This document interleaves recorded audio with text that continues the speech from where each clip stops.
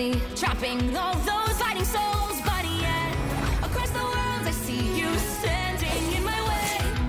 And remember the time, the place we used to fight, like the sun and moon. And I wonder if ever there was a time that we were friends. The night has fallen, shadows looming, and yes, that time has come for me to seek you out. We are set now for our last reunion. Break the chains, find your way, come find me. Do you remember who you really are? Show me that you are still the only one for me. I'll be waiting for you. Wake up, open your eyes, raising up your fists and smashing through time walls. Before the rift splinters again, we are rebels till the end. Rise up, open your mind, hold on to your powers. No one can stop us. We are rivals till the end of time.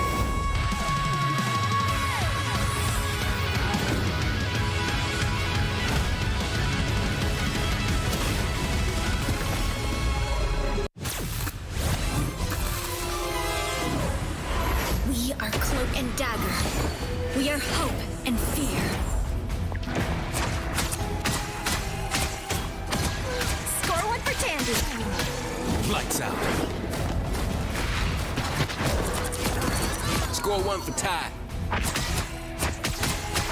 A boom of life. My time to shine. Suffer in the darkness. Co-op time. Us against the world. Ran the table. Sweet.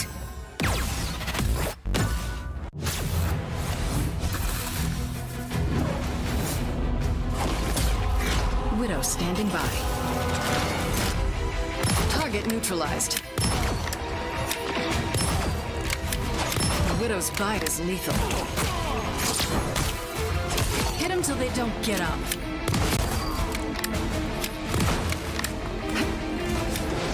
You can rest now, Bucky. No way to miss now. Plasma burst!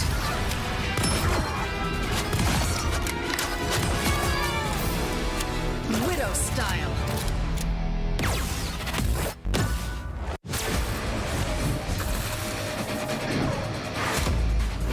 Let's race!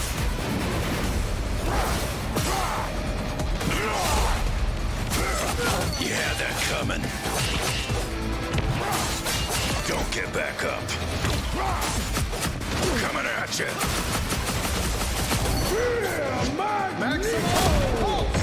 Come on.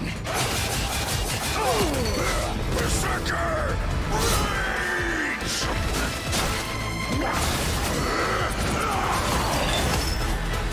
Told you I was the best.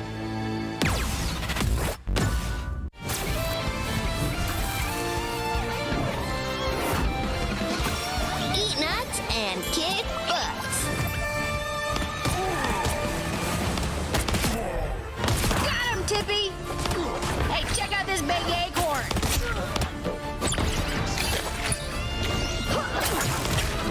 Score one for the squirrels! Ah, it's a squirrel nami! Huh, where do you think you're going?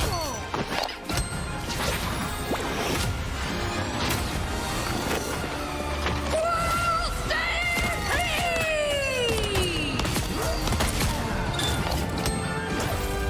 Anybody want some nuts?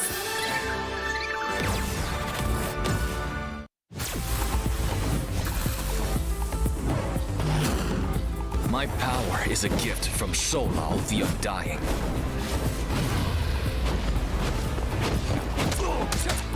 Struck down by living chi.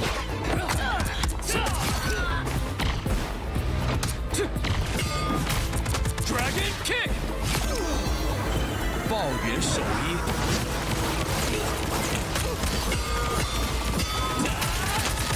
Perfect hit! The dragon unleashed! Qi Guan Changlong! My fist is unrivaled!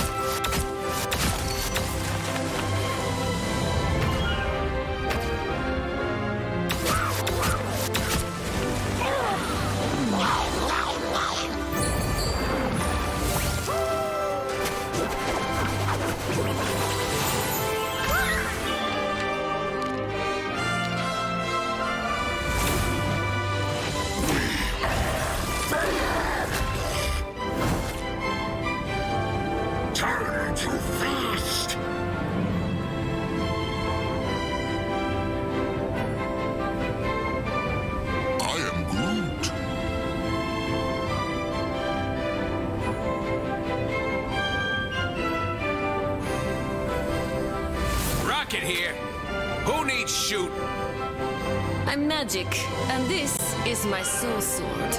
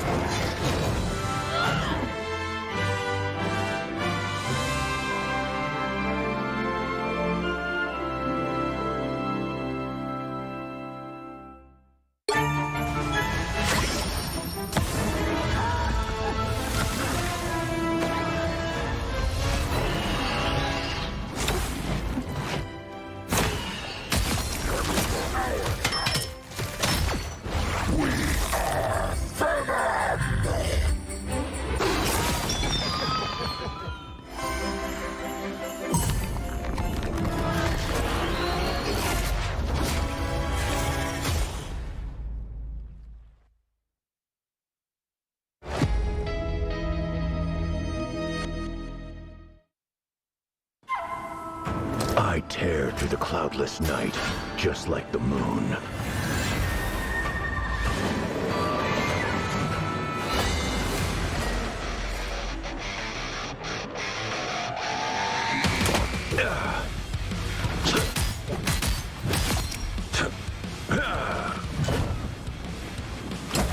To drain. The moon haunts you!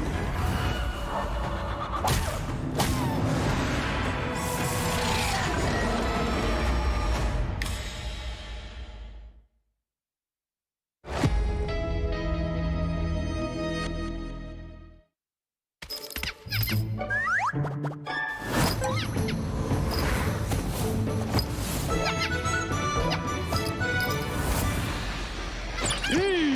to go nuts. Check out this big acorn.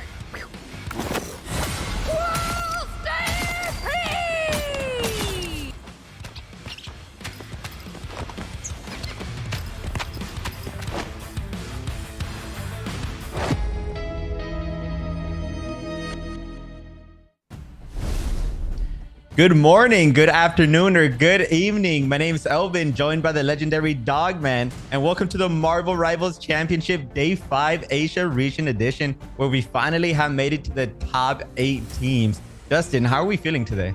I'm doing good. I'm excited to see some of the Asian regions composition stuff. I've been over there in the North American side. Well, we're both in North America, obviously, but you know, out there casting North American games, and I think that there's been a lot of interesting developments there. You've told me how excited I should be leading into today because the Asia region is obviously practicing a bunch of crazy compositions. Like you said, there's so many counters, so many different things. So I'm just here to learn from you, from somebody who's been watching a lot of these games and kind of just enjoy watching the Marvel Rivals Championship top 8, like you said. Exactly. So yesterday, we watched a whole bunch of exciting matches. Every single one was a 3-0 with the exception of one. We did watch a 3-1. That one was a nail biter. It came down to the last second almost every time. But it looked like they ended up... So it's kind of interesting because you kind of would expect the top 16 teams to have a specific meta, especially because they've been scrimming against each other, right? So usually when teams play against each other, they try to target ban each other, right? That's when we start seeing like the weird bans. We start seeing like a Loki ban all of a sudden, or an Adam Warlock ban, which is kind of what we started seeing yesterday. But hopefully today, there's going to be a more specific meta. But talk us through with what we're seeing right now, Dogman. Yeah, I mean, there's going to be a lot of interesting comps later, and maybe we'll see some of the new skins in said compositions, like you said. Maybe we'll see some Squirrel Girl. I know people like to play that hero, even though at the current moment in terms of meta, maybe she's all over the place. But for Moon Knight, I know he's for sure, you know, locked himself in. You got the new Moon Knight Lunar General skin, as well as the Squirrel Girl Cheerful Dragoness skin. Actually, genuinely, the Squirrel Girl skin might make me Squirrel Girl main. So make sure to check those out. Check out those skins in the store. They just became available today, earlier on. So awesome skins that we have in the shop. Make sure to check those out. Get your hands on the new Moon Knight skin or the Squirrel Girl. I'm against Squirrel Girl personally. I don't know about you, but I like that skin a lot. Compositionally though, you know, like you said, I think you've mentioned how we're going to see a lot of different things today. Potentially, you know, some Hawkeye, like you said. What's been the most you've seen so far? Obviously, we take a look back at the schedule so far. We're now entering that round 10. We're entering, or sorry, that round 11. So we're entering the very, you know, last few days of this championship. But run me through, like, what's the best heroes that you've seen in your opinion? So I've been seeing a lot of Hulks, but interestingly enough, when it comes to the strategist composition, a lot of the teams often go for the Rocket Raccoon combination with the Winter Soldier, and that has been super popular and very fun to see. A lot of the Winter Soldiers that we've been witnessing have been popping off again and again and again with that Kraken impact. Now, you would normally like to see like a Mantis Luna combo, right? That's usually what you see in your high ranked matches. But it seems like the Asia region have their own meta because a lot of teams do like to go for that deep dive. But talking about deep dive, let's quickly look at the total awards for this specific tournament. 14,500 overall, where the champions are going to be earning 6,000 buckaroos. That's going to be 1,000 for each player. And for the runner-up, second place is going to be 3,000. Nothing to scoff at, as third place will be taking home 1,500. Fourth, of course, with the 800. And the top 8, which is every single team at the very least today, have earned themselves 400 bucks. Then for the teams that unfortunately got eliminated yesterday, they did get to the top 16. So at the very least, they did get $200, which is nothing to scoff at. Definitely at least a couple bucks. Maybe you can buy yourself a burger and fries. Get ready for the next tournament that hopefully will be happening. Now, again, going back to those compositions, we've been seeing a lot of Cloak and Daggers playing extremely aggressive. Yesterday, essentially, the first fight kind of went up to whoever Cloak and Daggers had their ultimate first. They will pop it immediately to play aggressively, and it kind of just led the fight. But let's talk about the match schedule as well.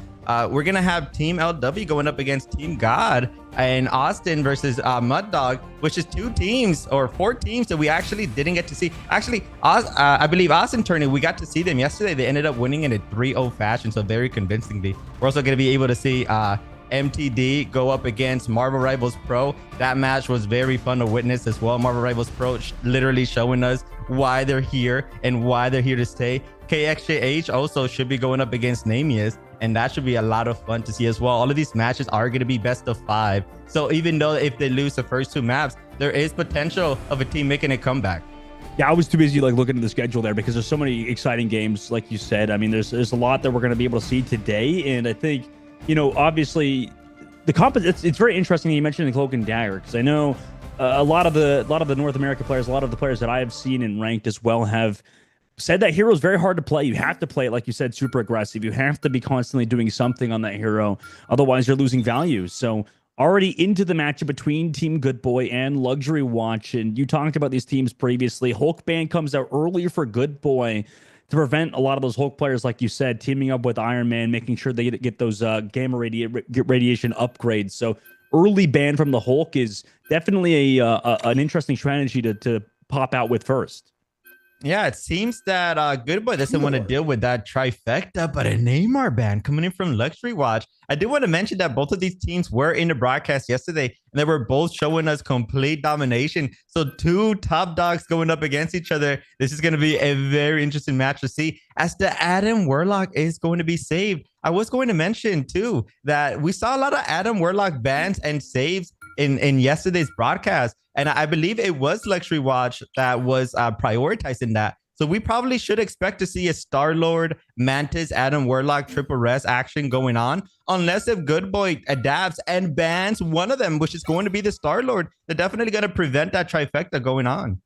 Yeah, and I bet over here in the Asian region, there's so many good Star-Lord players. So it's interesting that we let the Hela go through as well. I mean, I wonder why the Namor was prioritized over Hela. I know the character's really good and deals with Psylocke very well, so maybe that's a reason. Cloak and Dagger ban also comes through. I mean, there's so many different things that we could see. Maybe it is interesting that you mentioned that the Hela does go through a lot, because Hela and Psylocke are like the best heroes in the game right now. I mean, just duelist wise, they have the hardest carry potential right now. The numbers are a bit skewed in favor of them. So to prioritize the Namor is an interesting one. I mean, what do you think the reason is for that? Is it just to deal with Psylocke players, or maybe having a hero that can't deal with it now? I mean, I think it strictly comes through just the teams themselves just being comfortable with specific heroes. I know there seems to be different metas for every region, or even for like our local rank matches. Right. But I think these teams, they probably have been screaming against each other all day long, so they probably know who's good with what. So I'm assuming Luxury Watch and Good Boy are like, okay, we understand Hawkeye's probably a really broken character, but we don't really have a good, consistent Hawkeye player. And we know that Good Boy doesn't have one as well. So let's not ban it. We know they're not going to play it. They're probably going to pull out a different composition. Let's just leave it through and let's save the Hela, because we know Hot Lava can go crazy with the Hela, right? So, and I think that's what's going on right now, since there's only 8 teams left. Surely they've been studying each other. So instead of seeing those common bans, we're going to start seeing target bans where specific teams are going to target specific star players in the enemy team. Yeah, I like that. That's some interesting observation that you have, and I think that it's 100% going to be like that, right? Yeah, you mentioned how these teams probably scrim against each other, practice against each other. I mean, they're for sure using that knowledge, and you can see already breakable terrain on this left side of the map, really trying to secure that easy rotation to the high ground. Meanwhile, Luxury Watch just opting to hold the high ground on their side with the Adam Warlock Mantis team up. Meanwhile, for Good Boy, they're just rocking with that Mantis and Luna Snow team up, so they have a lot more of that throughput in terms of healing. We'll see if they can take advantage of it. Just take that brawl, and oh my god, immediate shots from the Hela player of Good Boy, shuts down Zune. Magneto already removed, and then aggressive play from the Psylocke of Good Boy. I mean, 2 immediate final blows. I mean, with those 2 KOs, you can't really do much if you're the side of Luxury Watch, especially down in healing, as Good Boy take control of the mission area first and push away Luxury Watch, on top of finding amazing staggers.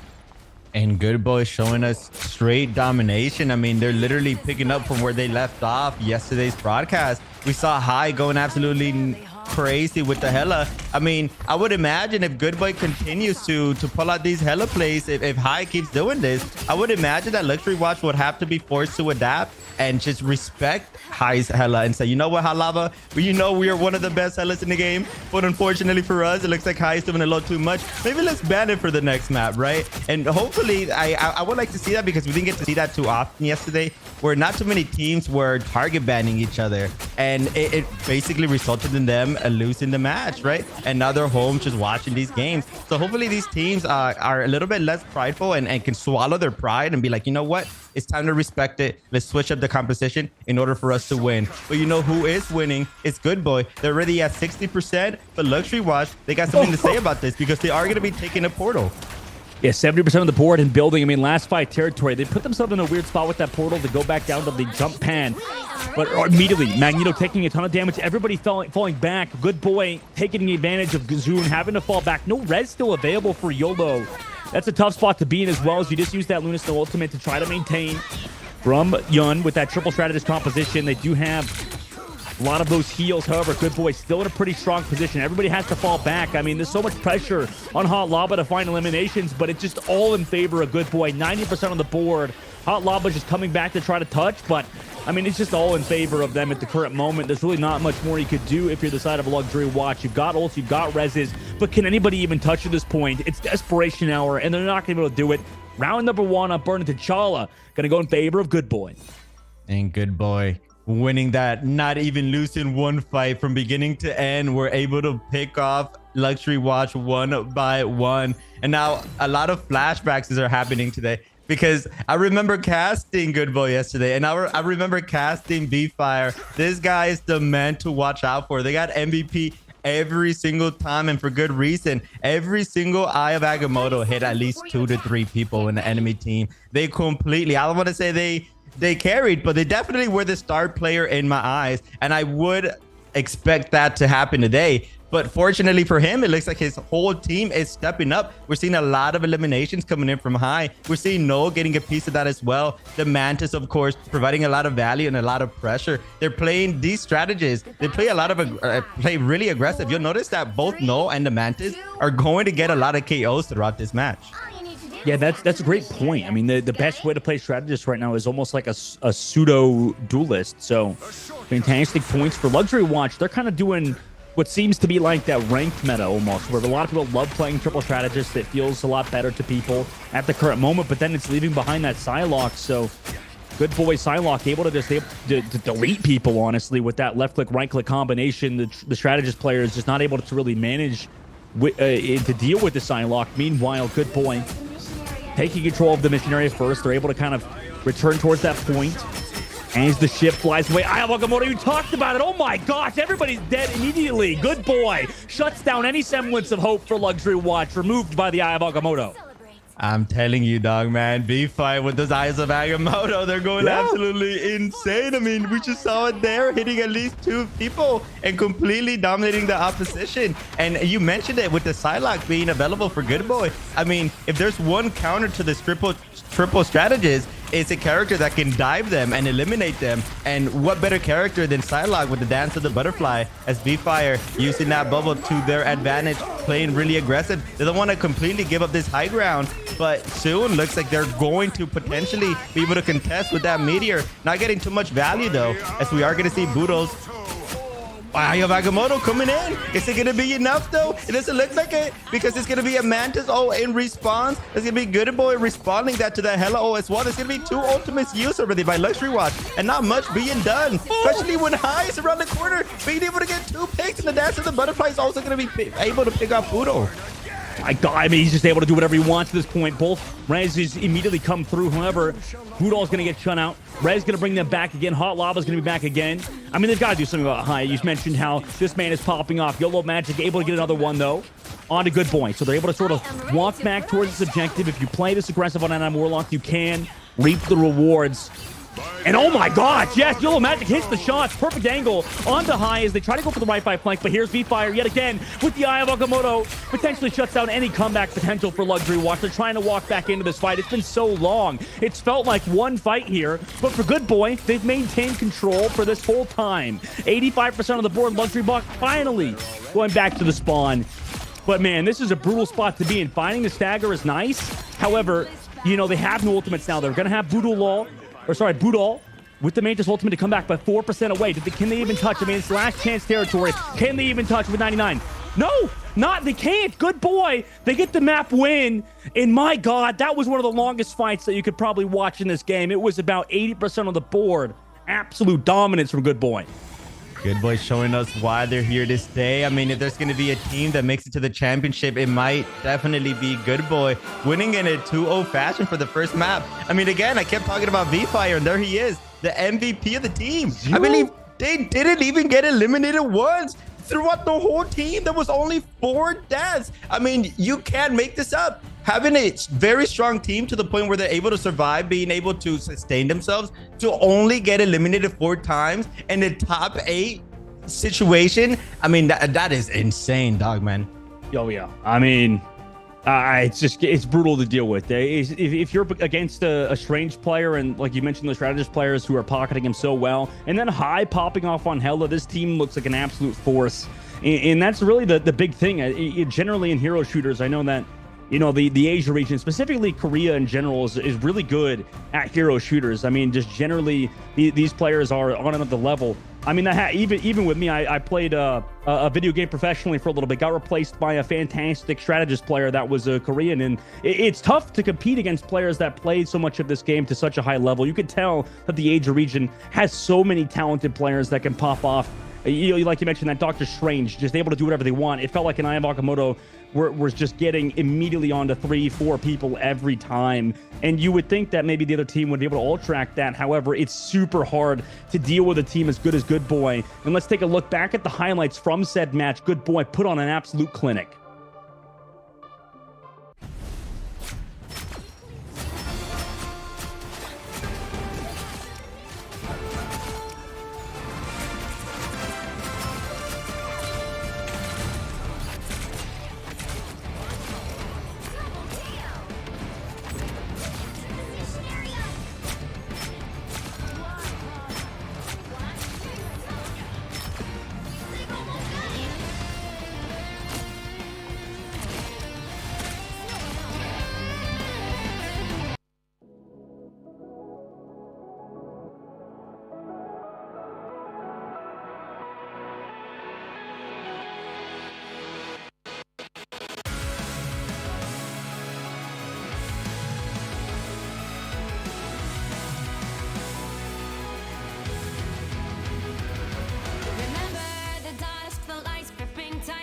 Trapping all those fighting souls, but yet across the world I see you standing in my way. And remember the time, the place we used to fight, like the sun and moon, and I wonder if ever there was a time that we were friends. The night has fallen, shadows looming, and yes, that time has come for me to seek you out. We are set now for our last reunion. Break the chains, find your way, come find me. Do you remember who you really are? Show me that you are still the only one for me. I'll be waiting for you. Wake up, open your eyes, raising up your fists and smashing through time walls. Before the rift winter's done yet, the arrival till the end. Rise up, open your mind, hold on to your powers. No one can stop us. We are rivals till the end of time. We will flash, no matter where.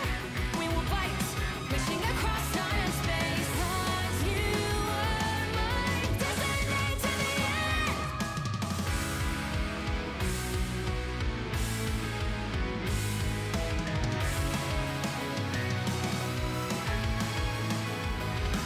You see the dawn, the flames burning brightly, shining on those memories. And yes, across all time I see you turning the tides.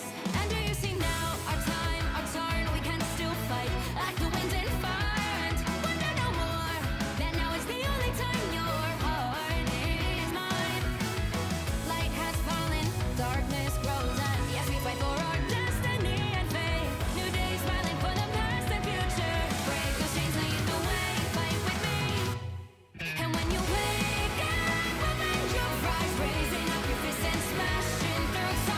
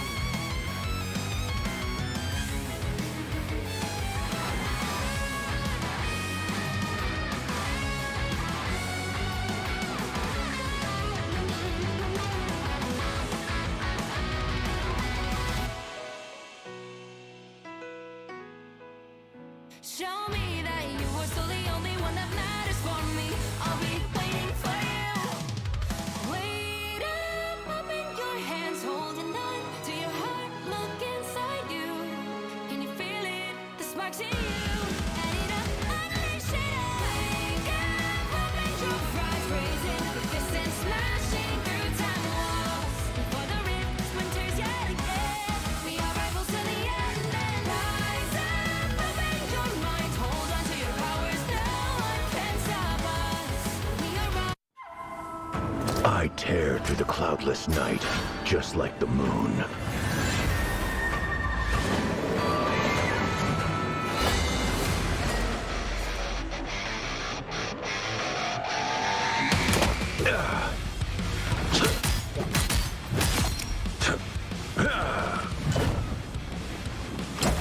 To drain. The moon haunts you!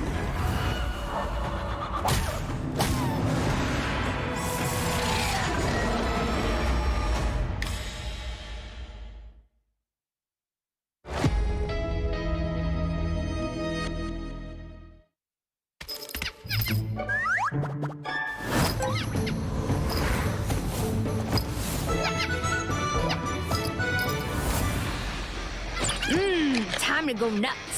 Ha! Check out this big acorn. Whoa, stay free!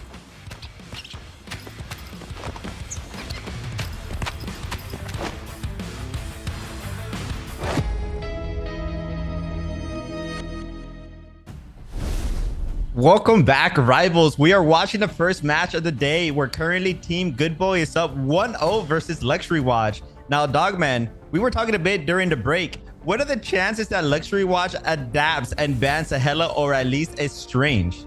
I mean, I would hope 100%. Obviously, it's in their hands. I don't know. Like, it's from the outside looking in, I think you said it as well. We talked about it a little bit. It's easy for us from the outside to be like, okay, please ban the Hela. Like, High's popping off. You know, you got V-Fires popping off. Ban the Strange. Do one of these things. I mean, maybe I'm just like too small brain to think about this. Maybe I've got the peanut-sized brain, but like, why are we banning Namor first? Like, I can't. Namor's a good hero, but is Namor a first ban-worthy hero? I don't really know, to be honest.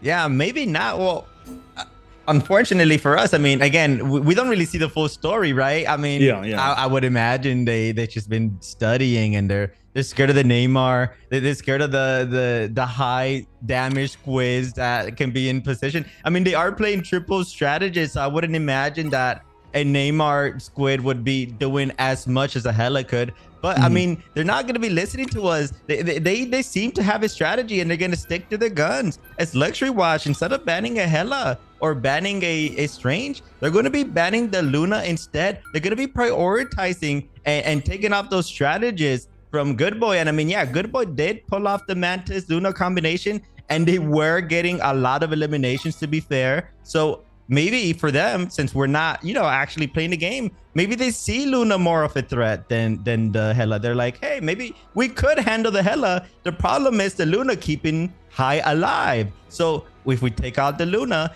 maybe we can deal with the Hela. But it's going to be Good Boy, obviously they're going to be protecting the Hela because they want High to continue to pull off that rampage. And this time around, they're going to be banning the Adam Warlock because they know Luxury Watch. They like going that Adam combination because Luxury Watch, instead of saving Adam, they try to play a little bit of mind games and they ended up saving the Mantis, hoping that Good Boy wasn't going to do anything about the Star-Lord or the Adam, but Good Boy doing the research, being good boys and banning the Adam, making sure that they don't get that triple trifecta. But this time around, Luxury will be banning the Psylocke. And I mean, if you're going to go for a triple strategist combination again, it would make sense to ban that Psylocke to get that Dance of the Butterfly off the map.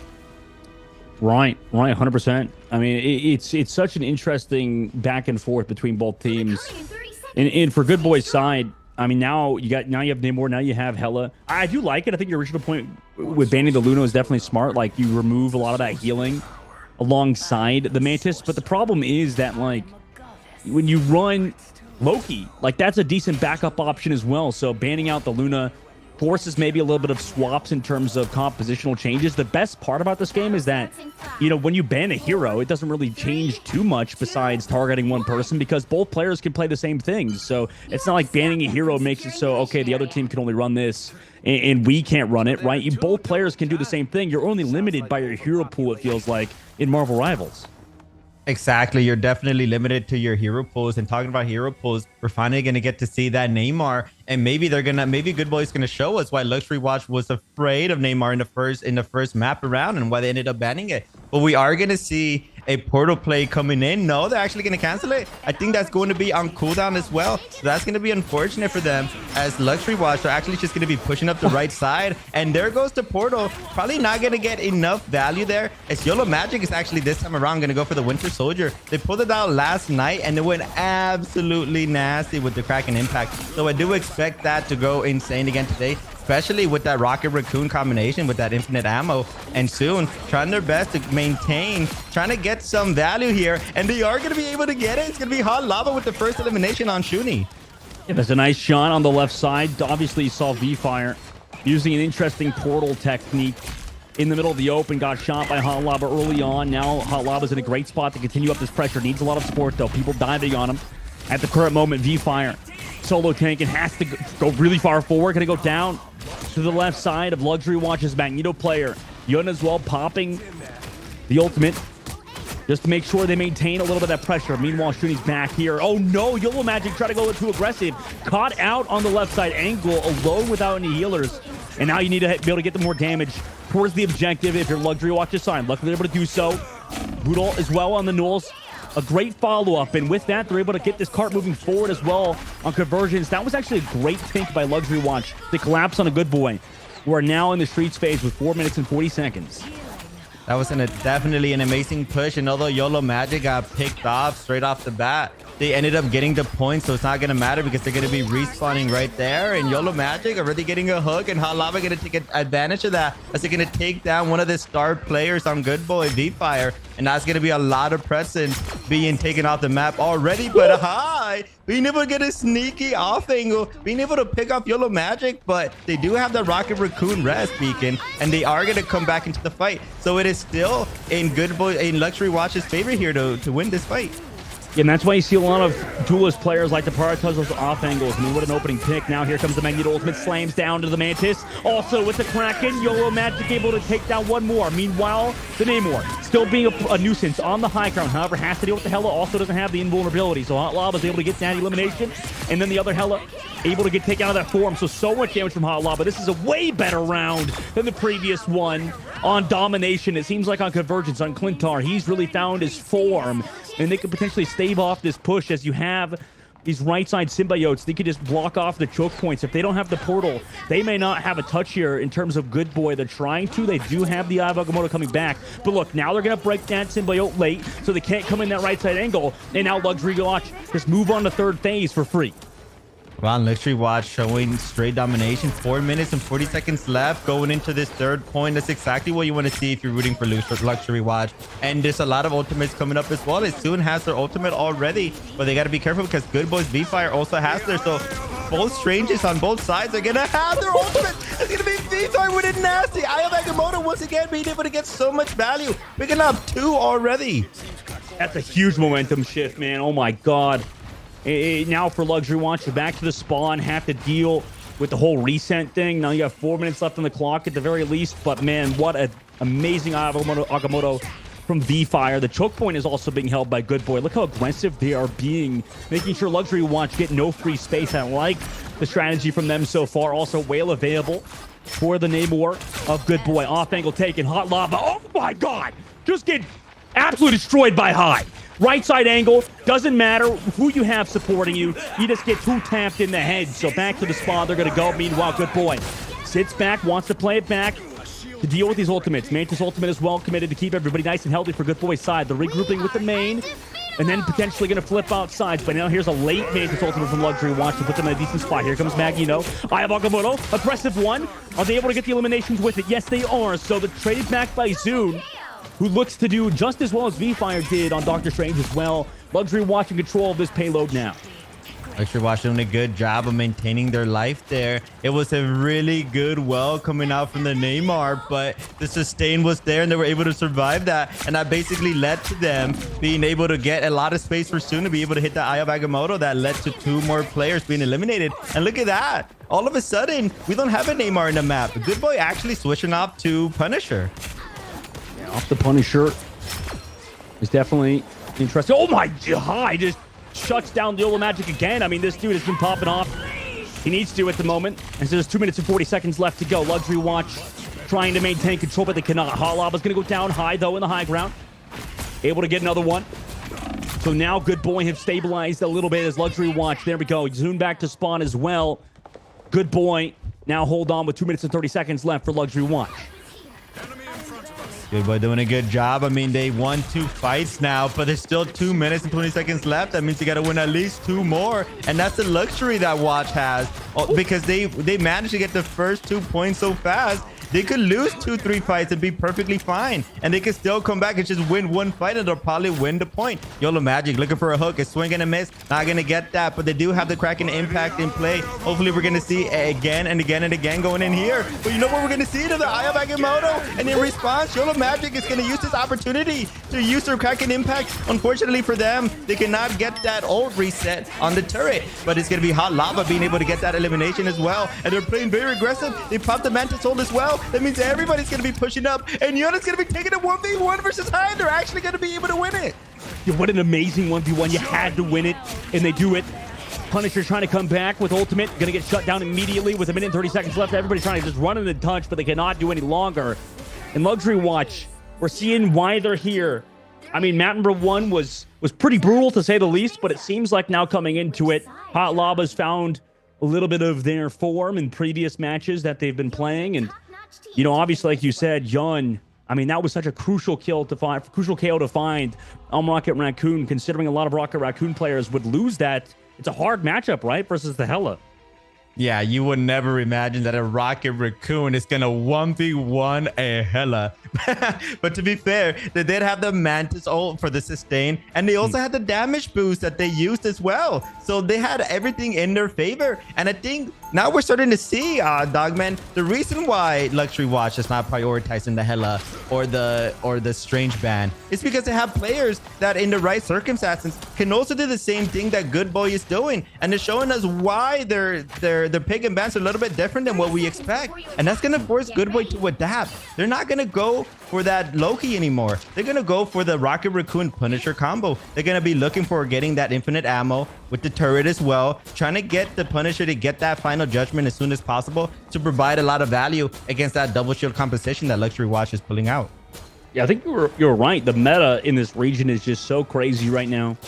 You know, you have a lot of different compositions, a lot of Punisher play. You know, we see this sometimes in other regions as well, but it's very prioritized for Good Boy at the moment, and it kind of cost them on the defensive angle.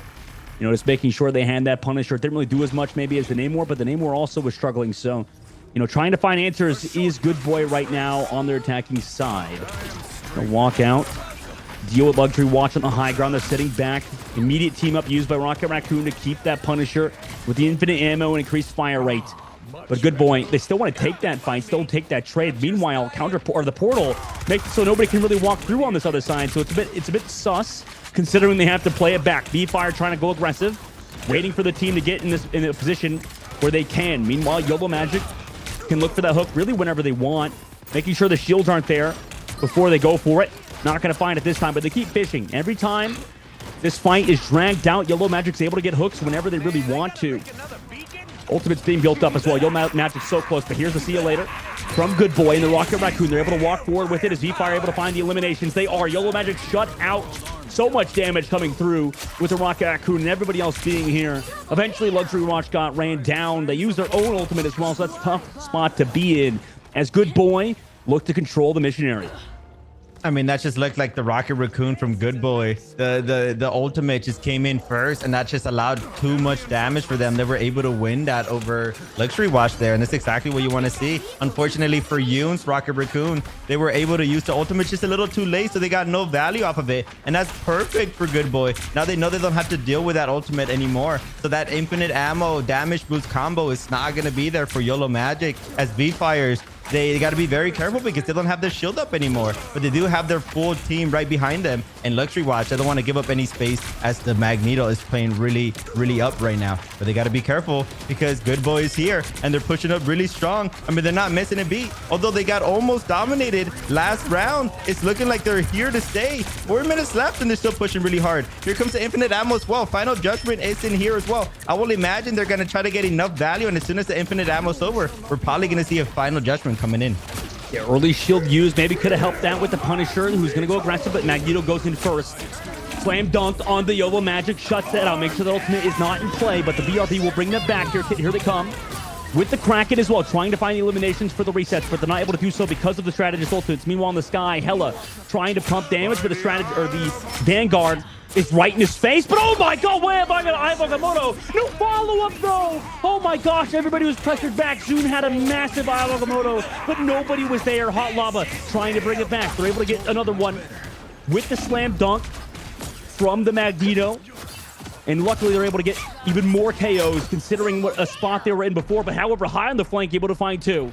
I mean, this man has been a one-man army on the Hellas so far, able to do so much work on that hero on the off angles. I mean, that brings Good Boy back in this fight. Look, he's back on that same flank. Hot Lava, not expecting that, is going to get shut down immediately. Here comes the Doctor Strange. I mean, you would have liked to see this rotation sooner. He's got no fly either, no flock to get out of there. Punisher, though, on the low ground, able to get even more damage towards that front line. YOLO Magic taken down by V-Fire again, finding down these flankers. And those are such crucial picks, considering now you're in a tough spot. Eye of Agamotto through to close it out.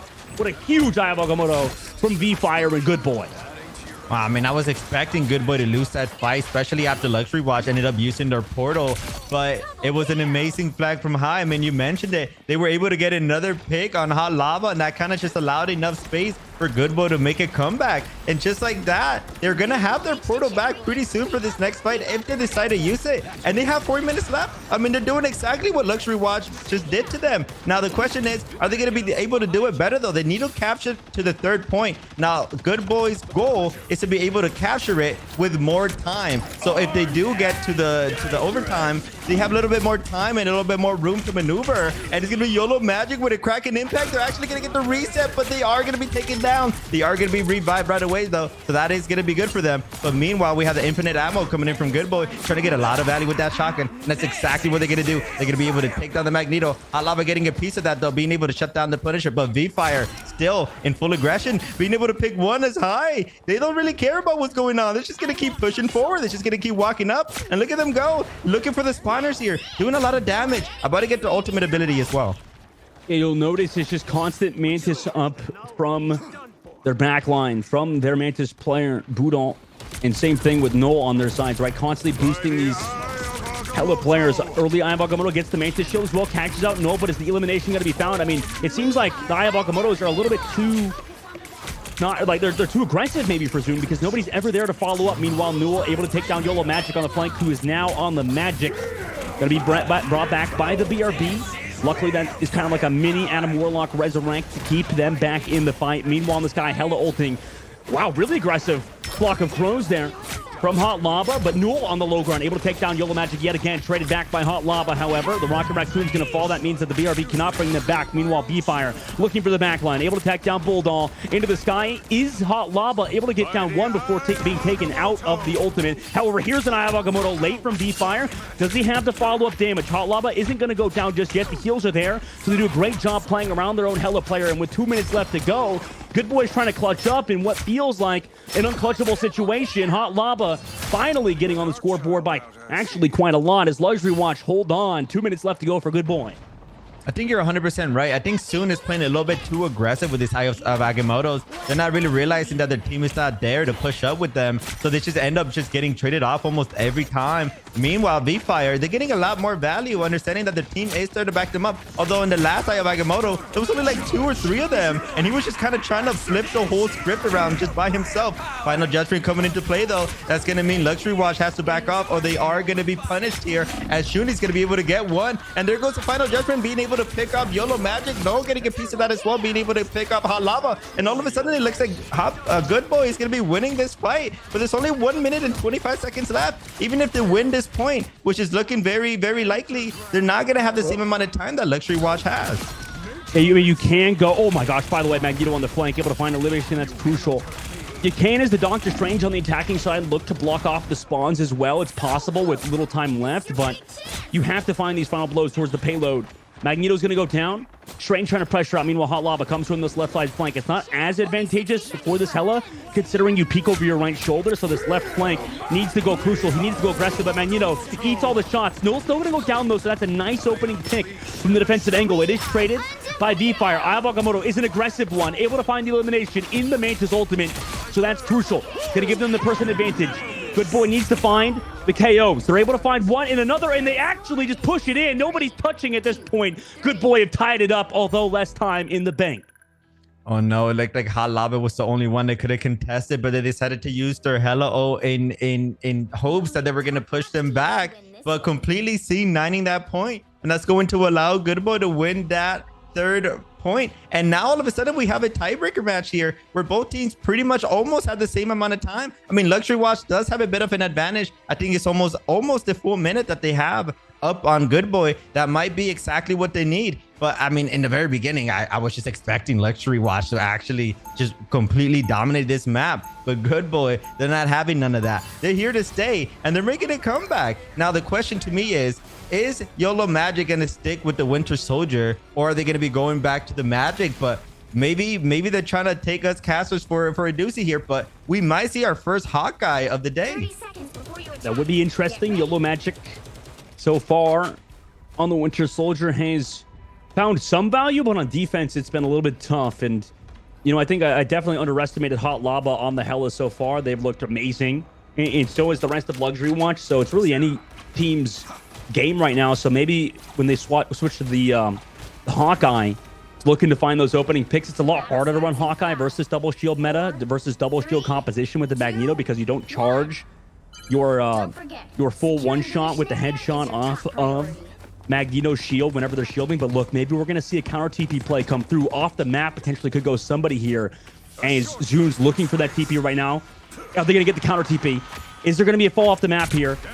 Doesn't look like it. Good Boy's going to walk through it pretty easily. They're also on the height. Meanwhile, Luxury Watch trying to hold the choke point. Pretty similar to what we saw earlier, 11, is they're trying to close out here. They're trying to walk on. Good Boys able to get that pressure. V-Fire walks out, gets the Magneto shield, gets the damage onto the other team's Magneto. And also Doctor Strange. Both trades coming through. YOLO Magic 1v1 with High on the left side. Does he win it? Gets the boost. Wants to go aggressive. Double dashes in. The Hella's still there. She's spamming. Close into the sky. I mean, this is going to be a tough spot to be in. Does get some heals. YOLO Magic. That's a huge kill. Oh my, the KOs from YOLO Magic. Foodall's there on the flank as well. What crucial eliminations to find, as Good Boy has no time left as well. Luxury Watch. The swap could be big, but High wins it. Nobody's there on the point, however, as Luxury Watch get the hold with no ticks given. I mean, that Hawkeye switch off provided so much value. YOLO Magic being able to get an off angle on the lower side, left-hand side, being able to pick I'm High, and then being able to pick one other right after that. And that's exactly what they needed. Now, Luxury Watch, all they need to do is get one tick, and they're going to be taking this map home, and we're going to have a tiebreaker. We're going to have a 1-1 if Luxury Watch clutches up. That would be very interesting to see if Good Boy can actually hold it as well. But it's going to be very unlikely, because if they go for this Hawkeye composition, maybe this is what YOLO Magic needed. They needed a character that could just one-shot somebody in the enemy team. So if YOLO Magic can do the same thing they did last round, they should be able to take this home. Yeah, I mean, for the side of Luxury Watch, or I mean, Good Boy, I mean, maybe you could say that they need to up the pace a little bit. I like the Moon Knight switch as well from Good Boy. I mean, that's a interesting choice, especially not alongside that Groot for that one-shot combination. You would think they would go for that. However, you know, consistently trying to play the Magneto and the Doctor Strange, and also mixing it up with the Cloak and Dagger. So it seems like they're just kind of trying to throw everything at Luxury Watch right now, Elvin. It's tough for Luxury, or for Good Boy, who are, like you said, I mean, if they lose it now, that's a tie. And I mean, that's really helpful for you moving forward, but they have 2 minutes in the clock, Luxury Watch does. I think Good Boy right now, they're probably predicting that Luxury Watch is going to do a portal play, go for the high ground, and because they're all going to be bunched up, maybe Moon Knight is going to get a lot more value for this one fight that's probably going to happen, right? It's going to be very unlikely that we're going to see multiple fights, but Luxury Watch, actually, they're going to be able to save their portal. And I really like this play, because if Soon ends up getting picked off first, they should be able to come back with a portal, which should allow Luxury Watch to get a second try to this point. They're going to be going for that left-hand side high ground here, And it's going to be a little bit harder for Moon Knight to get a little bit more value here, as they're trying their best, but it doesn't seem like they could hit that Ong as of yet. And now all of a sudden, Good Boy doesn't know where to look at. They have somebody on the lower right-hand side. That's going to be YOLO Magic again, going for that lower ground, trying to get those shots. And Shuni, they got two angles to look at. Do I need to worry about the Hawkeye on the lower right? Or do we need to look off the top left where the whole enemy team is? That's going to allow Luxury Watch to get a little bit of space. And they're going to go straight for the contest. And they're going to be able to get it picked. They're going to be able to shut down one of the star players. It's going to be V-Fire, and YOLO Magic is going to get some of that as well. And just like that, Luxury Watch is going to be able to take this home. My God, Luxury Watch look a lot better on Clintar on the convergence. Maybe they need a little bit of a difference in terms of map look. I can kind of understand the Moon Knight switch a little bit on that last round, but it didn't really work out. Obviously, you could tell they had the Loki on the side, so, you know, your Moon Knight benefits taking down those Loki clones quite easily with the, you know, deflection off of other clones. However, you know, Hot Lava looked insane on that map. The rest of the crew looked really, really good, so that was a great closeout for YOLO Magic as well. And the Hawkeye, like you mentioned, maybe then you're going to have to look to ban that hero potentially moving forward. But now we have a series on our hands. I mean, Elvin, this is a crazy matchup, 1-1 so far. Let's take a look at the highlights of Clintar.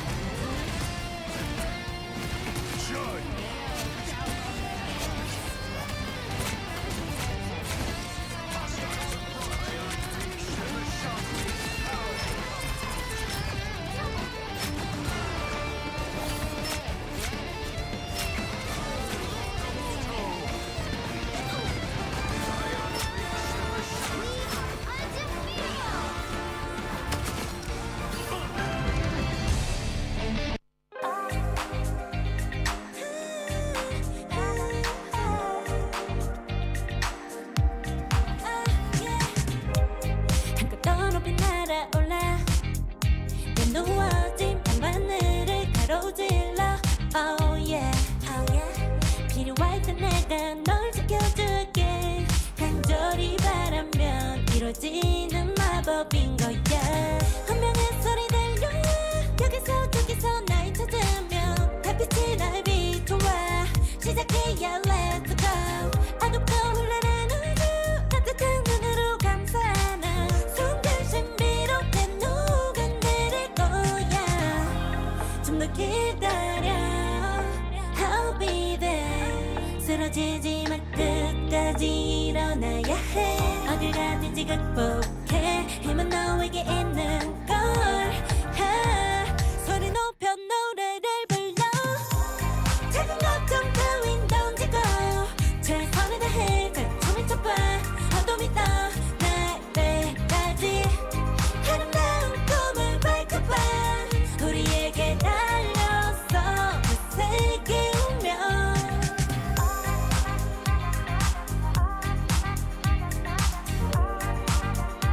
어둠이 떠날 때까지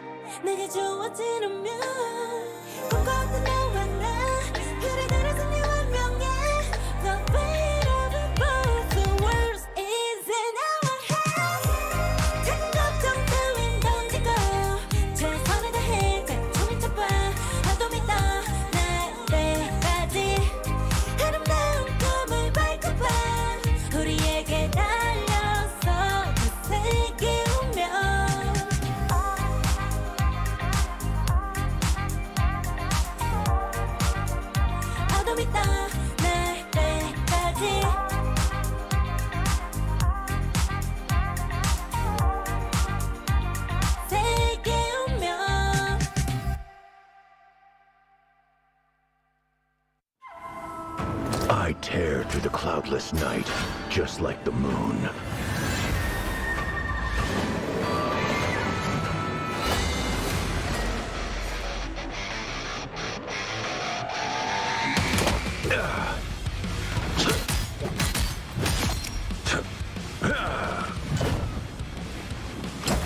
To drain. The moon haunts you!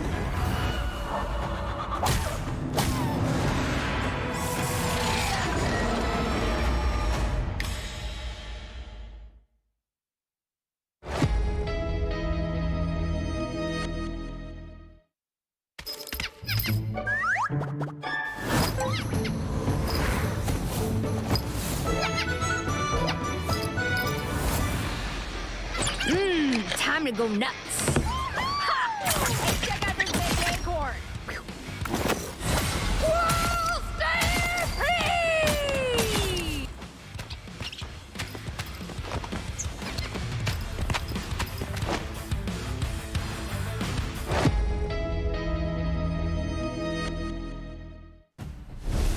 Welcome back, rivals. We're watching this super intense match between Luxury Watch and Good Boy, where both teams are up 1-1. We have a tie here. We don't even know who's gonna win it. We saw so many different compositions coming in at the end. I mean, Good Boy trying to bring out the guns. They switched off to the Moon Knight, switched from the Rocket Raccoon to the Cloak and Dagger. But for that last fight, it was Luxury Watch that kind of just walked them down. They had a couple of people going for the high ground, but then they had their Hawkeye go for the low ground. And then we just saw the Magneto. They just didn't know what to look at. They were like, do we need to look at the 4 players that are in the top left? Or do we need to worry about this Hawkeye that's just shooting at me, hitting so many headshots on me? All of a sudden, Luxury Watch just got into the point and they ended up winning that map.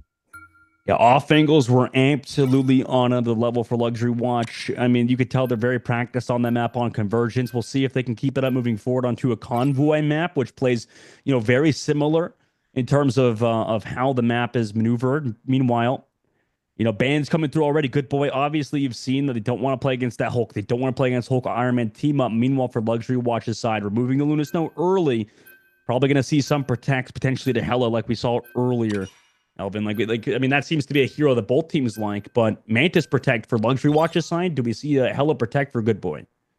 I mean, this is looking like exactly the same thing we saw last map with the Mantis save, Luna ban from Luxury Watch. I would imagine Good Boy is going to ban either Star-Lord or Adam Warlock like they have in the past. Also protecting that Hela as well. I mean, this is literally the same thing. It looks like both teams, they came here with a plan and they definitely do not want to switch off of it. They're not looking to adapt in this pick and ban phase. They're just looking to play what they're comfortable with. Now, I would be very interested if they don't ban the Mantis and the Star-Lord. And there it is, the Adam Warlock ban as suspected, right? Now, this is going to allow Luxury Watch to kind of just ban whatever they want. I highly doubt they're going to ban like a Strange. So they'll probably just ban something that probably won't be too impactful. I mean, they could go for there it is, the Psylocke. I was going to mention that because the Psylocke was providing a lot of value for Good Boy. So taking that off the map is going to be definitely in benefit of Luxury Watch. Yeah. I mean, I think both teams could benefit from playing maybe even the Star-Lord without the Adam Mantis team up. I know that at least over in the North American region, Super Gomez is like one of the best Star-Lord players in the game, so he can kind of play with or without the Adam Warlock. And, over here, I think that a lot of the meta is defined by these one-shot heroes, like you said. I think that for the Asia region, the Hawkeye and the Hela just getting so much play is a bit insane. Also, I mean, you can see the respect ban, like you said, with the Psylocke being removed. Now Good Boy can't play their Psylocke player. Now he's got to play the Hawkeye instead, right? That's a huge deal, I think, moving forward, considering there was so much work being done by Psylocke for Good Boy.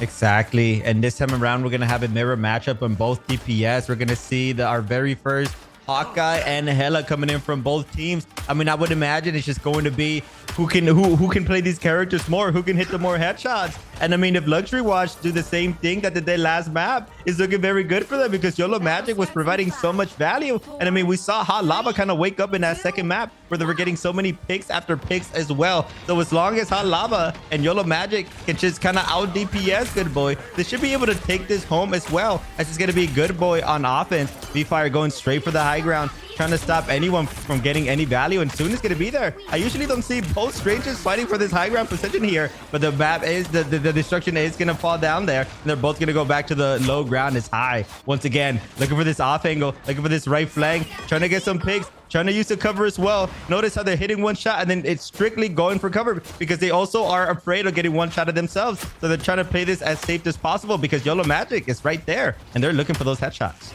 Yeah, right now, ethical duels on both sides. On the high ground, Hot Lava trying to find those shots. Forced down immediately by that Strange, who just deletes the high ground as well, makes it bounce. Removing that piece of cover. Free shots coming down range. Able to take down Yun. Nice shots there from Good Boy's Hawkeye player. Meanwhile, High, oh my god, where did he even come from? Just went on that right side flank, able to find the elimination, the KO. The follow-up is there immediately. You can tell Good Boy is so practiced. And that was just absolutely clinical from them so far. As I don't even know if you get really a touch. I mean, you could potentially get the portal play, but that was so smooth by Good Boy. I mean, High the whole time going for those right side angles, pushing up the building, playing the structures to complete perfection. And instead of going through main, they continue to go through that right side angle. And that just allowed them to get the first pick that allowed Good Boy to just push up and just finish off the fight. And as we're going to see, the Hawkeye being able to get a first pick already, looking for the second one. So close, but that bubble is going to be able to keep that Magneto alive. It will place bubble to save themselves right there because that was looking very scary. The Hawkeye definitely hit that shot, but they just got no value off of it, unfortunately. And again, High going for that high position, trying to look for yet another pick. Are they going to be able to get it though? It looks like they're waiting to be able to jump up, but Hot Lava's going to come around the corner. Ooh. And they had no idea that High was right there. That's going to allow High to start off the fight, getting the first pick, and they're not looking, and they're looking for more as well. They're going to force off the Mantis, and that's the amount of value that you want to get off your Hella player. Not only do they get a pick, but they also force a beautiful Mantis ult. That was just so clean from them. I mean, with the pacing slowed down as much as it is, now the Eye of Agamotto comes down from Zoon. No follow-up. Again, this is a tough spot to be in if you're the Doctor Strange player. Finally, Hot Lava able to take down the Hawkeye of Good Boy.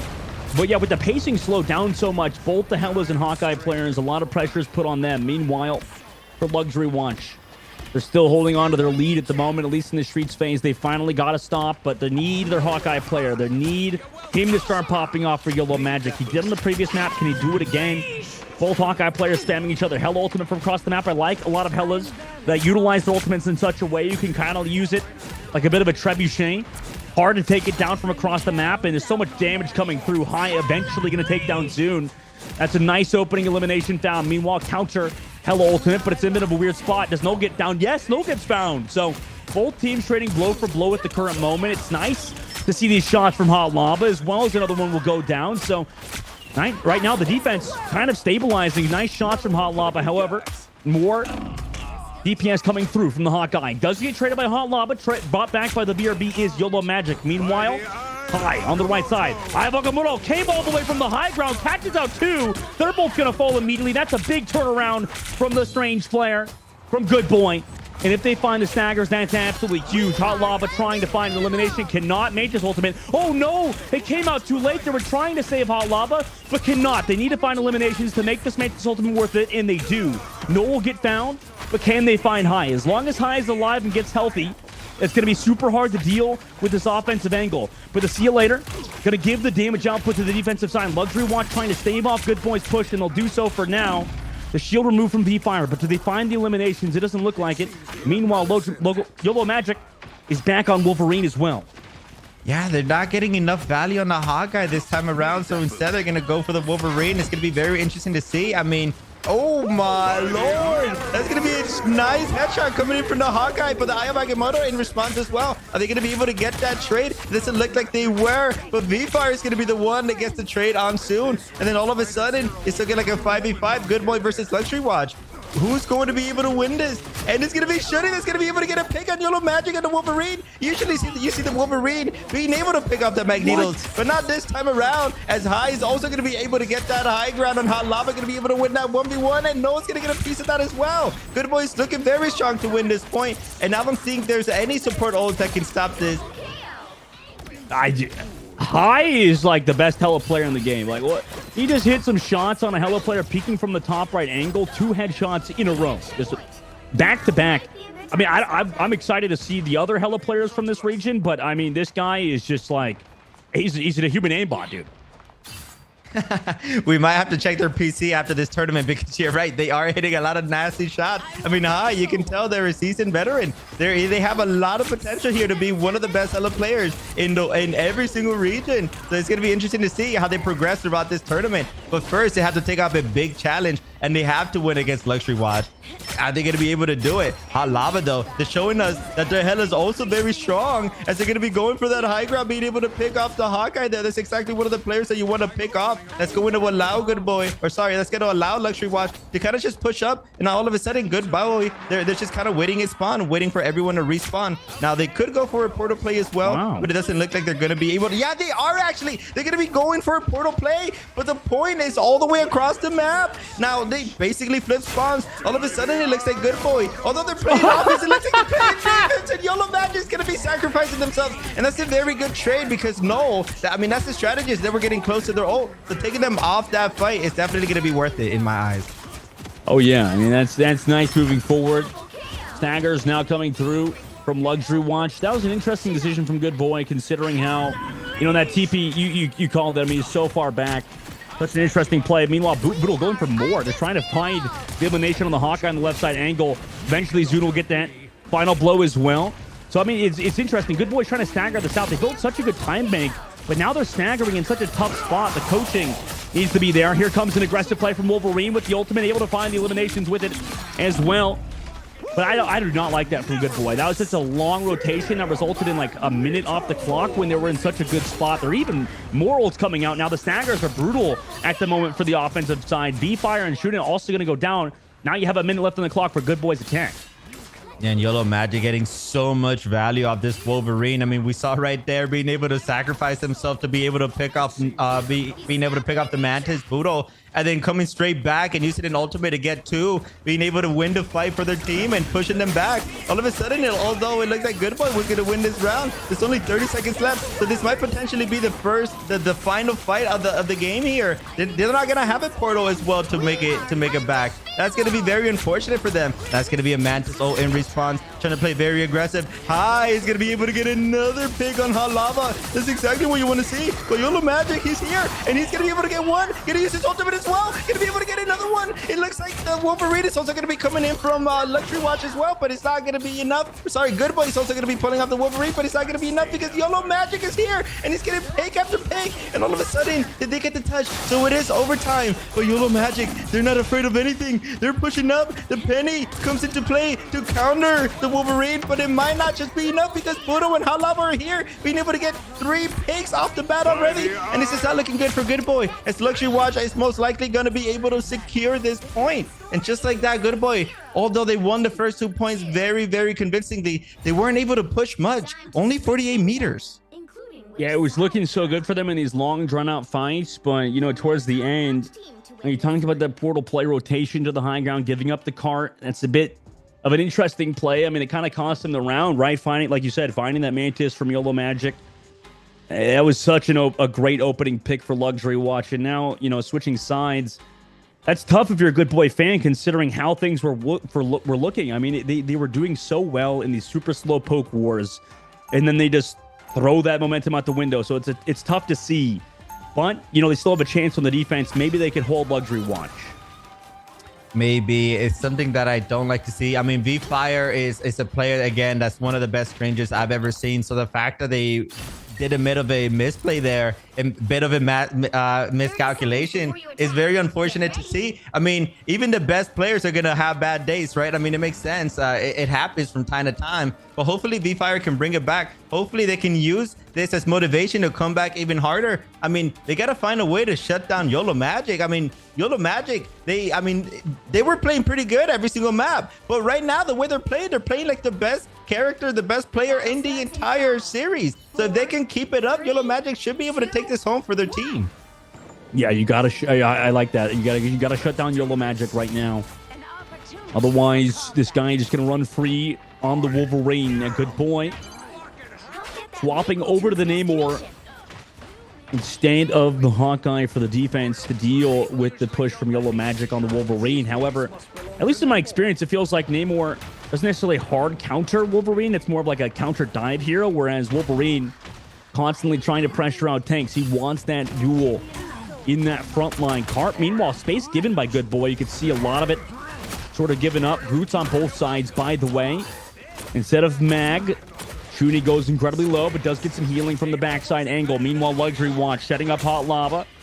I'm sure we're going to see some Hella trades come in soon. We'll see where High is in a moment. YOLO Magic on the flank. Potential kidnap. Here it is on the group. Gets kidnapped. Is the bubble there? No, it's not. It's left. Shuni goes down. What a kidnap from YOLO Magic. Got down Suni, but Suni's brought back by the BRB. So Rocket Raccoon value immediately found. Good Boy, meanwhile, building up the ults. Close to that whale. Hot Lava slept on the right side angle. Almost goes down. The shots come through. High eventually going to get the elimination. Hot Lava a little bit too overzealous. Everybody came back with the peel. See you later committed by Yoon on the front line. Can they find the eliminations to trade? It's actually just going to be given up for now. 2 minutes and 40 seconds left. Luxury Watch just want to reset. Exactly, and I mean, Luxury Watch, you can tell they have experience with the Wolverine. As soon as they kidnapped the group, there was a sleep right after from Budo, and that's exactly what you want to see as they're trying to get another pig on the group. I think that was an ultimate being used. No, actually, it wasn't. It kind of looked like it, but they're still at 97%, so they're actually going to get it here, but they're not going to be able to use it because High is going to be able to pick that out, and that's what you want to see. High going for the high ground now, and they're probably just going to stay here for the next fight, and Good Boy with a successful hold yet again. Yeah, I like that from Good Boy. Slowing down the game for themselves. It was weird from Luxury Watch. I mean, they lost one and committed to see it later. You would have maybe liked to see them not commit to see it later or just not lose Hot Lava, but easy to say. Meanwhile, destruction on the high ground results in a weird spot to be in. Groot ultimate committed, countered by the Ludus ultimate, but no, you can still get eliminations through it with the whale. Able to take down one, resurrected by BRB. Meanwhile, counter Groot Cold comes out from the attacking side. Hella ultimate over the high ground. Double Magic waiting to find elimination here. Dives back onto the Doctor Strange. Both Hellas shooting each other at the current moment. High able to take down his counterpart. Hot Lava as well out of the Hella form is going to get taken down. YOLO Magic trades back one. Needs to get on the hype, but it's so hard as these melee heroes to commit to the high ground. You saw he committed, but it's going to fall immediately to the Namor player of Good Boy. And as soon as Good Boy slowed down this game, it's just all in their hands. Minute left on the clock for Luxury Watch. Good Boy once again being able to hold them off. All of a sudden, it's going to be only 60 seconds left. If Good Boy can win this fight, they might potentially be able to win the entire map. Now, I like this Neymar pick. They're getting so much value with that well. Also, those squids being able to shut down YOLO Magic. They were actually able to win a 1v1. But here comes the portal play. They're going to be switching off the group. And they're going to be looking for Naya Agamotto. And they're actually going to be able to get a lot of value there. As V-Fire and No and High are going to be all over the place. All of a sudden, Good Boy once again is going to win another fight. That portal play from Luxury Watch, I thought it was going to be an amazing play, but unfortunately for them, they just didn't have any ultimates. They used everything in the previous fight, and now there's only 30 seconds left. If Good Boy can win this final fight, they should be able to take this home. I mean, I like the tempo plays with the Eye of Agamottos and very aggressive TP spots, but it's very selfish because you have to think the rest of your team also has to go through that portal, so they've set themselves up to get counter Eye of Agamotto. Meanwhile, High on the right side flank waited for this exact opportunity. Oh no, whiffing a couple shots. Do they find the final blow? They do. Traded out potentially by Budol, looking for that player in the back line. High will eventually get traded. Meanwhile, on the high ground, Namor able to find the elimination of Hot Lava. They do not have their Hella player. Overtime ticks down.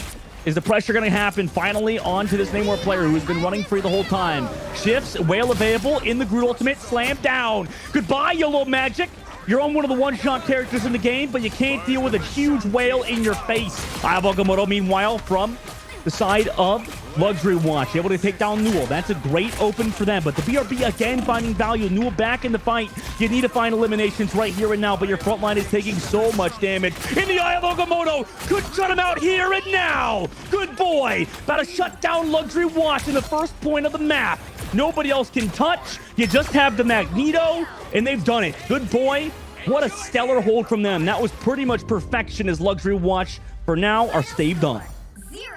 Wow, and they put up a clinic for sure. V-Fire got so much value out of those Eye of Agamottos, when literally hitting multiple people in the last two fights that resulted in them winning the match. I mean, I wouldn't even be surprised if they get the MVP again here. I mean, let's see. I was right. V-Fire once again. I'm telling you, one of the best strangers that I've ever seen in the entire game, being able to get that MVP. I mean, 10 final hits, only being down 5 times with 28 eliminations. I mean, they're definitely putting up a lot of work here. Yeah, I mean, I think you were right. I mean, this guy looks so good on Doctor Strange. I mean, he's made a name for himself so far. We'll have to see if he continues on in the Marvel Rival scene. Meanwhile, let's take a look at the highlights from that exciting match.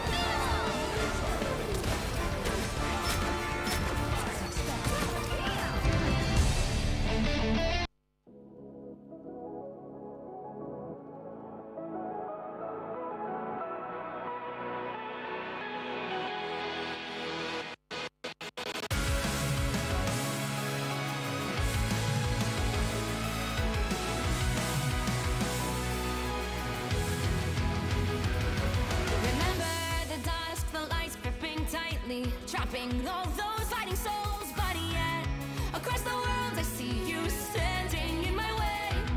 And remember the time, the place we used to fight, like the sun and moon, and I wonder if ever there was a time that we were friends. The night has fallen, shadows looming, and yes, that time has come for me to seek you out. We are set now for our last reunion. Break the chains, find your way, come find me. Do you remember who you really are? Show me that you are still the only one for me. I'll be waiting for you. Wake up, open your eyes, raising up your fists and smashing through time walls. Before the rift splinters again, we are rebels till the end. Rise up, open your mind, hold on to your powers. No one can stop us. We are rivals till the end of time. We will clash, no matter where. We will fight, reaching across time and space. 'Cause you are my destiny to the end.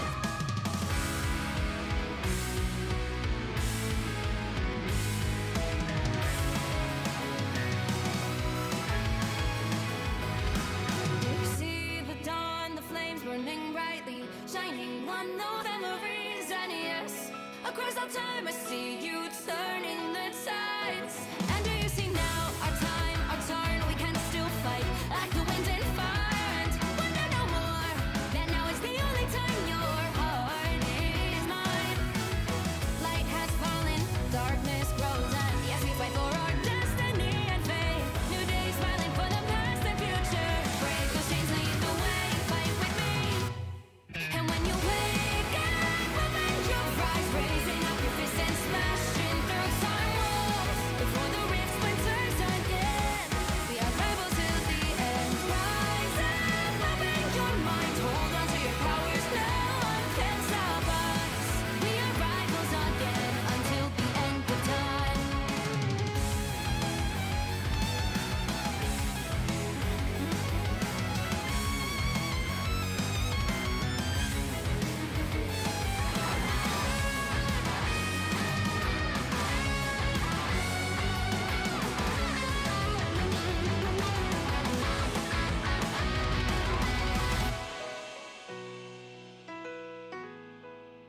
Show me that you are still the only one that matters for me. I'll be waiting for you. Wait up, open your hands, holding on to your heart. Look inside you. Can you feel it? The sparks in you. And it up, unleash it all. Wake up, open your eyes, raising up your fists and smashing through time walls. Before the rift splinters yet again, we are rivals till the end. And rise up, open your mind, hold on to your powers. No one can stop us. We are I tear through the cloudless night, just like the moon.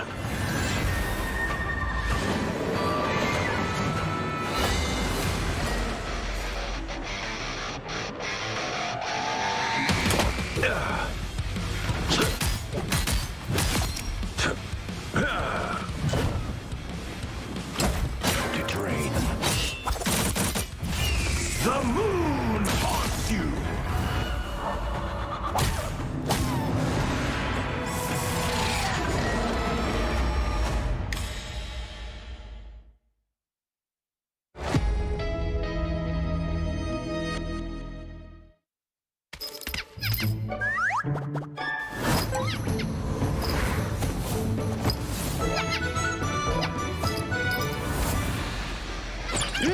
Time to go nuts.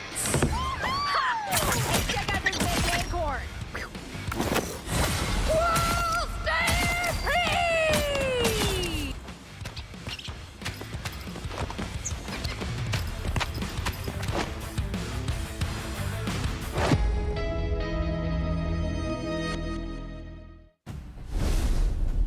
Welcome back, everybody, to the Marvel Rivals Championship. My name is Dogman, joined by Elvin, and today we are amidst an amazing series. It's not tied up, sorry. It's 2-1 right now for Good Boy. They are playing so well, Elvin. You said on that previous map, V-Fire was a name to look for, and right now he's kind of becoming a household name in this Asia region.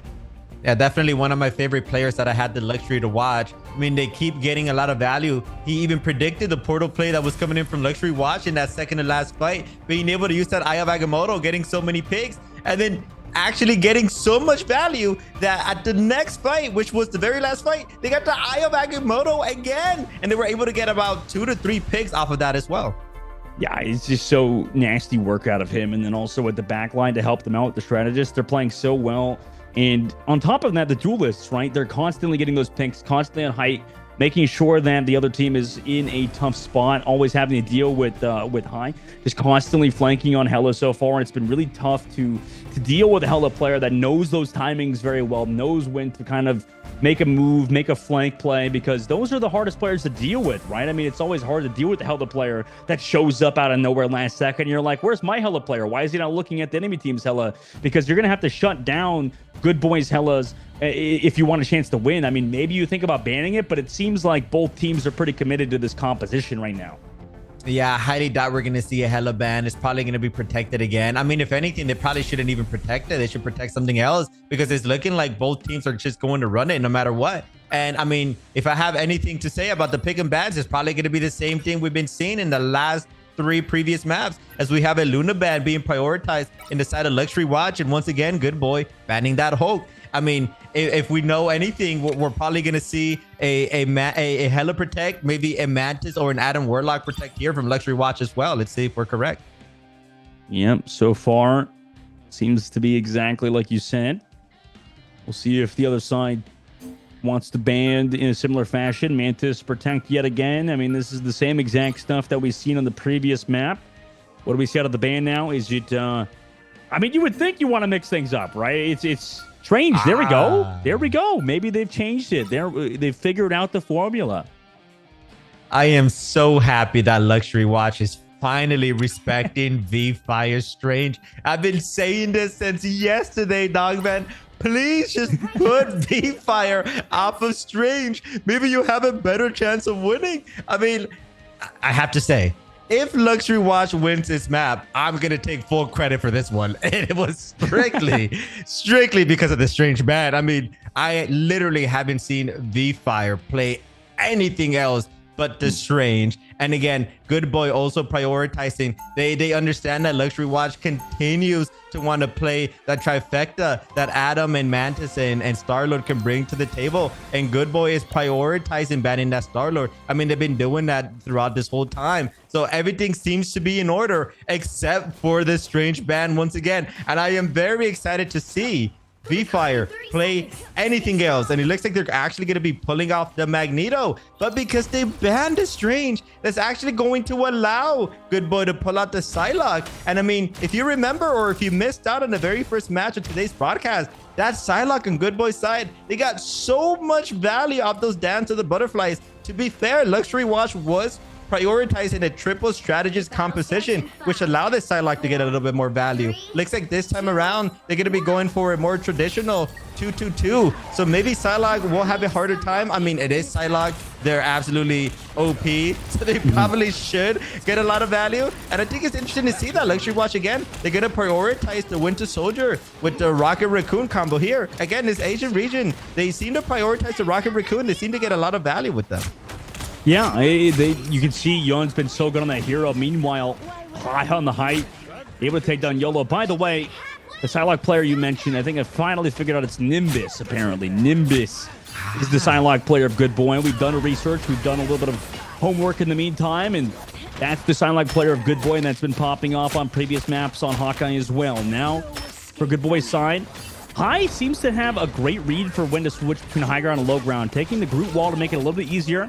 Instead of doing that jump obby on the left side angle, Psylocke on the height, make some distractions for High, take down YOLO Magic again. This is such a tough spot to be in if you're the Winter Soldier player. On attack, I mean, YOLO Magic stuck at 38% on ultimate charge. It just seems like Height has his number. Now Crows to the height to try to deal with High, but he's just still sitting here, able to win the 1v1s pretty easily. Headshots coming through as well, and he's just able to build up the ultimate so quickly. Meanwhile, Cosmic Yarn available for Luxury Watch. They could go aggressive with it and maybe take down some of these very annoying heroes. High playing the cover so well, bobbing and weaving on the left side. You talked about it earlier, Elvin.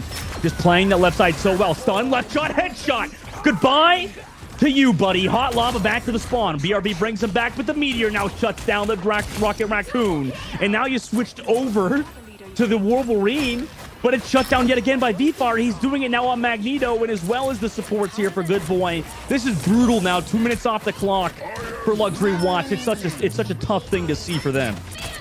Oh no, and that was Luxury Watch's crew that ended up using that ultimate, using it defensively, not getting enough value. I mean, even if they did, they will still have to win another fight just to secure this point. So the fact that Good Boy was able to force that Grudo is definitely amazing. And we're going to have a Dance of the Butterfly coming in very soon. And it looks like it's going to be happening right now. Are they going to be able to get a pick on Budo? Yes, they are. There's going to be one. Noah's going to get a piece of that as well. So they're going to take down Hot Lava. But Budo, they still actually managed to come back. And they were getting it. They got a pick on Noah. And High, I mean, they've been doing an amazing job just maintaining that high ground pressure on the left-hand side. They just...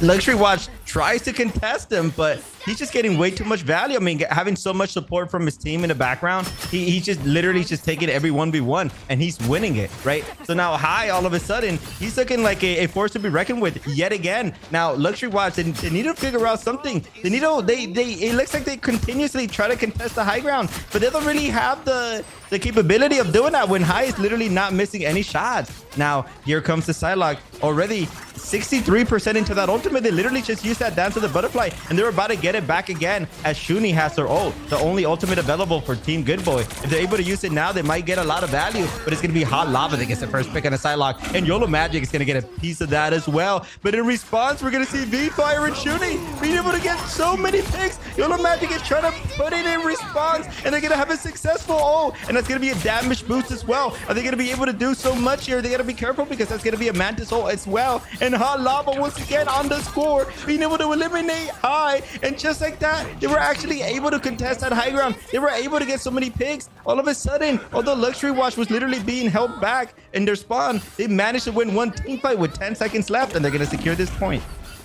Nice work from them. Elim comes from later on. However, the Luxury Watch to stone control finally. I mean, this has been tough for YOLO Magic specifically. I mean, he's played 3 different heroes so far. I mean, that's not what you like to see if you're a teammate of his, just swapping heroes so consistently. Meanwhile, V-Fire showing impact, not only on Doctor Strange, now on the Magneto, able to control a lot of that space. Also, Nimbus on the top left flank, able to get some damage. It's hard to get those eliminations with just pure poke on Psylocke versus triple strategist composition. It's a bit of a different look for Luxury Watch to go aggressive. Magneto ultimate, counter. The Zune's Magneto ultimate. Also damage come through. Oh my god, the Mantis ultimate, once it ran out, everybody goes down. It's a tough thing to see for their side. Rez, though, brings everybody back. But it's there met immediately by Nimbus on the flank. However, it's traded until High comes from this left side angle. So Boodle's going to go down. Nice read by the Psylocke player of Good Boy, able to read down that Adam Warlock. Everybody comes down. Everybody comes back at 1 HP. So that was a great job tracking down those heroes after they're brought back by a massive Adam Warlock Rez. Wow, and that Rocket Raccoon ultimate got shut down immediately. It was dropped down and immediately shut down. And Shuni's going to be doing some shutdowns as well. Being able to pick up 4 people with that amazing Grudo. And that's going to allow High to go back to the high ground, where we've been seeing him in the high ground this whole time, getting so much value, getting pick after picks. But that had Shuni's name written all over it. Being able to get so many people with that ult, that's going to be another successful hold. And all of a sudden, Luxury Watch, they only have 60 seconds to make a play here. That's going to be a tough task for them. Yeah, I don't really like how Luxury Watch have been using the strategist ultimates. You saw Brutal go aggressive with Mantis, and then they got countered by a Vanguard ultimate from V-Fire. So it seems like they're a little bit out of sync with the rest of their team. Meanwhile, BRB taken care of from High on the left angle, able to take down Yun's BRB, so that is not going to be an issue for them in this fight with Resurrects coming through. Off angle by High, being patient on the right side angle, force a flock into the sky, has the ultimate ready to go in case they're caught out, forces the Hella ultimate. Do they delete it? In the meantime, Moon Knight ultimate on the low ground, forces Mantis on the other side. Can they find the Gru with the Hella ultimate? They do. Hot Lava still somehow in this ultimate, even though everybody was looking at it now. Counter Hella ultimate on the defensive angle. Also know what the copy. Copies the Mantis, but no! Gets shut down with the copy. What great work from Luxury Watch. They're able to work themselves back into it. A nice root wall as well onto V-Fire. Cuts them off from getting back to the spawn. High trying to make things a little bit dicey. Resurrects Null, but Null's taken down by Hot Lava. Again, that team up not really finding value for High's side. Now, overtime takes down Good Boy in a tough spot.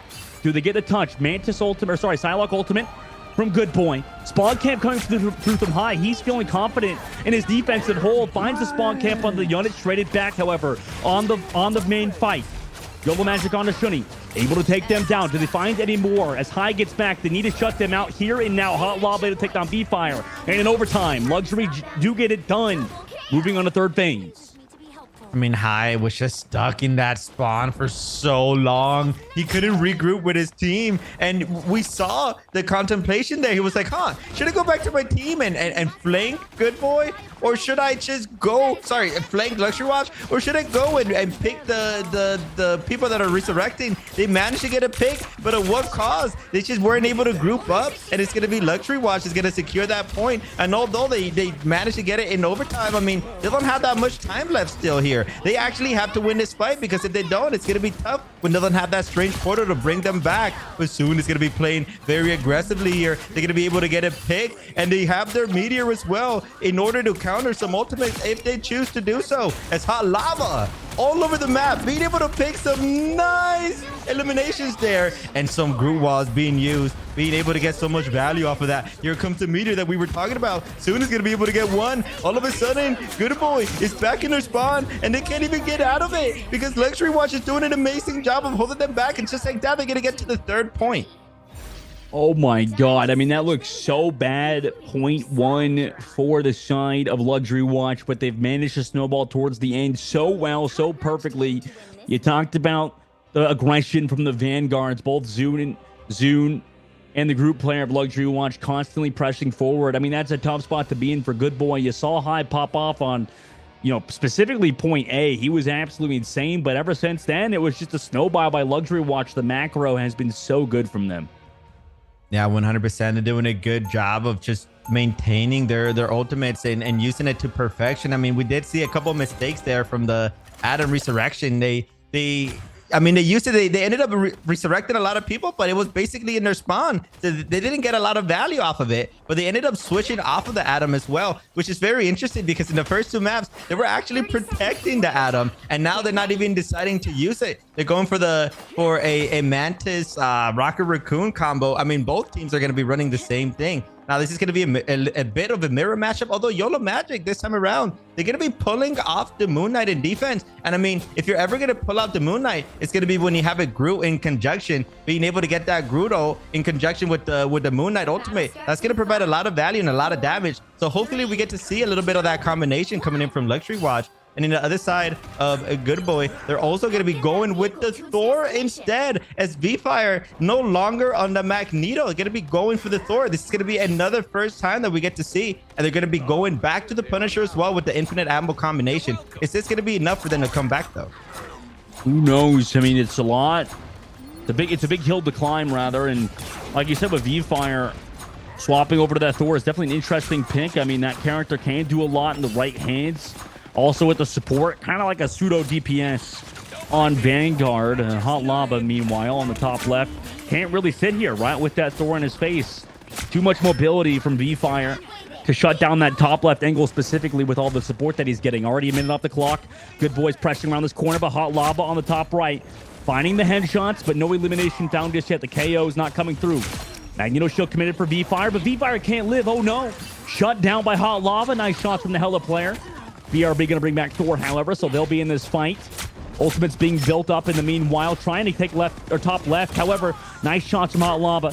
Prices out that Thor, all of the cover removed that he was using. Meanwhile, YOLO Magic getting a ton of damage on the low ground. No eliminations found just yet. See you later. Here for Good Boy is available. High also took a lot of poke. Now the Thor on the top left is slept and removed. And everybody else is gone too. No ultimates required, it seems like, for Luxury Watch. They just walked down Good Boy in this fight. I mean, Luxury Watch is taking a page off of Good Boy's book, and they're contesting that top left high ground, which is why I'm imagining that V-Fire is going Thor to contest that. And at first, it was looking strong, but they ended up going into a 1v2 or maybe it was a 1v3 on that high ground, getting shut down immediately. And that's going to force V-Fire to say, you know what? Maybe I can't contest that top left. Maybe I should go for a different character. Maybe I should fight the front line. He's going to go into the Groot now. So now that's another character that we're going to see V-Fire on. And I mean, it could just be him not being comfortable off of anything else other than Strange. But the fact that they have been consistently switching characters is not looking too good, especially when they're not getting enough value. But talking about value, it's going to be high. Being able to finally contest that high ground, being able to pick off Lava. But it's not over yet. As they're going to have it 1v1 versus YOLO Magic. YOLO Magic is going to play their life to perfection. But meanwhile, their team is getting eliminated. YOLO Magic, they need to desperately go back into the team. And at this point, they're staggered. Even if he comes back, they're probably just going to get eliminated. This is probably going to be Good Boy's point to win.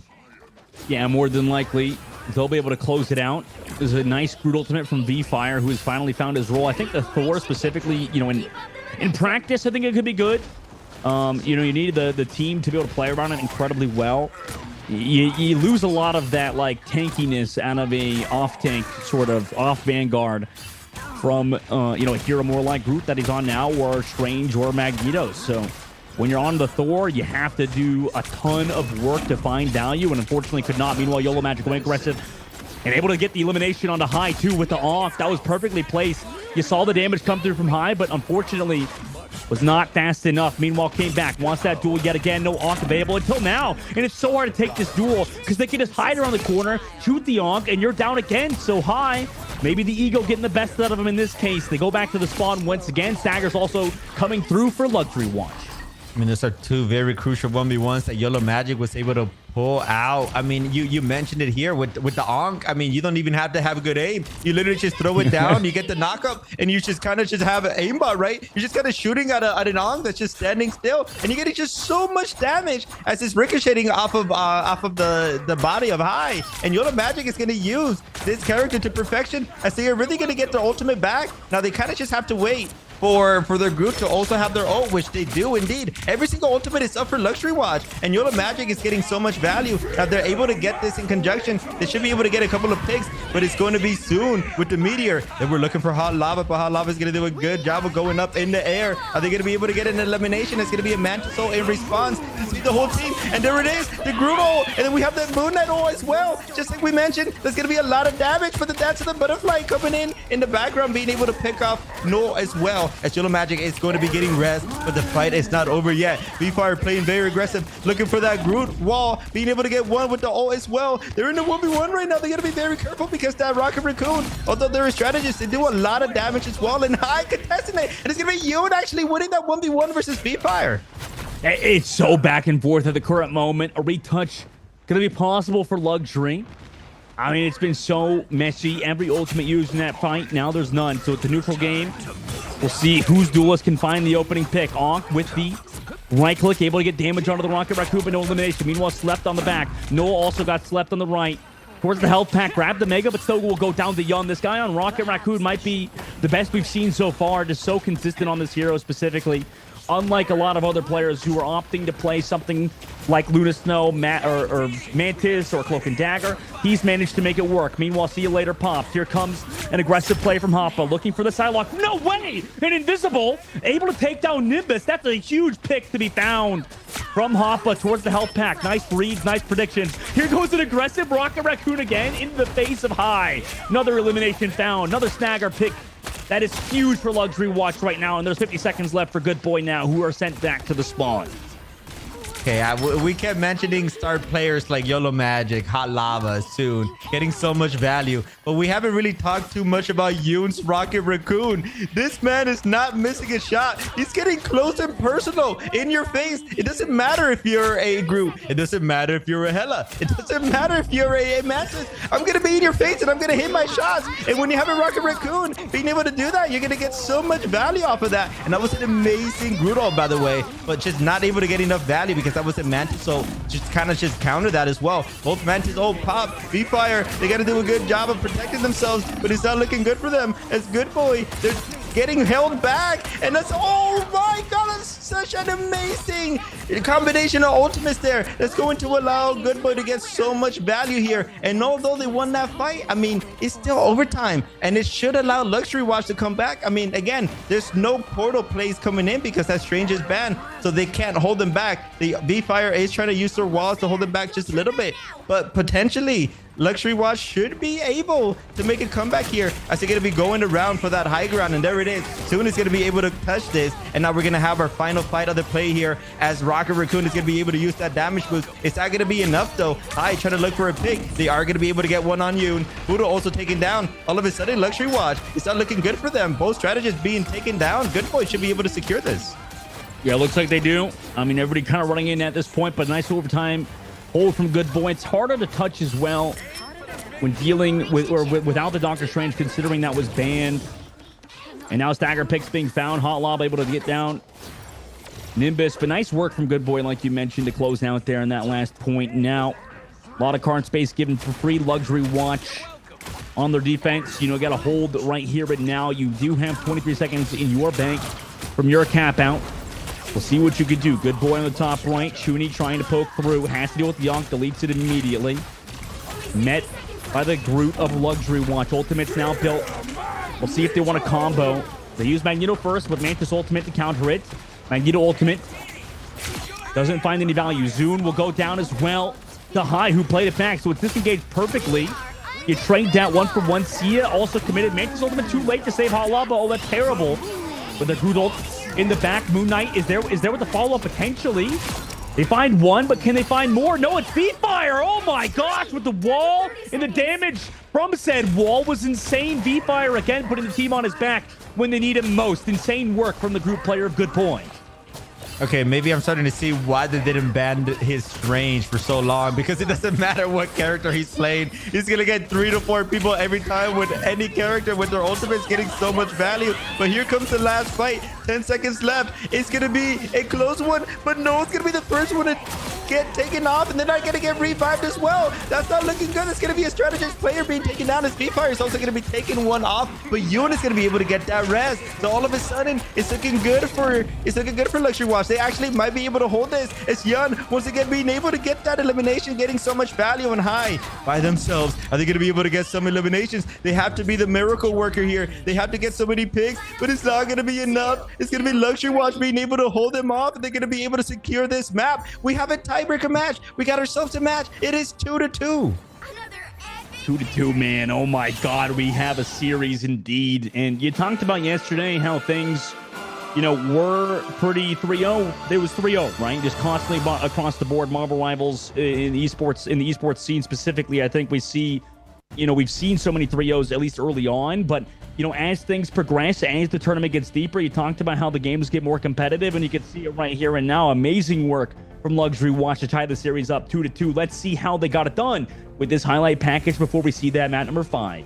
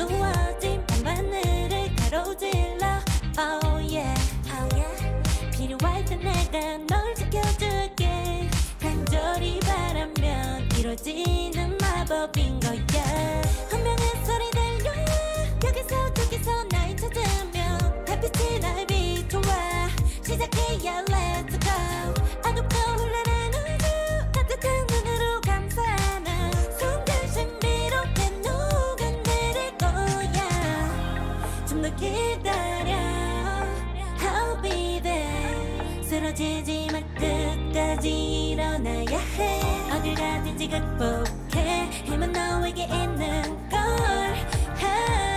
소리 높여 노래를 불러 작은 걱정 따윈 던지고 최선을 다해 작품을 쳐봐 어둠이 떠날 때까지 아름다운 꿈을 밝혀봐 우리에게 달려서 그 세계 운명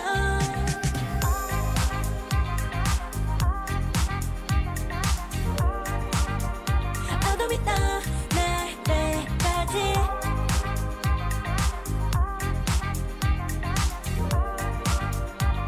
세계 운명 오랜 시간 간직해온 열망 까만 밤의 빛처럼 빛나 네 눈앞에 바로 왔던 나라 잡을 딱 봐도 superstar 딱 보면 모른다 널 지킬 나란 걸 지켜볼수록 점점 빠져들어 카리스마 넘쳐 흘러 oh yeah 운명의 소리 들려 여기서 저기서 날 찾으면 햇빛이 날 비춰와 시작해야 let's go 어둡고 흘러는 우주 따뜻한 눈으로 감싸는 순간 신비롭게 녹아내릴 거야 좀 더 기다려 I'll be there 쓰러지지 마 끝까지 일어나야 해 어딜 가든지 극복해 힘은 너에게 있는 걸 소리 높여 노래를 불러 작은 걱정 따윈 던지고 최선을 다해 작품을 쳐봐 어둠이 떠날 때까지 아름다운 꿈을 밝혀봐 우리에게 달려서 그 세계 운명 눈이 부신 모든 순간들 지켜내야 해 내게 주어지는 꿈꿨던 너와 나 그래들의 승리 완명해 The fate of the both the world is in our hands 작은 걱정 따윈 던지고 최선을 다해 작품을 쳐봐 어둠이 떠날 때까지 아름다운 꿈을 밝혀봐 우리에게 달려서 그 세계 운명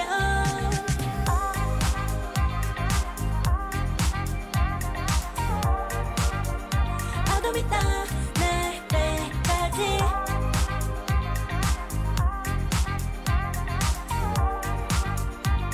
세계 운명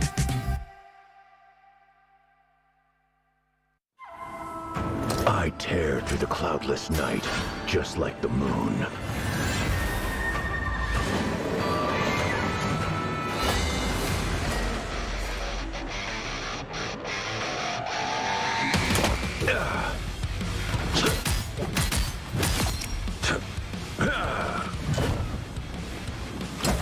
To drain.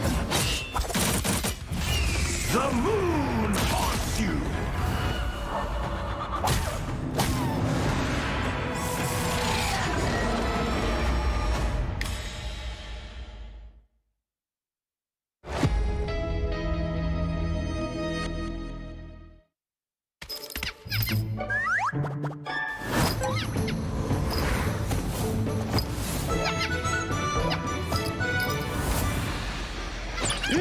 Time to go nuts. Ha! Check out this big acorn. Whoa, stay free!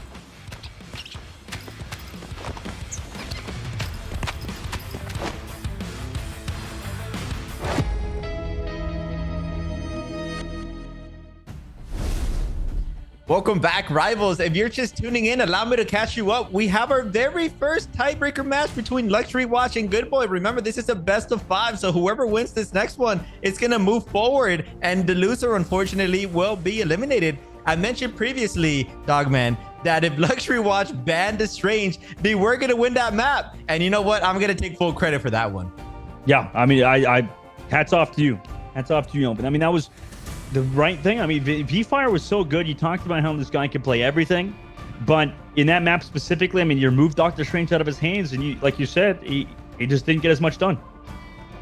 Exactly. I mean, to be fair, in his defense, they were doing a lot of work with the group, also pulling out the sword, trying to contest that high ground. And although they were putting in a lot of work, at times it looks like they were still carrying the team. It just wasn't enough. I mean, that Aya Agamotto just getting so much value being translated into so many kills. And he also mentioned Dustin, Dogman, that when they were running the group combination, they weren't really waiting for those team ups, for those combinations that allows kind of group to succeed. And because they weren't able to combine their ultimate abilities, it kind of just led to them just losing the fight. Yeah, I mean, they tried to go. There was a specific fight for sure that we're talking about in the streets phase of Aegis Path when they were combining Groot Ultimate with the Magneto Ultimate. The unfortunate aspect of Magneto Ultimate comparatively to Groot or to Moon Knight is that because the Moon Knight was like in 90%, so they just wanted to go for a combination with the Groot and the Magneto. The tough part is you go in with that Meteor X, you try to slam down with that Groot Ultimate where everybody's stacked up, but the problem is the difficulty is that you just get that other Magneto, throws his shield up high, blocks the entirety of your thing, absorbs all of it, and great. Now your ultimate is just gone, and that combination is absolutely non-existent. What is a more fruitful combination, and they should have waited for, is just wait a few more seconds. You build up that Moon Knight ultimate. You can combine it, the Hand of Khonshu, with the Groot ult, and then that's just an easy combination because you can't even use support ults to out-heal any of that damage. So unfortunately, that was what cost them that map, and that's why we're going to map number 5, Elvin, besides, like you said, with that Doctor Strange being out of the lineup. So I'm sure we'll see that ban happen again once we go to the Protect ban stage yet again.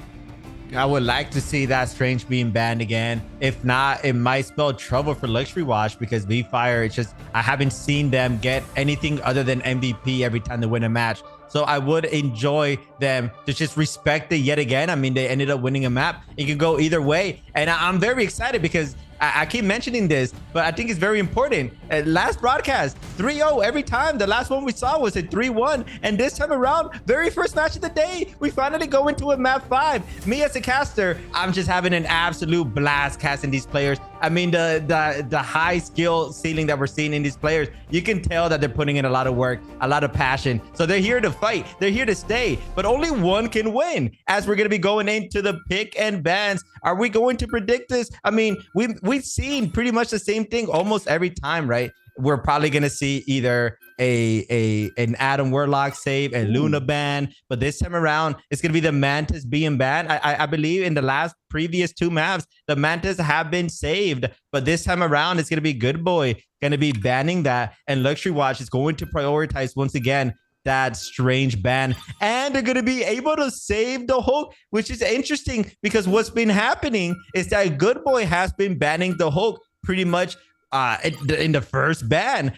but because they prioritize the Mantis, that's going to allow Luxury to finally keep the Hulk. Now, Good Boy, they understand that they cannot let them have the Hulk Strange Iron Man combination. I mean, Strange has already been banned, so they're just all they have to do is ban the Iron Man. So now all of a sudden, Luxury Watch, although they saved the Hulk, they're not really going to get any team up ability there. So I wouldn't even be surprised if they don't even pull out the Hulk at the end of the day. They are going to prioritize the Luna ban as well. So now we're not going to see those very powerful, high value ultimate abilities that Luna and Mantis can provide for the teams. All of a sudden, we're probably going to see a Rocket Raccoon on both sides. And I would imagine we're going to see a Cloak and Dagger from Good Boy's side, unless if they decide to match the Loki as well from you. Yeah, I'm surprised that neither team wants to run that Star-Lord combination with the Adam Warlock, even though you're down the Mantis. Maybe Good Boy opt into running it. It's definitely something that is quite valuable. However, you know, you still have to deal with the Psylocke, and Hela also got through, like you said. So, I mean, this is anybody's game. I mean, we talked about how Strange being banned could impact V-Fire and crew on Good Boy. We'll see if they can rally together for Luxury Watch. They're looking like they're getting back into it. You know, as a Korean team, they have the talent available to them, and they just want to run out with this combination or this composition with the Hulk and alongside Yellow Magic potentially being on the Thor immediately on domination. That's definitely an interesting play. Yeah, they're going to go for a triple Vanguard strategy here. Luxury Watch with only 1 DPS. And if you want only 1 DPS, what better character than the Hela? And the other side of things, Good Boy. It looks like V-Fire, somebody that's been running Vanguard every single match. All of a sudden now is playing the Adam Warlock. It's looking like maybe they just don't know what to play anymore. Or maybe they just have a specific strategy as they're going to be running triple strategies against triple Vanguard. Yeah, they have the Punisher to play around them as well, so they're just going for that solo Vanguard play, and that's definitely something we haven't seen so far today. Except earlier we saw a triple strategist, but it was, I believe, with 2 tanks or 2 Vanguards. Meanwhile, Luxury Watch trying to control this objective. They have the turret over the high ground, eventually gets blasted out by the Hela. I mean, it's constant boopage by Yellow Magic. It's just so annoying, just constantly making that Magneto's life a living hell away from the point. Yellow Magic showing that he's got those weird flex heroes in his pool. Dashes in, forces the Rocket Raccoon to dash out of there as well. Meanwhile, Luxury Watch, you know, first control of that objective. Doesn't even really matter if they get the eliminations because on the high ground, Good Boy are staved off. Hulk eventually taken out of Heroic Hulk form. Back in Bruce Banner form, Zune will fall. Turret yet again. Maybe now they can take the advantage with the heals on the Punisher. Not going to be moved around by the Thor just yet as well. Meanwhile, the middle pillar is removed. High, able to run free. Eventually, the Magneto will go down. See you later, committed by Boodle, but at this point, they're missing some damage. Hot Lava's gonna go down. Same thing with Yellow Magic and Good Boy. They've flipped this map on its head. Yeah, for a second there, I thought just having 1 Vanguard wasn't looking good for Shuni. I mean, they were just getting bullied out by Yellow Magic's Thor. And again, Yellow Magic is a player that's been playing DPS for Luxury Watch. So now flexing a Vanguard, I mean, this is definitely quite the strategy. And I mean, it worked out in the beginning, but Good Boy manages to get a pick on Soon's Hulk and pretty much led to them just all running down into the point, being able to get that. And High looking for a sneaky pick here as they're going to be forced to drop down. Got to be careful though. Final Judgment being committed already on the side of Good Boy. Are they going to be able to get any value though, as Hot Lava's going to be able to get 2? And all of a sudden that Final Judgment didn't get anything. V-Fire is going to be resting themselves though, as the Punisher also is going to get rest. So all of a sudden 2 players that got taken out are already back in the fight. So it's still anybody's fight as Hela, Hot Lava, they're going to go up in the air. They're looking for 1. Oh, but it's not looking good. That structure is blocking a lot of V-Fire, hitting some nasty shots, but they're going to get taken down immediately. But then the rest are coming in time and time again. The Good Boy, they keep getting eliminated, but they keep resting themselves. But it doesn't matter because Luxury Watch, I mean, they're still up. They're still here. And with the triple Vanguard, I mean, they just have so much value and so much sustain that look at Soon ended up using the ultimate. The aggression is still here, being able to pick up the Punisher. That's going to be a great pick. And all of a sudden, Rocket Raccoon is the only one in the point. They're going to be taken off as well. Good Boy forced off the objective for now. Luxury Watch now in a decent spot. You know, they're building up that percentage all the while. Close to that. See you later. Meanwhile, Good Boy also with the Adam Warlock range. So we'll see how aggressive they want to play, where they want to set up V-Fire, who is flexed over to that strategist off that Vanguard, like you mentioned. This Thor has been so annoying, though. Yellow Magic, they have to take care of him.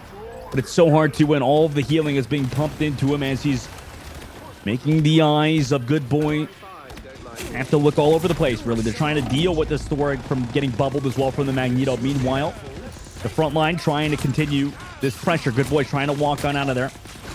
No ultimates committed just yet. However, as Good Boy, maybe they'll want to explode out with some ultimates because they definitely need to. But oh no, V-Fire gets taken out because you have to pass the res. Who knows? They judge jury executioner, but it's without Null. The Magneto takes him down. What a Kobe on the backside. Punisher removed now for Good Boy. 92% of the board, and Zune and the rest of the crew just kind of stop Good Boy's push, right? They're always pressing them. And it's like you said earlier. I mean, without the Vanguards, they couldn't walk out of the choke point. It was so difficult to deal with anybody. But what are you doing? 2 strategists down immediately, pops the ultimates. Overtime stick.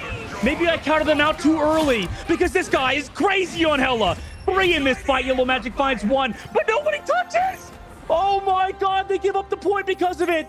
No, no, the heroics of high go to waste.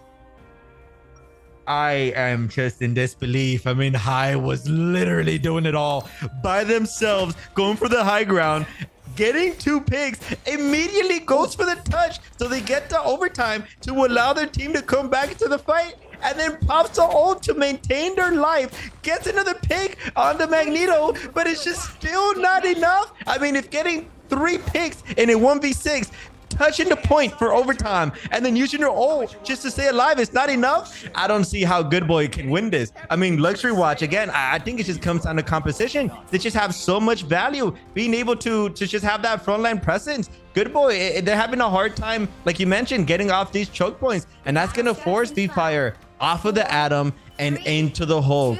So now Good Boy is running a different composition that could potentially be able to win them this fight. Yeah, V-Fire back to that Magneto.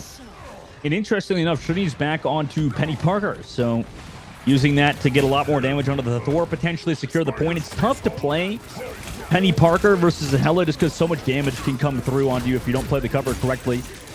But meanwhile, we're seeing why Hulk was probably first banned quite a bit. I mean, Zoon's been so good on the Hulk. Yes, he goes low, but comes back for those heals.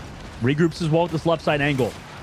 Missionary unlocks in a few seconds. Now dives onto the Hela, making sure they can't really get as much value. But meanwhile, Shuni actually takes down the Loki on the other side of the map. So Yun's going to fall. Resurrect by Boodle on the other side, though. BRB finding value in this instance. Also the invulnerability by the Loki to keep everybody healthy. Oh, High went really aggressive towards the point there. I wonder what happened, trying to find the Hulk potentially. But Zun, obviously, in the Hulk ultimate, able to maintain a lot more pressure. But everybody's low on Luxury Watch's side. They're going to lose Zun's heroic Hulk form. Hot Lava able to trade out one, but it's traded by High. Punisher ultimate as well from Zool. But oh my god, it gets shut down by the Hela. Hot Lava hitting those shots. Rez's YOLO Magic as well brings back this Thor. And that's so brutal. Immediately, YOLO Magic finds the value on the Thor after being raised. I mean, that's brutal for Good Boy, who are now sent all the way back to the spawn. Luxury Watch take the point first. Wow, and I mean, the fact that YOLO Magic can maintain and just stick to the Rocket Raccoon is amazing. I mean, usually you like to see Rocket Raccoons and you like to pick it because it's one of those characters that can just self-peel, being able to dash twice, being able to run around the walls. It's just a very hard target to stick with. But YOLO Magic uses the Thor to perfection, being able to dash and get 2 picks immediately after being rest. And that's exactly what you want to see. They also have their ultimate as well. I mean, now you imagine they're going to go high up in the ground and immediately use their ultimate. Final Judgment, once again, being committed by Good Boy. Are they going to be able to get any value this time around, though? They're able to get 1, they're able to get 2. But at this whole time, Luxury Watch is doing a good job of maintaining their life and also getting some rests. Hela up in the air. Are they going to be able to get some picks? They're doing a lot of damage, but the bubble is going to keep that Magneto alive, but not for a long time, as Hot Lava is going to finally be able to get that pick. Magneto getting some of that as well, but High is going to be able to copy that as well, being able to use that. Hello, being able to get 2 on Budo as well. That's one player you definitely want to take out, as the infinite ammo is going to be taken down. Going to be able to get you. Yup, you're going to be able to take you in there as well. The infinite ammo getting so much value. But this whole time, I mean, Luxury Watch, they still have the point. Although Good Boy is winning the fight, they still haven't managed to get the point. High is not having a good time. I mean, June ran him down to the back. This is so brutal to deal with. Also, Cosmic Yarn committed. However, it's deleted by the turret, who's just sitting back there. Now YOLO Magic is running into it. Gonna go fall immediately. So, even though Zune was able to pressure out High, the rest of the crew finally for Good Boy shows up. They stave off Luxury Watch from now, who have to regroup. However, they're still fighting this. Good Boy sitting close to mines in a nice spot around the corner. A lot of damage going to happen to those Vanguards as they walk through that choke point. Meanwhile, this Punisher is kind of sitting back for free. Hot Lava needs to find the shots on a Nolan. Actually does so. So No will fall. And also, immediately the Punisher does. So Nimbus will fall immediately. Luxury Watch easily walk into this point. Good Boy. Really not much more they could do there. This Penny Parker couldn't save the team with some pressure on the front line, and Luxury Watch controlled again. I mean, I got to give a big shout out to Yoon once again, being able to copy the Hela. I mean, usually you see a Loki just kind of transform into another strategist to provide more value. But but because the Luna and Mantis are banned, they have no other choice but to turn into their own team player, Hot Lava's Hella. They were actually able to get so much value off of it, resulting in Luxury Watch being able to win the point. All of a sudden, they're at 90%, and they managed to win this fight. They should be able to take the map, and that's not looking good for Good Boy, because if they lose this round, it's over for them. And Luxury Watch, you know they're licking the lips right now. You know they're sweating really hard, but they gotta be careful. Final Judgment being used. Soon is gonna be forced to use that whole automated response, being able to shut down the Punisher as well. That is an amazing pick. Gonna instantly get resto, but Hot Lava, they're gonna be able to get one. Soon getting so much value, being able to take up 2 extra players. It's just like that. It's looking like Luxury Watch is gonna be able to take this home. Yeah, they get it done. I mean, here in overtime, Good Boy had no chance. And I think MVP for me was Zune there. I mean, he was so good on Hulk, just constantly harassing High on previous maps would pop off, but I mean, we saw none of that due to the Hulk player of Luxury Watching. What a way to get it done, too. On domination to win in 2-0 fashion in such a way is great for this team. Team Luxury Watch keep their tournament hopes alive. MVP, Hot Lava, but the rest of the crew played amazing around him. Oh, 100%. I mean, you said it. That Hulk soon getting so much value. The fact that he literally ran up to a Final Judgment Punisher, used her ultimate, and just knocked him up to the air and got 2 more A-limbs after that as well. I mean, we're starting to see why Soon's Hulk was banned every single time. I think that was the first time that the Hulk didn't get banned, and they got so much value off of it. Now, if you're going up against Luxury Watch anytime soon, maybe tomorrow, or if you're scrimming them today, you probably have to ban that Hulk. I mean, when they pull it out, it just looks way too comfortable on it. Yeah, he's definitely a great player on that hero. Let's take a look at the highlights from that map as well. What a way they got it done. Let's rewatch it all right now.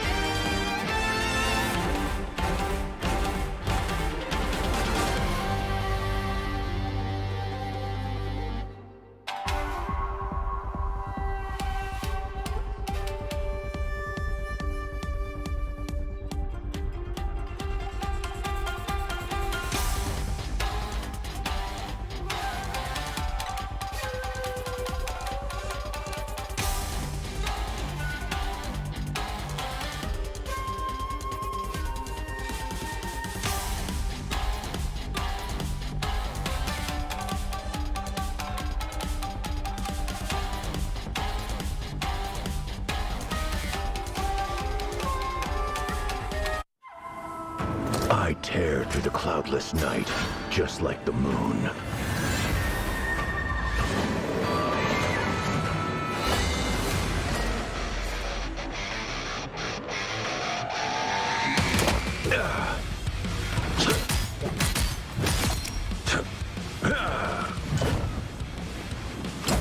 To drain.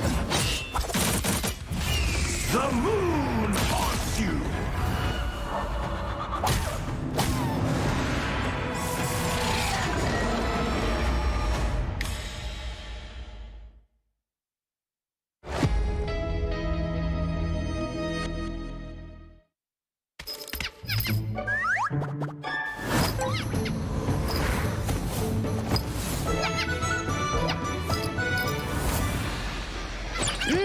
Time to go nuts. Ha! Hey, check out this big acorn. Whoa, stay free!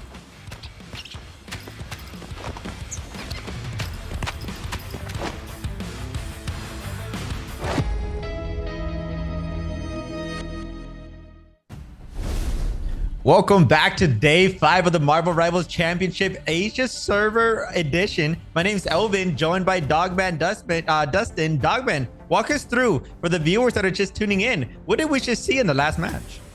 I mean, it was a barn burner of a series. It went to map number 5, first to 3, and, you know, it was back and forth the whole time, right? Luxury Watch at the very end, able to find the right compositions. On Royal Palace, they were just able to kind of close out on Team Good Boy, who looked very good. You know, they actually were a top team so far, but that was, I believe, the lower bracket matchup as well. So that's terrible moving forward, obviously, for Team Good Boy. I mean, that means they're eliminated from the tournament. However, they put up a great performance. I feel like there's a lot of people probably looking at them afterwards. Specifically, High was pretty insane on the Hella. Overall, I think for Team Luxury Watch, they looked like the better team, especially showing a lot more flexibility over to the Hulk and some other heroes. So Luxury Watch got the job done in an amazing series. If you missed it, go watch it in the VODs. 100%, but we're going to be talking about this new series as we're going to have Oz Tourney going up against Mud Dog. Now, Mud Dog is someone I haven't had the luxury of spectating yet, but Oz Tourney is someone that we saw yesterday, and he did some amazing plays. So I am expecting them to, you know, kind of just pull that out. But a very interesting ban. I mean, we see a lot of Magnetos in the tournament, but to ban a Magneto and wait, okay. Let me walk through what I'm seeing right now. Oz Tourney with a very strange ban on the Magneto, saving the Psylocke. I mean, you know, that's common. But then Mud Dog coming in, banning a Loki. That has to be a target ban because Loki doesn't necessarily get banned. Saving the Hela, I mean, makes sense. Hela's one of the best characters in the game. But banning Jeff the Land Shark? Dogman, I mean, am I seeing this correctly? Do you think that's a mistake? Or is there really a Jeff the Land Shark demon in the side of Oz Tourney? Because I didn't get to see that in yesterday's broadcast. So I just can't believe what I'm seeing right now. No, that ain't it, Chief.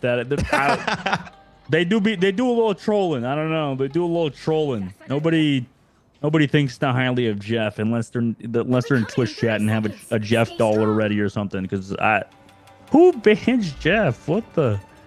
They're trying to make some haters right now, man. They're trying to make some haters in the Twitch chat for sure.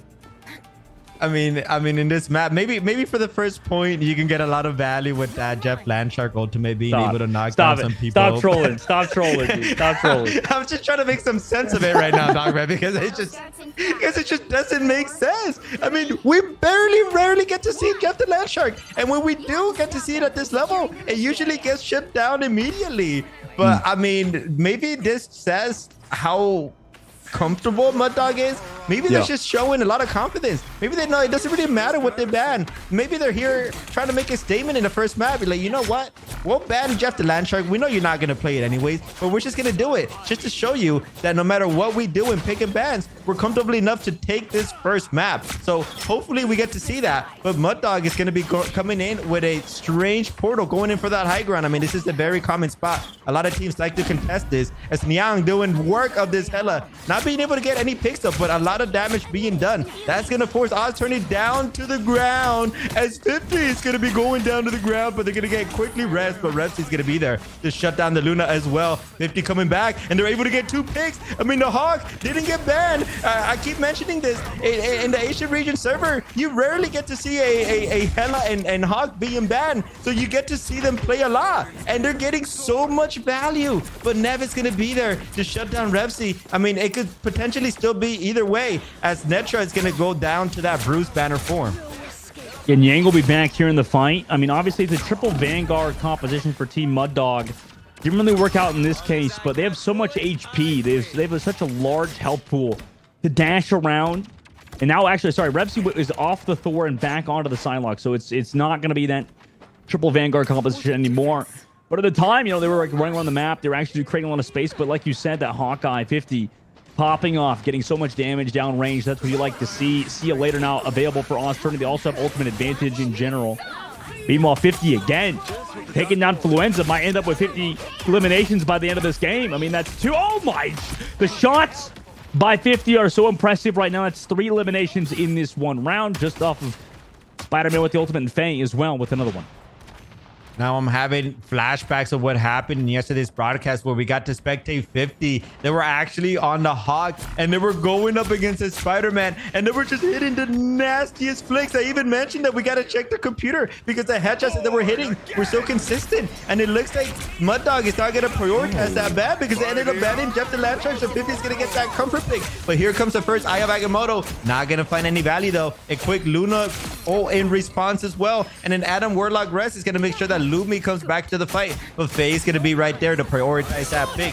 In the background as well, Dance of the Butterfly being played. I have Agamotto in the background as well. This is not looking good for Mud Dog. Although Repsy gets 2 picks, Netra gets 1 as well. All of a sudden, it's looking like Mud Dog might be able to come back, but the rest from the BRB beacon is gonna be there, and that's not gonna be good news for Netra. Although they were getting a lot of picks in conjunction with Repsy, it's just not enough. The rest being there for Oz-Turn is gonna be huge, and they're gonna be able to come back and win this next fight again.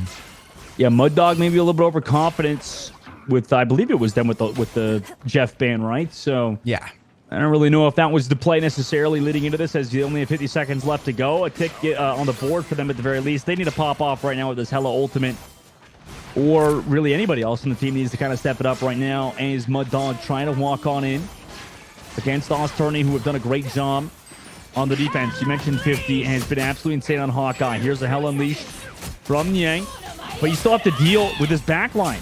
Faye removes his counterpart. I mean, goodbye, Repsy. See you back on the spawn doors, buddy. So far, this has been a bit of a Psylocke differential.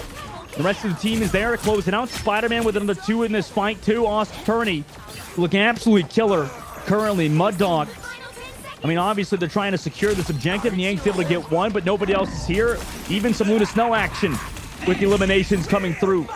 Freeze onto the Hulk, eventually finds that stagger, and goodbye, Bruce Banner. Catch you later. Hell Unleashed from Spider-Man on top of the point. You have the portal to come back, but no ultimates to follow it up. So obviously, Lumi's going to fall immediately. Everybody's going to funnel into the objective, but against the Luna Snow dance floor, you can't get anything else done. Mud Dog get held with only 58% on the board on Shin Shibuya. We were talking about how confident that we're going to be coming in, but I mean, that confidence at this point has to be shattered. Only 58%, not being able to secure the first point. It's not looking good for Mud Dog. In the side of Oz-Turning, though, they're playing a lot of comfort picks. We get to see the pick and bans again, and I'm starting to have flashbacks again. And I keep mentioning flashbacks because we did get to see Oz-Turning banning the Loki on the side of Mud Dog. And that's because Persification yesterday, I think, I mean, they're obviously not a one trick because they're pulling off so many different characters right now, as we see them on the Rocket Raccoon doing an amazing job. But a lot of teams were prioritizing the Loki first ban even yesterday. So the fact that Mud Dog is also prioritizing the Loki ban, it means that they're specifically targeting Persification, which is potentially the star player of Oz-Turning. But it doesn't matter when you have so many different characters that you can pull off. And I mean, being able to pull out the Rocket Raccoon, although you don't even have that Winter Soldier or Punisher in conjunction, it doesn't even matter. You're still getting so much value off of that. I mean, I in the other side of things, Mud Dog, instead of going for the Rocket Raccoon, it looks like they're gonna go for the Cloak and Dagger. And I do like this bit of change here, because that Cloak and Dagger, they should be able to get their, as long as they don't get picked first, they should be able to get their ultimate ability first before anyone. And as long as they're able to use it first, that should be the first fight going in their way. Now, I wouldn't be surprised if Nev uses a portal here, and it will probably be a similar play as to what Mud Dog tried to pull out. But it looks like Nev is going far to the left, because they're kind of scared of the counter portal play, but it doesn't even look like they're going to use the portal. They're actually going to be saving it. They're just going to be going all the way to the left side, and that's going to provide just a little bit of value and map control. Yeah, all the way to the left side of the map, like you mentioned. Able to set up for this hella player of Spider-Man. Back left angle, able to get so much damage off. Mud Dog though on the height, you know, able to sit above Ace Attorney as they walk in. Nev just walks straight to the point. He's like, okay, nobody's here. I'll control that objective. Mission area on his favor. Double jump by 50, able to take down Revsy, who traded out his backline. Bay trades it as well. Spider-Man only 2. Ace will take down Influenza as well. Nobody else really here. Wait, Yang and Yumi able to take down 2. Hold up. Maybe they can come back, and never mind. Osturney, you just have to deal with this Hella at this point. Unless this Hella went absolutely insane. Yeah, not going to happen. Osturney, they get the job done on Shin Shibuya, and it wasn't particularly close. Definitely was not close. Osturney straight dominating, being able to secure 59% in that first point, literally in the very first fight. I very much like how they didn't use the portal. Instead, they walked all the way to the left, and they noticed that there was nobody in the point. That kind of allowed Nev to literally just walk up to the point like you mentioned. And because he walked up to the point, all of a sudden, Psylocke, Revsy Psylocke, they kind of looked down for a second there, which allowed 50s to just kind of pick them off the fight there. So a bit of a misplay coming in from Mud Dog. It looks like they didn't know what to prioritize. They were kind of just confused about the positioning that Osturney was having, and that kind of just allowed all of them to separate. I don't even think I saw them group up once. So because they were separated, when you're running a triple DPS comp with 50 running the Hawkeye and the Psylocke, where that just has so much mobility, they just got so much value and so many picks, and we're probably going to see those picks again in the highlight, followed by a 5-minute break. So we'll be right back.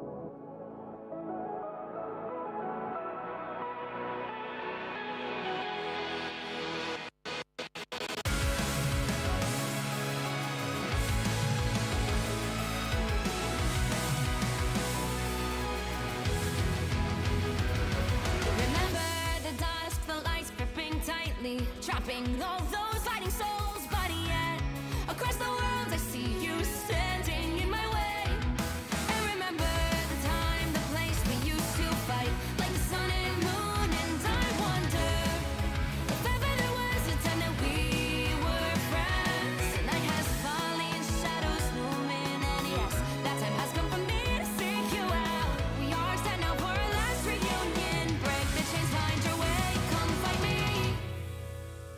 Do you remember who you really are? Show me that you are still the only one for me.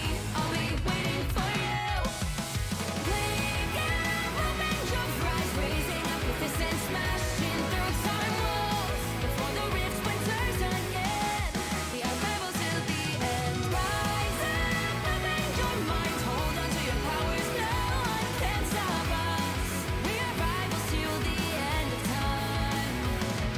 We will flash, no matter where. We will fight, reaching across time and space. 'Cause you are my destiny to the end.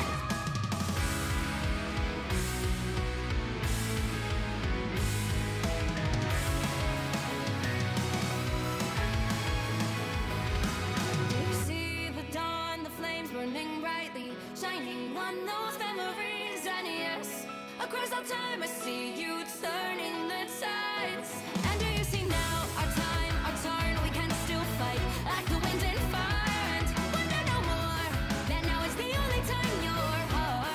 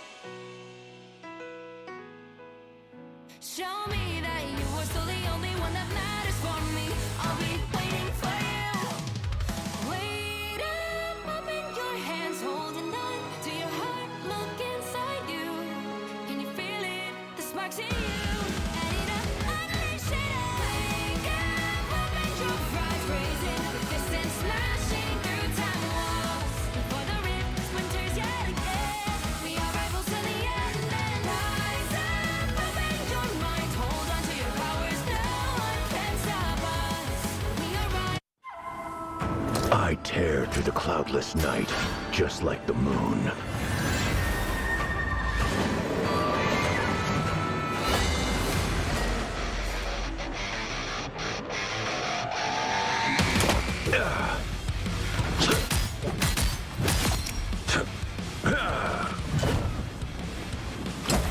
To drain. The moon haunts you!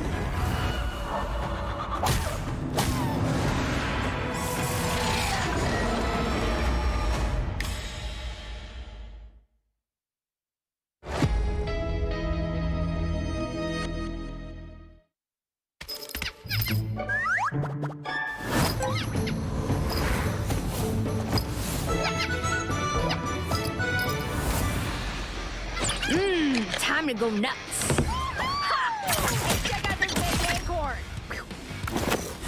World Stampede!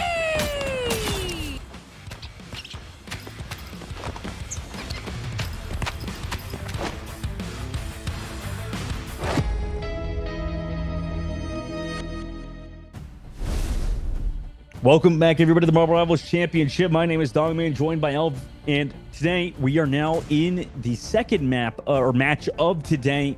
And you know, obviously, we had an incredible series we just saw previously. Obviously, the full one that went to map 5. Now we're in a series where the first map was Elvin. It wasn't particularly close, right? Obviously, on on Shin Shibuya. You know, Mud Dog kind of got ran over. Unfortunately, I love dogs, and as you can tell by my name, we've seen 2 teams with dog relations today. We saw Good Boy earlier. Now we're seeing Mud Dog. And Elvin, both of these teams are getting absolutely crapped on. I hate to say it. I don't know what people have against dogs. Maybe it's the same hate they have towards Jeff the Landshark right now, because right now I'm not feeling too good about these doggos, man. It's very sad.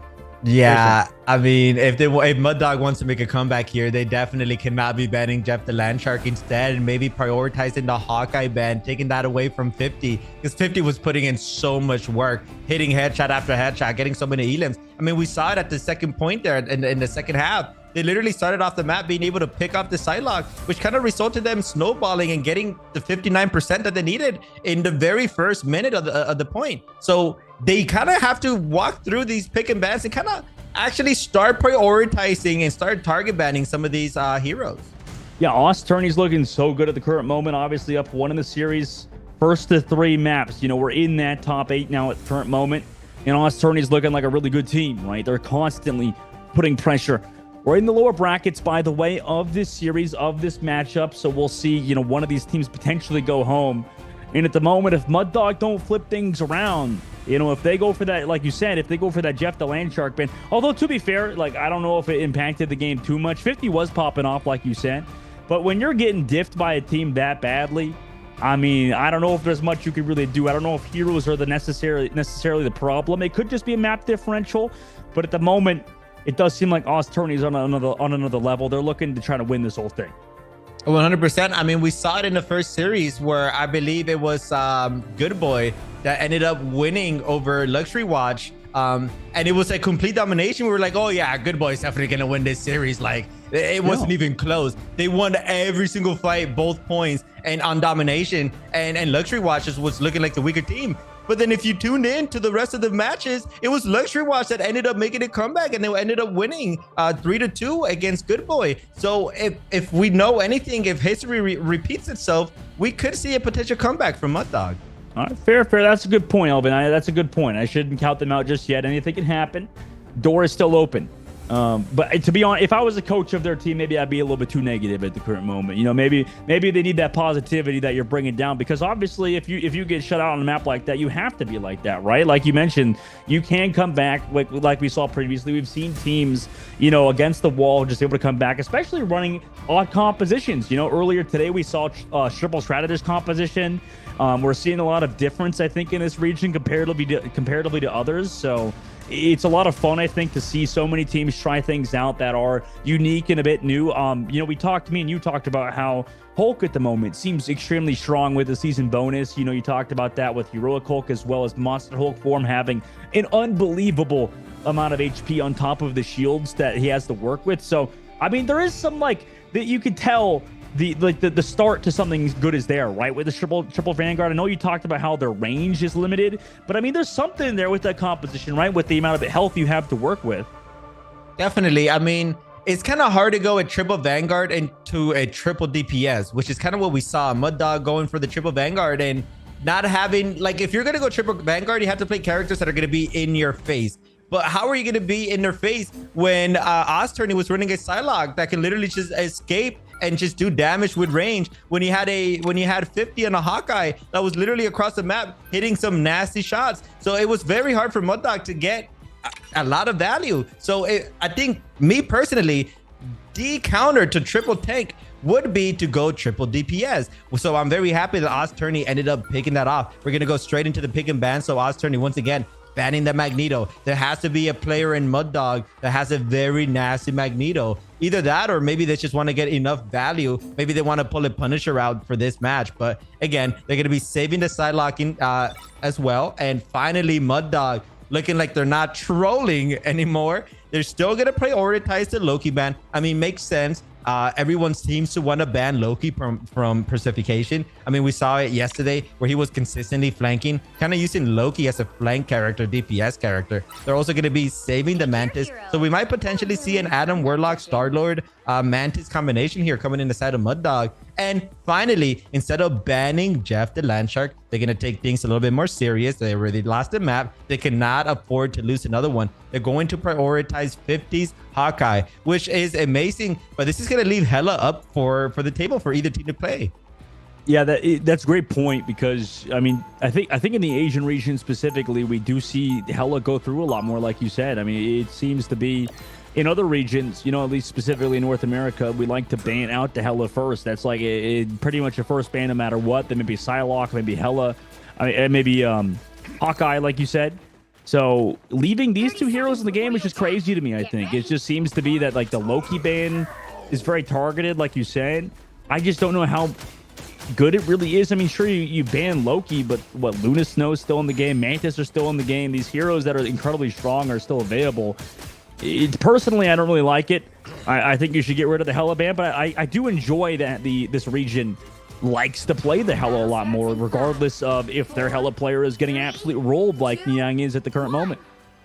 Yeah, exactly. And it looks like Ozturney, they're not even going to prioritize the Mantis ultimate. Instead, they're going to go for the Rocket Raccoon, and they're going to go for the Cloak and Dagger. So a little bit of a switch up, also going for the Punisher as I predicted, which is one of the reasons why the pick and bans went the way that they did. They are going to be using the portal for the high ground. This is going to allow Revsy, though, to jump up there in front of everyone's faces, being able to get the first pick on the Rocket Raccoon. That's exactly what you want to see. Now, Netra playing very aggro as well, being able to get another one. All of a sudden, Mud Dog, they're looking very strong and should potentially win the first point. Finally, we see Mud Dog win the fight.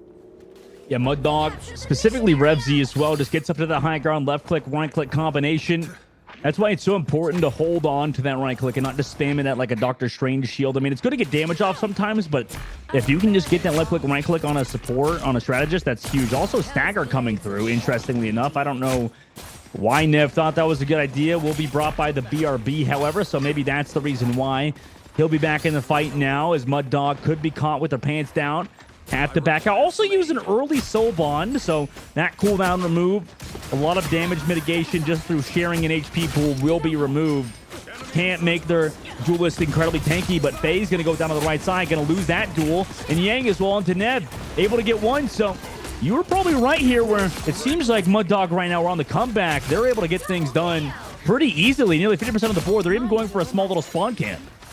Yeah, and just because they won the very first two fights, that means they're also going to have their ultimates available before Ozturney. So they're looking in favor to win this third fight as well. Now, if they're able to just seclude them in their spawn just for a couple more seconds, it should be really good. But maybe we're starting to see the reason why they banned Jeff the Landshark. It's looking like the seed is going to be going for that Jeff. I mean, this is probably one of the strangest maps to pull it out, but it has to be more of a comfort pick. Hopefully they get enough value, because that's what they need. Already 70% on the board for Mud Dog, but Faye's gonna be able to get a nice pick on Yang. That's exactly what you want to do. Gonna get his second pick as well. Faye's getting a lot of value on this Psylocke, being able to get so many picks. All of a sudden, Ozturney should be able to win this, and they didn't even have to use any ultimates. Woo! Man, 50 is nasty. 50 is crazy at the aim heroes in general. Plays the Hawkeye. high level. Plays the hella high level. Mud Dog. And now Austin, dude, I can't believe that they're playing Jeff. This is just crazy, by the way. I mean, like, prioritizing Jeff Bane. Is Deceitive just the #1 Jeff player or something? I'm so curious. I'm, like, genuinely curious if this guy is the GOAT on this hero or something, because I have never seen this character get banned on purpose. But it seems like Mud Dog did it now. Mantis ultimate early pop by J-Loon. They want to walk out with it to deal with Faye on the Psylocke. Counter Psylocke's ultimate committed by RevZ as well. But look who's hiding over the top side with the Eye of Agamotto. It was Lumi who dives back down onto one. Did they find any? Nev's actually going to find the Eye of Agamotto. Meanwhile, RevZ win the 1v1 with Spider-Man only. I'm going to take him down. Also, Deceitive will fall. So Jet the Land Shark heading back to deep waters as Mud Dog controlled the objective. Oz turning. Couldn't even really use anything else because Spider-Man went down early in that fight. Touch comes through from the Rocket Raccoon. But who else is really going to be here? Stasis committed onto 50 as well. Stops that hella from touching. Nobody else is going to be here on Mud Dog. They're going to win round #1. Yeah, and that was definitely a completely different team. Finally taking matters into their own hands, being able to prioritize different picks and bans, adapting to the opposition, being able to secure the very first point. It's also very interesting to see that they also have 3 ultimates coming into this next fight, and they should also have a portal. So they for a second there, I thought Netra wasted their Monster Hulk form. I was like, oh no, what am I seeing? No. Totally forgot they started off as Bruce Banner. So they have to, obviously turn into Hulk unless they actually want to throw and use Bruce Banner only, which would be an insane play. But anyways, they still have Lumi with the portal, and they also have the Eye of Agamotto. They were actually able to save that, which is very nice. I mean, in the other side of things, Oz Tourney, they do have the Final Judgment. They do have 50's Hella O as well. But that's pretty much it. They don't really have any support ults. And even if they did have a support ult, it's not going to provide the same amount of value that Jalen is bringing on Mud Dog's team with the Mantis ultimate or with the revive with Fluenza, right? They're only going to have the damage boost, or they're going to have a Jeff that's potentially they could eliminate everyone on Mud Dog, but that's going to be extremely hard. But if you're going to get any value on Jeff, it's going to be on this point. This is probably the strongest map for Jeff the Land Shark. So it could spell a lot of trouble for Mud Dog here. Yeah, it definitely could. I would like to see this Jeff get value because to me, this back line is incredibly off meta, but Spider-Man only able to find the one. Born Again committed. We'll bring back RevZ. Lumi's a little bit out of the sight lines just yet, or at least the range of it, but the Adam Warlock walks towards him because the res is based on his model. Meanwhile, on the right side, Faye pressuring out this Adam Warlock on the right side. Doing a great job shutting down Fluenza. Rest of the crew try to walk in afterwards, but they don't really have the support to back it up. Yeah, eventually, Lumi will fall. Rez going to bring back the Adam Warlock, but no ultimate to bring back their tank player, their Vanguard player. Now 50, looking for the Hella as well in the stagger. Jet the Land Shark snipes from the bottom left. Oh my God, gets the elimination. Yang was able to get one, but it's traded out by a Jet. One trick, it seems like, in this instance. RevZ also going to get tracked down by Spider-Man, and Mud Dog are staggering right now. This is brutal as Oz Tourney take control. Yeah, I mean, this whole time, Lumi has had his ultimate, but hasn't gotten any positioning to be able to use it. I mean, at this point, if he would have used it in the first one, he probably would have gotten it back already. Unfortunately for him, it looks like he's going to get picked yet again. So that's going to be a couple of seconds where he doesn't get to use their ult. But you know who does get to use their ult? That's going to be Faye with the Dance of the Butterfly being able to get 2. And that's going to be on both the strategists. If you want to get any picks, it's going to be on the strategist. So Ozturned is looking really strong here, fighting back. Also able to get Bruce Banner form off of Mud Dog. Now they need to do a good job of just keeping him alive for quite a few seconds just to kind of keep that stagger going, which is exactly what they did. So I'm very happy that they decided to do that. Now they're at 60%. It's looking very good for Oz Tourney here. Yeah, Mud Dog, they do have the Ivog ready to go. They will need to go absolutely huge with it. We'll see what Oz Tourney opt to do. They're playing to the back left of the point. At the current moment, RevZ on the flank goes in for the dive with the ultimate. Dance the Butterflies over the Punisher. That's a nice opening pick as he was close to the ultimate as well. Meanwhile, Jeff, goodbye off the waterfall, able to take down 2. So Jeff the Land Shark showing up today. Deceitive, able to get those eliminations and 82% of the board now. Mud Dog, need to come back. Yeah, I mean, Deceitive is showing us why Jeff the Land Shark was banned. Being able to get 2 picks is absolutely huge. It's going to allow Oz Tourney to win yet another fight. Not looking good for Mud Dog. They need to be able to touch this or it's going to be over. And it's probably going to be Netra's job to do this, but they're being held back. They're trying to They're trying to jump into the point. Are they going to get it? Oh my, look, they got it with at 99%. And they're also going to be turning to this monster hook that's going to allow a lot of time and a lot of space for Mud Dog's team to just come back here. But they got to be careful because Final Judgment is here. They're going to be able to get a pick on the scene. They're going to be able to get a pick on Spider-Man. Nature's quite literally doing it all. Oh my god, I mean, you can see why this hero is first. But wait, did Faye also just commit ultimate there? Did Faye? No, okay, they didn't. Look, no, I think it did, but it got canceled. But regardless, you're right. Netra, I mean, insane work on the Hulk. You can see why this hero is banned so often. Hulk has so much value besides just the team up with Iron Man. This character has so much health, so much damage output, especially in Monster Hulk 4. Meanwhile, the point, bit of a map thing going on right now where everybody can fly in the sky. Also, you'll notice PT play now. Ayabokamon also able to jump off through, just catch him out. No, he gets Ayabokamon over to his side, but Jeff the Landshark keeping him alive. Nice heals from him. However, Netra eventually able to get the final blow. The res also from Fluenza's on the top just to make sure everybody's nice and healthy. They still control the objective as well. Spider-Man gonna go down. Same with Precipitation as Mud Dog control the point once, still control the point on the defensive hold. I gotta say, I'm not a big fan of that portal. I mean, they put it up in the sky and they necessarily didn't have any eyesight on anyone on Mud Dog's side. So they ended up getting flanked from all angles and resulted in Lumi being able to get a very big Eye of Agamotto. And Mud Dog was able to take that home. So Nev, they're not going to have that portal anymore. At the very least, they do have that ultimate, as we're going to see a beautiful ultimate coming in from Faye. Dance to the Butterfly, being able to get so much value. Once again, Faye being able to pick up both strategies. This is looking good for Ozturney. Although Mud Dog, Lumi, they should have their portal. If they're going to use it, they got to use it now. So everyone that got eliminated should be able to come back. But it doesn't look like they have any time for that. As we're going to have a huge Jeff the Landshark going to turn this fight around. It's going to be Ozturney. It's going to be Deceited being able to get 3 people. It looked like they were going to lose that fight, but one character would manage to flip that around. All of a sudden, Ozturney should be able to take this home. Overtime into play, but I don't see how Mud Dog can bring this back. Nope. I mean, it's not gonna. I mean, they can walk back here. No touch comes through. My God. Jeff MVP. Jeff MVP. That's crazy. I'm in awe. I mean, I'm in absolute awe. He could do it again, too, on Stellar Spaceport, because of where you could move him off the map there, too. You were right. You were right. Jeff, go.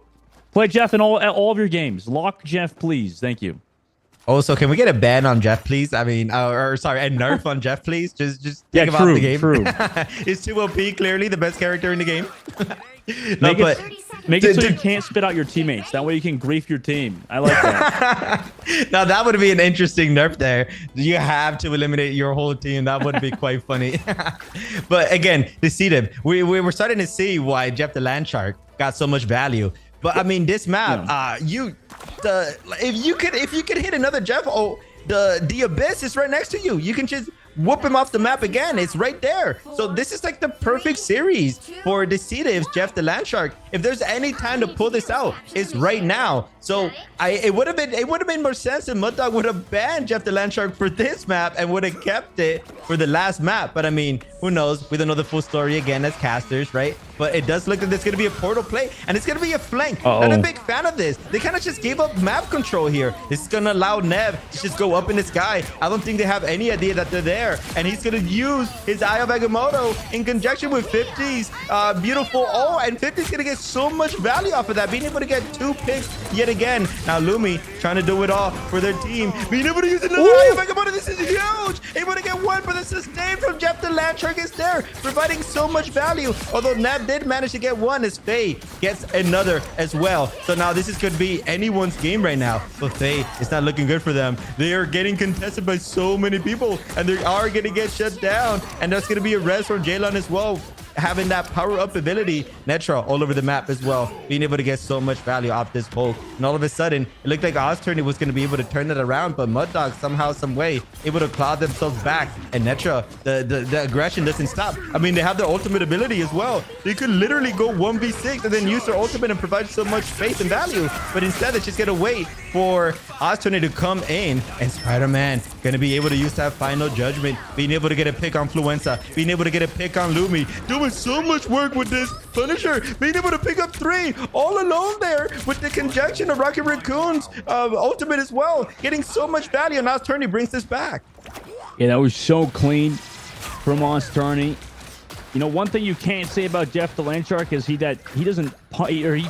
can't say that he doesn't heal. His character across the map pumps out so much healing. It's the CC that is real Rory when it comes to this hero. Meanwhile, Spider-Man with a huge ultimate, like you mentioned. Here comes the Psylocke, dances the butterflies. Doesn't fight the eliminations, though. Mantis ultimate to come back through. They're able to take down Faye afterward as well, so it's perfectly timed from Mud Dog, but they keep it up. They have to avoid the Jeff the Landshark ultimate. There's 2 tanks and 2 vanguards inside said ultimate. The res is here, but they might be out of range. The Jeff the Landshark's gonna go down while trying to tank those players outside of the map. Everybody came to save their heroes, and Mud Dog hold on yet again. Yeah, they did manage to win that fight around. It's looking like a complete battle. Whenever Mud Dog wins the fight, Ozturney comes back and wins the next one. And whenever Ozturney wins, Mud Dog comes back and wins the next one after that. We're going to see a very strange portal here. Hopefully this one is a little bit better. It's going to be right on top of the whole team of Mud Dog. Is it going to be on top? No, it's going to be right next to them still. Nonetheless, it's going to be a straight bloodbath here. As Dev is going to be going in first, but gets left. That's going to be so much value coming in. That's going to be an amazing sleep. That's going to allow the Sedative here to kind of just provide a lot of DPS, but also provide a lot of heals as well. And the counter Strange from Lumi. That's exactly what you want to see. 50 wasn't able to get any value, but Yang is able to get value. Being able to pick 1, being able to get 2. Revsy as well on the board. They try to get some of that, but it's just not enough when their whole team is eliminated. Mud Dog's looking mighty strong right now as they are 1 round away from taking map 2. Yeah, it's looking pretty dunzo here. The Sedative gonna try to fall back. Luckily, that's another thing with Jeff the Landshark. Can live pretty easily. Spider-Man going in. 50 tries to... Oh, they try to ult in general to come back, but they cannot. Job done there for Mud Dog. They came back on this map on Bernachala. That was a great job from them on Stellar Spaceport to tie the series up 1-1. And, you know, for all of the best efforts of Jeff the Landshark and the rest of the crew, I mean, they're not going to win on that map. Considering how Matter of 1 went as well, that was way closer for Mud Dog and crew. So to tie it up is huge moving forward. Definitely very huge. Netra getting that MVP. I mean, we saw time and time again how many final hits that we're getting on that Hulk, providing so much space, so much value. I mean, that Hulk, it might be one of the characters that might have to get banned if Ozturney wants to take this next map home. Mud Dog looking very strong after a defeating first map, being able to bring it back. That's exactly what you want to see if you're rooting for them, as we're going to be going into the highlights and a quick 5-minute break. So we'll be right back.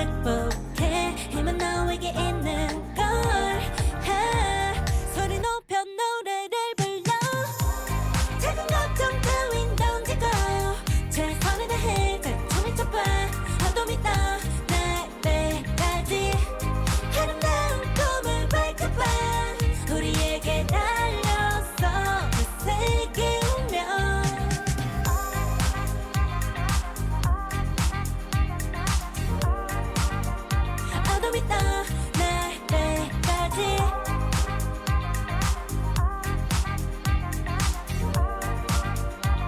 세게 울면 오랜 시간 간직해온 열망 까만 밤의 빛처럼 빛나 네 눈앞에 바라왔던 나나 탑을 딱 봐도 superstar 딱 보면 모르나 널 지킬 나란 걸 더 지켜볼수록 점점 빠져들어 카리스마 넘쳐 흘러 oh yeah 분명한 소리 들려 여기서 저기서 날 찾으면 햇빛이 날 비춰와 시작이야 let's go 어둡고 혼란한 우주 따뜻한 눈으로 감싸나 순간 신비롭게 녹아내릴 거야 좀 더 기다려 I'll be there 쓰러지지 마 끝까지 일어나야 해 어딜 가든지 극복해 힘은 너에게 있는 걸 소리 높여 노래를 불러 작은 걱정 따윈 던지고 최선을 다해 작품을 쳐봐 어둠이 떠날 때까지 아름다운 꿈을 밝혀봐 우리에게 달려서 세게 울면 눈이 부신 모든 순간들 지켜내야 해 내가 좋아지려면 꿈꿨던 너와 나 그래 승리 완벽해 The weight of both the worlds is in our hands 작은 걱정 따윈 던지고 최선을 다해 작품을 쳐봐 어둠이 떠날 때까지 아름다운 꿈을 밝혀봐 우리에게 달려서 더 세게 울면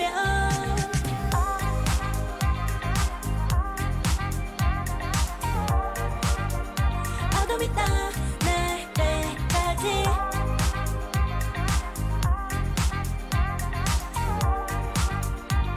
세게 울면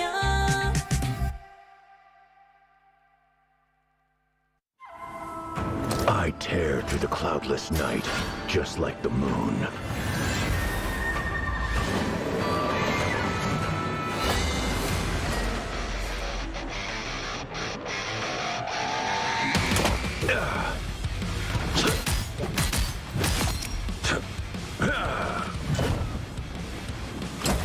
To drain. The moon haunts you!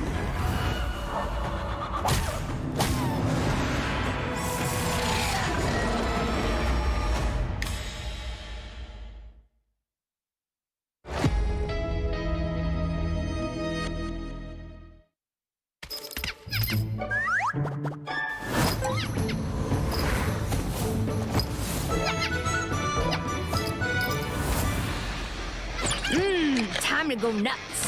Ha! Check out this big acorn. Whoa, stay free!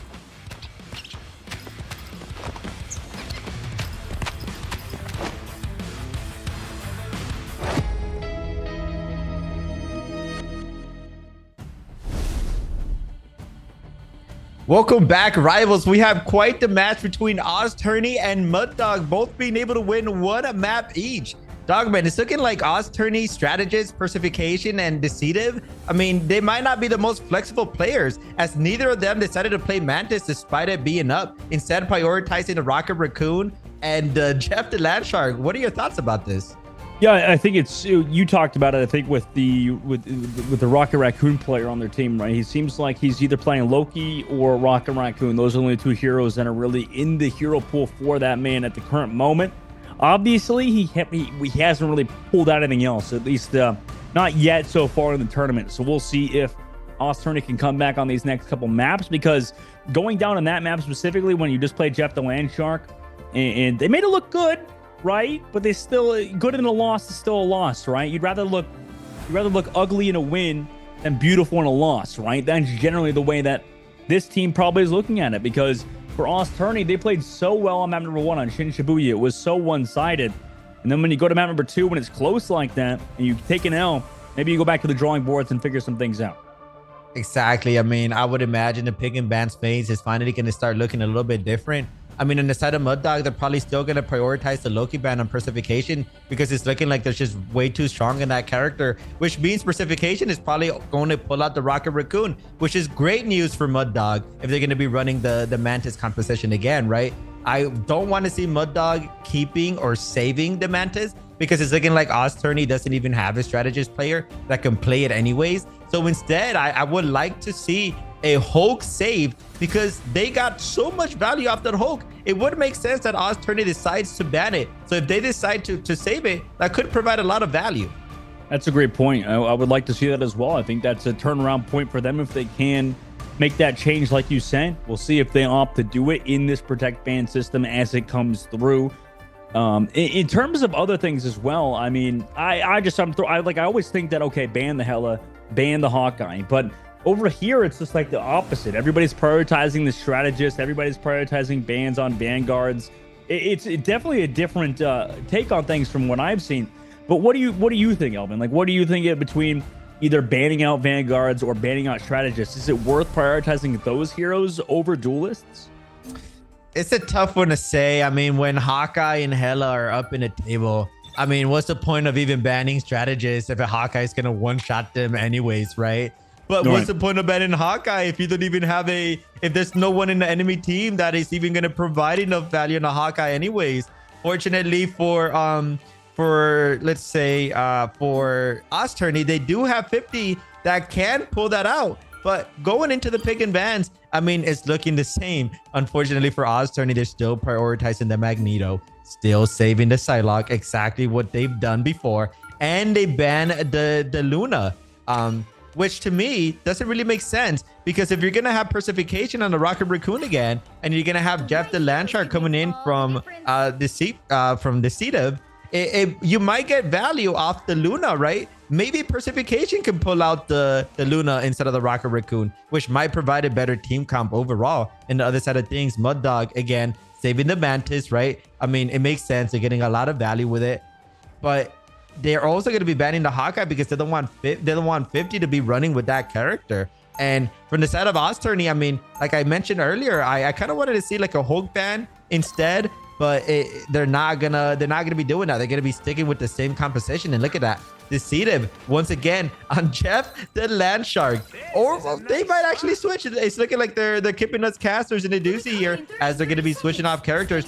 They might potentially just be using the Rocket Raccoon just to get the bonus health in the very beginning, and then they might switch to Jeff the Landshark. I mean, we're gonna have to wait and see. But finally, I get to see Persification on the Mantis. This is something that they should have been doing, right? I do think Rocket Raccoon does provide a lot of value, right? Especially when 50 is going to be running the Punisher. But if Mantis is up, that ultimate just provides too much. The damage boost as well just provides too much for the team. So I'm very happy that Persification is showing that maybe they are a variety player. Maybe they can play other strategies. And that might be the change that Ozturney needs if they want to win map number 3.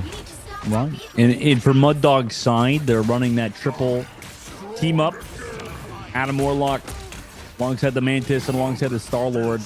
Haven't seen that too much today specifically. I know it's a very good composition a lot of people love to play with, considering everybody in that team up can resurrect once on like 120-second cooldown. Meanwhile, they just get walked on. Jayla Influenza immediately going to pop their reses. Going to be back in this fight after being taken out, but it's Faye. Oh my gosh, Faye has been amazing. Getting so much value immediately, finding the players that just resurrected, Splatterman only as well on the Jalen. Able to just keep walking forward, pressing the W key. And us today, we'll have to do a Looney on the other side, but they're able to kind of just deal with all of Mud Dog. Back to the spawn they're going to go for now. Look at how aggressive Nev is playing, literally trying their best to hold off Mud Dog. But Mud Dog, they're here. They're all grouped up. So they should be able to touch this point once again.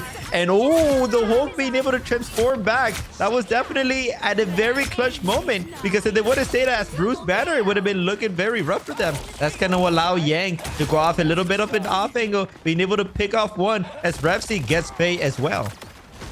Yeah, that was a nice opening from Yang. Without that, who knows where Mud Dog would be. We'll see how Ozturney want to play this, right? It's tough because they're against a composition for Mud Dog that's so mobile, so the Jeff the Landshark ultimate's a lot harder to hit. They do have other ultimates besides that, however. Everybody pretty much coming on ultimate. You also did get Jalen's ult out, so no more Mantis ult. Everybody's playing around this objective, forcing people towards it. Spider-Man only also just poking through the window of the portal on the high ground, able to take down Yang as well. Trades it 1-for-1. Ultimate comes out from Faye, able to take down Fluenza. Meanwhile, Spider-Man only on the cart, able to come through the portal and find the final blow. Ayabagamotto was really late from Looney, but at this point, it might be over. You had the legendary from the high ground. Spider-Man only, though, and the rest of the crew surely able to track down Revsy. They do so eventually. Hulk, though, in the Monster Hulk form. Can they delay long enough for the team to get back here? They might have a portal play to come back through, but with that delay on the Bruce Banner, that's going to be tough. Hell Unleashed towards the cart. But is anybody going to touch through this portal? Yes, they are. Also, the damage is there on the 50 on the height. Revsy is low on the Faye. They're able to come back through, touch the objective. With 1.3 meters left, they have to touch this, though. If they don't, it might be over. Jeff the Landshark soaks everybody up, throws the team away. Meanwhile, Star-Lord duel on the low ground, able to get one. Jeff off the map with the crew, just goes for that reset. But Mud Dog still hold on regardless. For a second, I was about to say Mud Dog is investing too much. I thought they were going to lose that point. They ended up using the Star-Lord ultimate. They ended up using the Eye of Agamotto. They ended up using the Monster Hulk from Netra. That was 3 ultimates used, as it looked like they were literally just going in one by one, just wasting their ultimates. But the whole time, I had no idea that Lumi was cooking up a portal, which pretty much led to all of them coming back and actually holding off the point.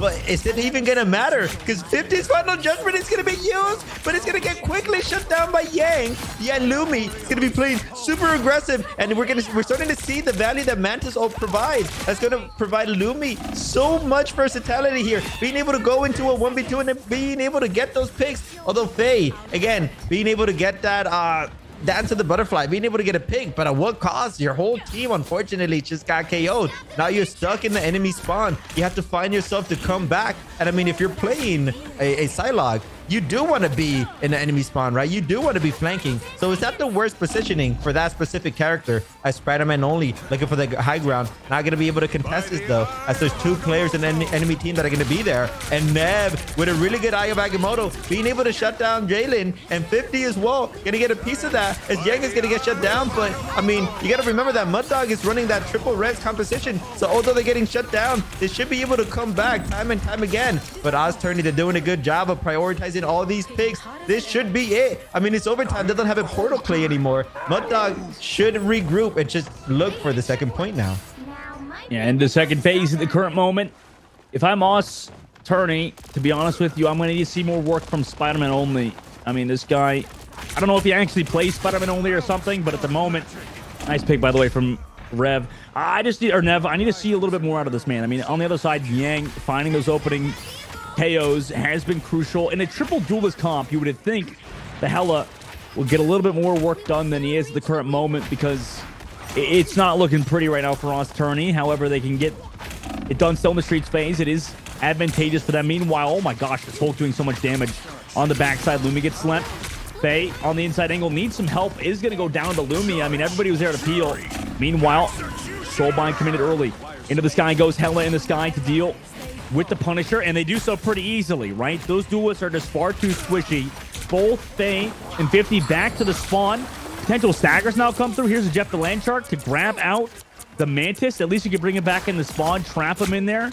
But at this point, you know, you do get that. You do get one. Yang also with another one. They're finally kind of working themselves into this Ozturney rather, but Mud Dog still holding on. A minute left. It's kind of rough, I think, for this triple duelist comp right now. Yeah, Nev just doesn't have enough value. They can't really walk up whenever they have it. Just Netra just punching them in the face. I mean, Netra's able to counter that shield, right? So it's not much they can do. But talking about countering, Faye is going to be able to pull off a very nice pick on the enemy strategist. That's going to allow 50 to get some nice picks. But an amazing rest from Fluenza. But they're all stuck in the high ground and they're all very low. Just not enough healing is going to be happening. So Mud Dog, although they had an amazing rest, it was pretty much just for their deaths. Now they just pretty much just charged up Ozturney's ultimates there, as they have 3 coming into this next fight. I think Faye's been a real hero for Ozturney. You might think it's funny or a bad ultimate from Psylocke to use the Dance of the Butterflies onto a single hero, but it's actually kind of worth it, especially if you get the elimination or a forced ultimate. Faye putting the team on the back at the current moment. We'll see if they can keep doing it. On the left side, forces the Crows back, goes for the 1v1, able to get the final blow as well. So that's an opening elimination that yet again is a reason why Ozturney are about to win this here. considering how things are looking right now, I mean, Faye is just absolutely going crazy. So if Faye can keep playing like this, Australia will be in a good spot. But it's a lot to ask out of a Psylocke player in this triple duelist composition. Yeah, Faye's doing a good job of just getting these off angles, consistently going for the 1v1s and winning them time and time again. Like you mentioned, they actually might be the unsung hero of this team, might be the reason why they actually win this. That's not good news for Mud Dog, right? When you're running a composition like this, you got to be very careful because, I mean, who's going to turn around and protect your strategist from a dance to the butterfly? It's just not much you can do. You only have a Mantis Soul, but if that's not up, I mean, it's pretty much GG's. Talking about the Mantis Soul, it's already going to be popped with the Eye of Agamotto as well from Lumi. That's going to allow Yang to get 2 picks straight off the bat. You see them going to try to get 1 as well. Going to be sacrificing their lives for it, but it's just might not be enough, as Mud Dog is going to be able to hold them back. And now we're in a position where there's 45 seconds left. I mean, Oz Tourney, they could potentially make a portal play here, but this is pretty much going to be the last fight. 50's going to be able to get an amazing pick on Revsy, though. If they want to win this point, that's exactly how you want to start it off. Final Judgment is also available. There's not going to be any Mantis Soul, though, in conjunction, so they're just going to have to run it raw here. Are they going to be able to get enough value? As Yang is going to get value, being able to get 1. They also have that ultimate ability as well, as Spider-Man also trying to get a piece of that as well. Monster Hulk incoming. Gonna be able to shut down 50, though. That's exactly what you want to see from Mud Dog. Netra getting so much value off this Hulk, being able to pick up both DPS, and Lumi getting some of that as well. I mean, that all came down to Faye getting picked early. I mean, it's so unfortunate, but for Oz Tourney, they're all running back to the subjectivist point. Fluenza with the 2 KOs just to secure it. That was clean. Make it 3 for Mud Dog towards the end. You know, you can see how much pressure is on Faye at the current moment. It just seems like there's so much work that needs to be done. And unfortunately, just kind of left in the dust. They did get the cart quite far, I will say, for a triple duelist composition. So maybe on the defensive hold, it'll look a lot better. I do think the triple DPS provide a little bit more value on defense. I could be wrong about that. But at the very least, if they are going to be running that triple DPS, which I'm not really a big fan of, I would like to see Oz Tourney kind of flip it around and go for the double Vanguard, as we have seen from a lot of teams time and time again in these tournaments. But they're not going to do it. They're going to just stick to the guns. They're going to still go for the triple DPS. So a very squishy backline here. That's going to provide a lot of value for Mud Dog. To me, it's a bit odd that they don't put 50 on the Hela and then they swap Spider-Man only. I think they did that earlier where they had Spider-Man only on the Punisher. It just seems like 50 is like a much better aimer than Spider-Man. Like, I don't know. Maybe I'm just being a hater, but I just feel like at moments, Yang has just gotten the better of the other team's Hela, and also Spider-Man's aim just hasn't been as on point as 50's has been. I mean, you bring up a good point. I mean, 50 has been an aimer throughout this whole tournament. We saw them on a Hawkeye putting in a lot of work. We saw a little bit of the Hela also putting in a lot of work. So you do bring up a good point. It might be better for them to trade characters there, but maybe Spider-Man only doesn't really know what else to play. I think we saw them yesterday going on the group, but maybe they don't think that they can provide too much value on the group. Maybe that's just a Hela one trick, and that's what he's bringing into the table, which is not good news for Oz Tourney, because it's looking like they have a lot of one tricks in their team, which might potentially be the reason why Mud Dog takes this home, as they're going to be going for this Star-Lord, and he's going to be able to pick off Spider-Man again. Spider-Man, unfortunately, getting picked out first. It's going to be able to get revived, though, but it's not going to matter because Faye is going to be taken down. Mud Dog is already getting so much space as Yang is going for this high ground position, being able to pick up 50, and there's no respawn beacon in the map anymore. So now every single person that's being eliminated is actually going to have to walk back from spawn. They are going to have the portal play if Nev decides to use it this early, but it's not looking good for Oz Tourney. No, it's not. I mean, you would like to see them get a little bit of work done with the triple duelist composition. Maybe it could still work, but at the moment, it's looking like it's actually reason why they're in the lower bracket at the current moment, right? Why the tournament life is on the line. There's faults in every single team in this lower bracket right now, but theirs is really coming to fruition at the worst possible time. Immediately engaged by 50, able to trade down Lumi. He went really aggressive, cost him his life. It might have been worth it. Cosmic Yarn engage. But here's Niang towards the objective. Looking for damage. Meanwhile, Revs is able to take down Faye, and with Faye gone, we'll see if they can get much more on the front line. Nev with one. Finally, Spider-Man only with another one. Can they find more on the Nev? Yes, they do. Then they come back. Okay, maybe Spider-Man only is actually kind of cracked. Let him cook. Online finally. And they get the final blow as well into even more. 2 minutes left. They retouched and they secure the point. Once again, Spider-Man only 2. Looking kind of nuts. Finally waking up, being able to get some picks. I mean, that Cosmic Yarn provided a lot of value for Oz Tourney, getting so much damage in. That kind of just allowed them to get off that choke point. I mean, also Netra playing a little bit too aggressive, turning into Bruce Banner form was also very detrimental for Mud Dog, not having that frontline presence anymore for a couple of seconds, which allowed Oz Tourney to also play a lot more aggressive, right? All of a sudden, it's like when you're Bruce Banner, you're essentially only have one Vanguard, and that was going to be just this range from Lumi, and it just wasn't enough. But you know what might be enough is Spider-Man only with an amazing ultimate. Final Judgment also coming into play, being able to get Yang as well. That's going to be a lot of picks coming in from Mud Dog. They get picked off as well, but they're getting rest by Fluenzas. That is a really good Adam Warlock. Oh, now even if Mud Dog gets a lot of picks here, even if they get eliminated, they're gonna come right back from Fluenza. But Spider-Man with a sneaky, cheeky angle, being able to get one. They don't have an ultimate ability here, so they're playing very risky, trying their best to maintain value, but Fluenza's gonna get the better end of that. And Mud Dog, they're gonna be able to take this home. Oh my god, but a portal play coming in last second. That's gonna be a waste from Oz Tourney. Yeah, that's gonna be gone now. That cooldown is huge. Man, I feel so bad for 50 in the last fight. Like, 50's playing so aggressive. You need playmakers on your team. 50 is one of them, right? Going aggressive, opening up, getting that final blow on Lumi earlier. Now trying to make something work, but just got slept, then stunned, and then gone. So it was just a brutalized fight for him. We'll see if in this one he can turn things around. 3 minutes left to go. Mud Dog. They've got an ultimate to work with the Monster Hulk. Oz Tourney, meanwhile, on their side. They have an ult to boost everybody else up, but oh no. Yang running free. Where's the duel?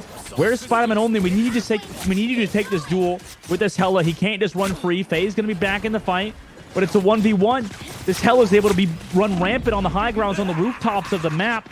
An absolute assassin at the current moment. No eliminations found, however. Cosmic Yarn committed from the defense. Do they find any eliminations with it though?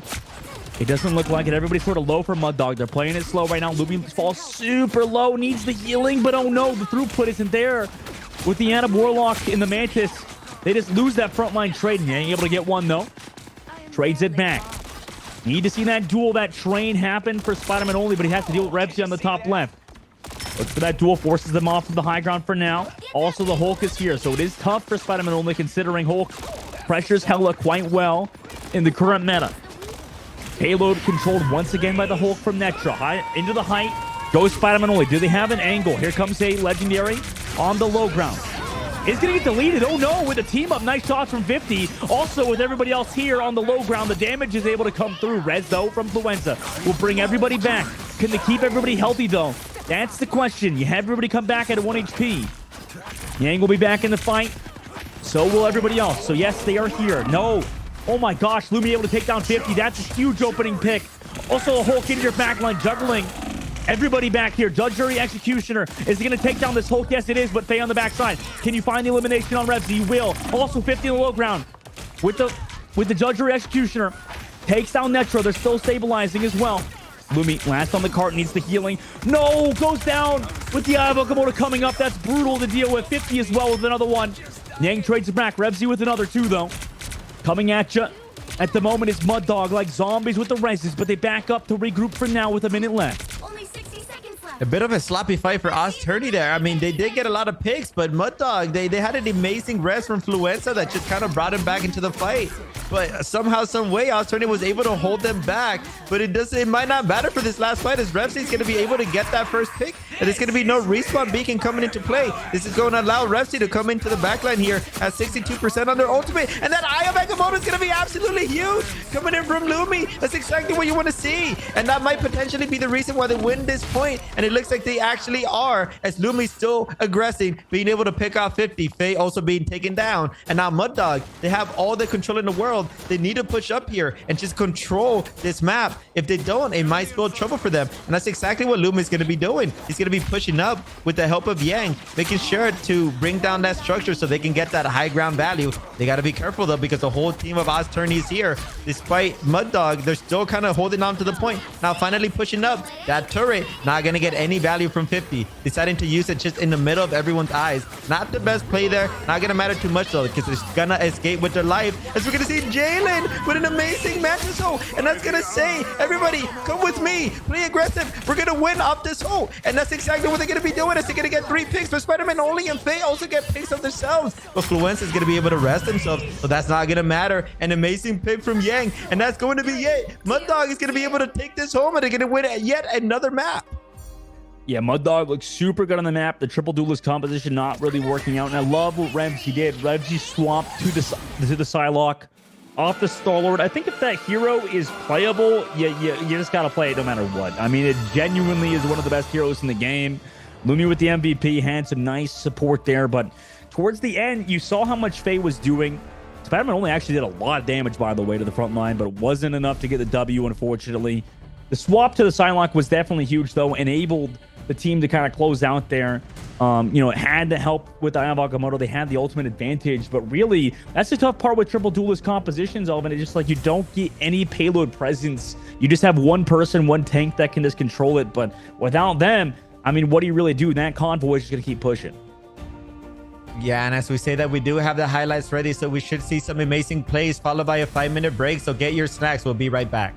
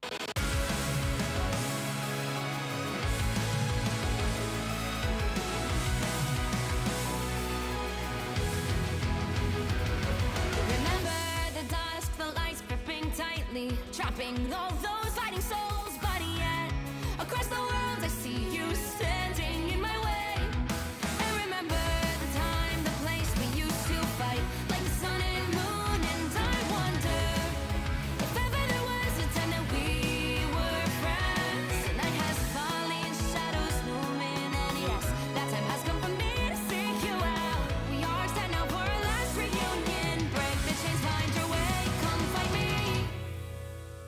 Do you remember who you really are? Show me that you are still the only one for me.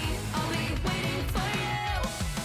Wake up, open your eyes, raising up your fists and smashing through time walls. Before the rift splinters again, we are rebels till the end. Rise up, open your mind, hold on to your powers. No one can stop us.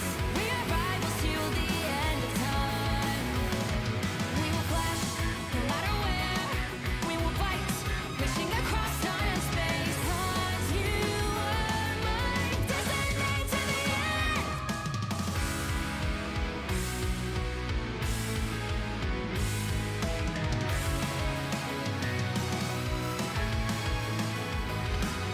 You see the dawn, the flames burning brightly, shining on those memories. And yes, across all time I see you turning the tides. And do you see now our time, our turn? We can still fight like the wind and fire. And wonder no more that now is the only time your heart is mine. Light has fallen, darkness grows, and yes, we fight for our destiny and fate. New days smiling for the past and future. Break those chains, lead the way, fight with me. And when you wake up, open your eyes, raising up your fists and smashing through time walls. Before the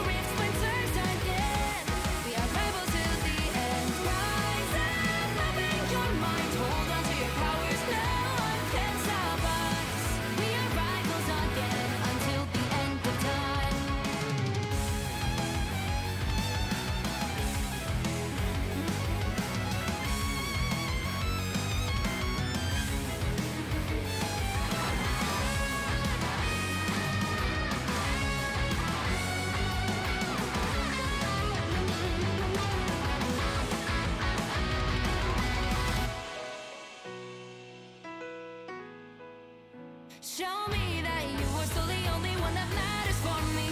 I'll be waiting for you. Wait up in your hands, holding on to your heart. Look inside you. Can you feel it? The sparks in you. Add it up, unleash it all. Wake up and your fries raising, fists and smashing through time walls. Before the rift splinters yet again, we are rivals to the end. And rise up, open your mind, hold on to your powers. No one can stop us. We are right. I tear through the cloudless night, just like the moon.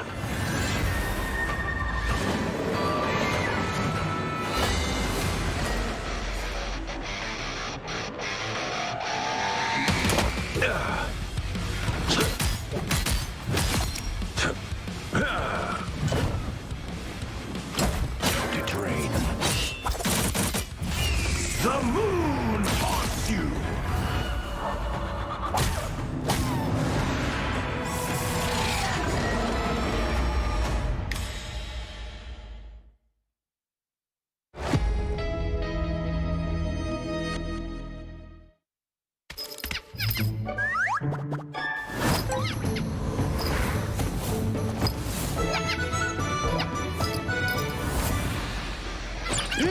Time to go nuts. Ha! Check out this big acorn. Whoa, stay free!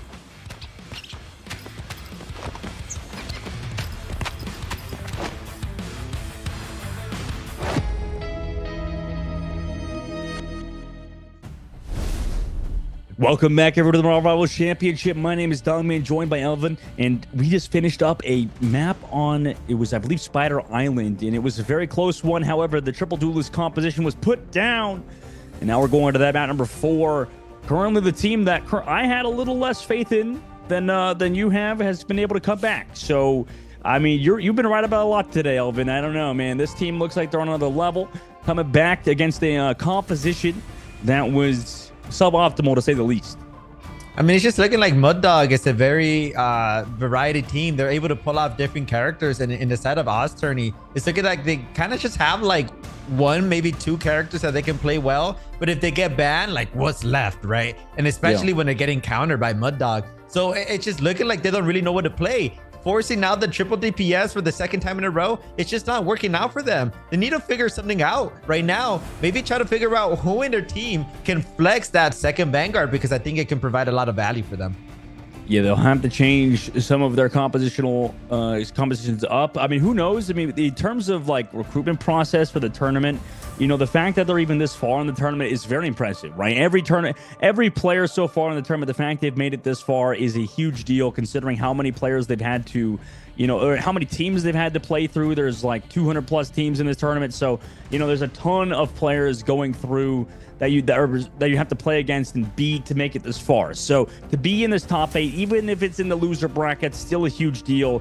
And obviously no slight to any of the players. It's huge respect for being able to make it this far in the tournament so far. So regardless, they've been able to make it work on triple duelist at points. However, now when we're in the elite of the elite, like you said, you need to figure out your roles a little bit more. You need to figure out who's going to play that Vanguard, who's going to be able to play the duelist when the time comes. And right now, I think we both can agree, both Faye and 50 both look really good on the duelist, whereas Spider only, I mean, a lot of damage, obviously. Damage was huge in terms of stats last game, but in terms of actual, you know, execution in game, it didn't feel like the triple duelist composition was really working that well.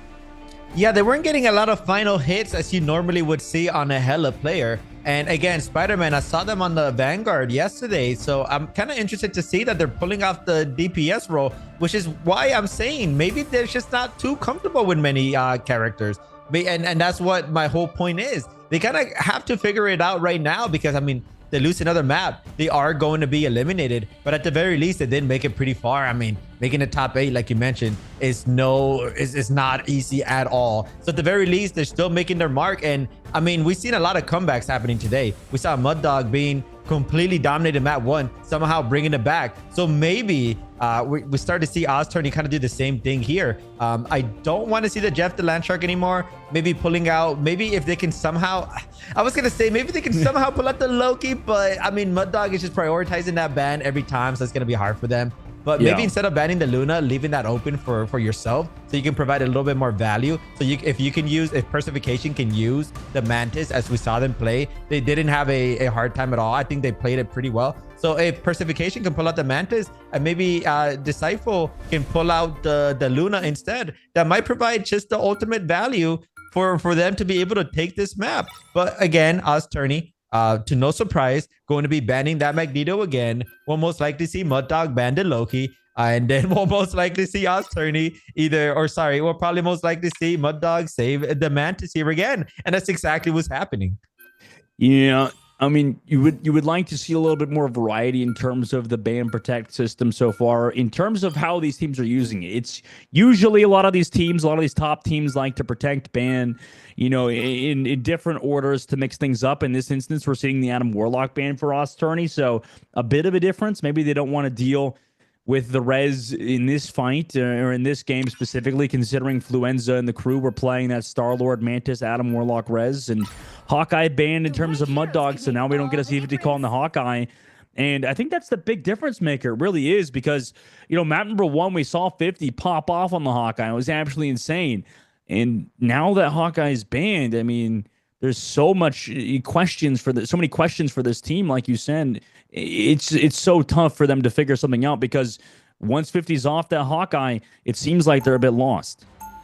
Yeah, and they're going to be forced back in the Punisher, because it's going to be Spider-Man that's going to be going back to the Hela again. So this is looking like the same exact composition. The only difference is that this time they are going to be banning the Adam Warlock. That's going to stop Mud Dog from going that triple res trifecta, which might be the difference maker here actually for Oztourney. And this time around, they're not going to be banning the Luna since they banned the Atom. So now they are going to have that Luna in conjunction with the Mantis. So it's looking like a way better team comp. Although I'm still not a big fan of the triple DPS. We're going to need, 50s on the Punisher without a Rocket Raccoon. And then the Rocket Raccoon comes out. So then all of a sudden, you didn't ban the Luna, but you keep the Rocket Raccoon. That's going to be in favor of Mud Dog, where they are going to be running the Luna and the Mantis in conjunction. They also have the double Vanguard, so they're going to get so much frontline presence, especially with Netra. He's doing getting so much value up this Hulk, consistently getting so many picks, being able to dive whenever they want, and it's just not really being contested too much, at least by the side of Oztourney, as we're going to be going in to the very first round. And we're going to have a very strange portal here, as he's going to be on the high ground. This is going to allow 50 to just rain down with the turret, being able to get the first pick. And that's going to be on Jalem as well. It's exactly what you want to see. Now they're going to be able to take this portal. But meanwhile, the point, it's not even moving at all. It's like, it might as well not be moving. It was like a really good play, but at what cost, right? You ended up only getting one pick. You didn't even move the point at all. Now all of a sudden you're at a standpoint again. You might as well should have just saved the portal, because now Yang is getting the better end of Spider-Man, as Netra as well is going to get another pick on Neb. And you called it earlier. I mean, that one's a very strange portal. It just didn't work out whatsoever. A minute off the clock now. Mud Dog, I mean, sitting pretty right now. I mean, that was weird from Oztourney. Maybe they'll figure it out. Now they're going to push that cart, but point presence is going to be lacking. Revsy in the 1v1. Corner angle was even advantaged for Faye. However, Revsy does a great job swapping off the Star-Lord and now on a hero such as Psylocke. Goes for the dive with the Hulk. Actually kind of caught out at the moment. Needs to back out. Ballooney's there with the peel and is able to force everybody else away. I mean, it's tough, especially with a dance floor at this point, to really deal with the Vanguards from Mud Dog. They're able to just run straight at you. You don't have the health pool to work with. Once your front line goes low, now you got it. Now Spider-Man swapping over to the Groot. They at least have an off tank now. Yeah, finally we see the famous Spider-Man Groot that we got to see in the last broadcast. So maybe this is a change that they need. That 50 is going to be using that final judgment. But look at everyone on Mud Dog. They're all behind cover, using their structures to perfection. So now there's going to be a wasted final judgment. But Revsy going to be able to get the better end of that, being able to pick up 50 as well. And the Dance of Butterfly is going to be there. But the Luna, all in conjunction, not going to be able to get any picks there, Revsy. But at the very least, it did force off a very, very needed Luna ult. But the Eye of Agamotto is going to be there. Not too many picks happening, though. Hella up in the sky. Yang being able to get a pick on Persification. That's exactly what you need. Only 1 minute and 28 seconds left. And Mud Dog, they're doing an amazing job just holding out. It's turning now, walking forward. Maybe this is their chance with a minute and 20 left. They've got Groot Ultimate ready to go. Nothing really to follow up on it, but there is no Stratus Ultimates to deal with it. I mean, Influenza's super close to that dance floor. If he could build it, that would be huge, especially with Eye of Agamotto. Oh, no! Yang on the right side able to get one. Revsy with another one. They want to close it here, and now with a minute left to go, another elimination found by Revsy. Eye of Agamotto was there, but at what cost? Nothing else is going to be done now for Mud Dog. For Oz Tourney rather. 50 seconds left to go. Tough spot they're in right now. Defeated once again. Not feeling comfortable with the character they were on. They're going to go back to Jeff the Land Shark. That's going to force Persification on the Mantis. And then 50 at the very least. They did get the Hela. But I mean, there's only 30 seconds left. I mean, this is the final fight. You're changing up the whole composition for a Hail Mary play. The question is it going to be enough? I mean, it's not looking like it when Lumi's going to get 2 amazing picks. Netra right there with him as well. And they're literally in front of their spawn. Only 15 seconds left. And look at where Lumi is playing. It's literally right in front of the spawn. I mean, when you're playing at a top 8 tournament like this, I mean, this is just a little bit of disrespect. Well, they have to do it, because if they don't, then the Doctor Strange is going to get a portal off, right? Because you have to walk out of spawn to do it. Meanwhile, Jeff the Land Shark, now they come through. See, the portal was so late, but I mean, it was late anyway. The Doctor Strange got eliminated. Couldn't even touch the payload. The Spider-Man only 2. Got no value on Groot. Same thing with the Jeff on their team. Unfortunately, now it's just such a tough round for Oz Tourney. And what a way to go out. I mean, they still have a chance, obviously. But, I mean, man, map number 1 was so dominant for them. And ever since then, it's just been downhill, downhill, downhill. Mud Dog in the driver's seat now. Yeah. I mean, I think it's just 50 not being able to play those hit scan characters. I mean, Punisher is hit scan, but it just doesn't provide the same value that a Hela or a Hawkeye can. So I am happy that they are playing it now. This might be the change that they need, but 70.89 meters. I mean, that's not a very good push at all in the side of Oz Tourney. Mud Dog has 4 minutes to pull this off. I mean, if Mud Dog literally just wins 1 fight, they should potentially be able to win this, especially when they have Lumi with the portal that can close off the enemy team in their spawn, right? If they do decide to take it that way. Now, something important to note is that Neb decided to use her portal in the very beginning. They did get a first pick, but I wouldn't like them to just push off the spawn right after that first pick instead of taking the portal. Hopefully, we don't see Mud Dog make the same mistake. I mean, they're not running the Punisher. Instead, they're running the Iron Man in conjunction with the Hulk. And that's the first time we've seen it in this tournament. And I got baited as Bloom is going to go back. Oh, no, I didn't get baited. There you go. The trifecta. If we do, we are going to see that Iron Man play. And that might be exactly what they need to just win this first fight, because that Iron Man gamma radiation just does so much. And look at the way Hulk is playing. Look at the way Netra completely just jumps into the high ground. That's going to force 50 to give it up. Now, 50 cannot do the same thing that we saw High do in the previous series, where they were just getting so much value off the high ground, especially when Revsy is here as well. But Revsy has to be careful, because one of the main counters of Iron Man is going to be a Hela, especially when you have a Psylocke in the flank.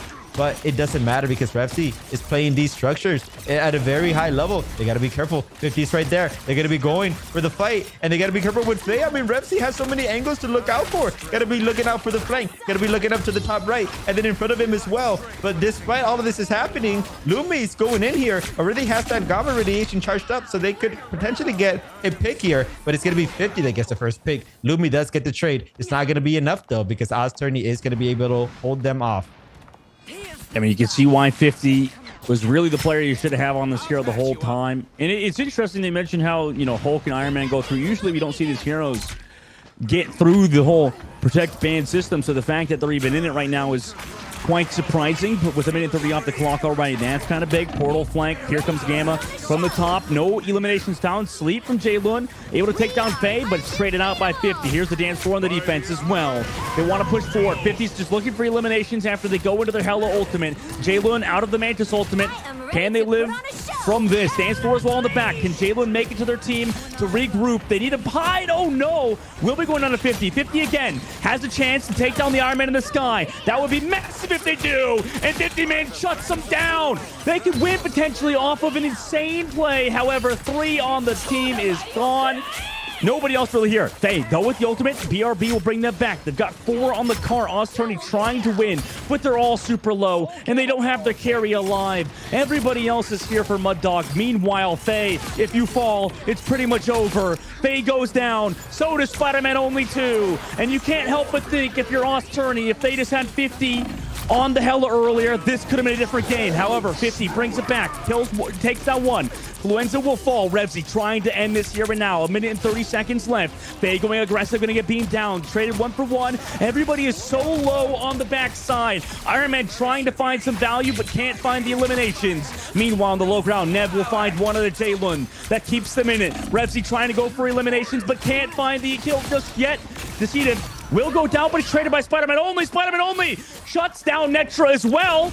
And somehow, some way, Ozturney's still in it.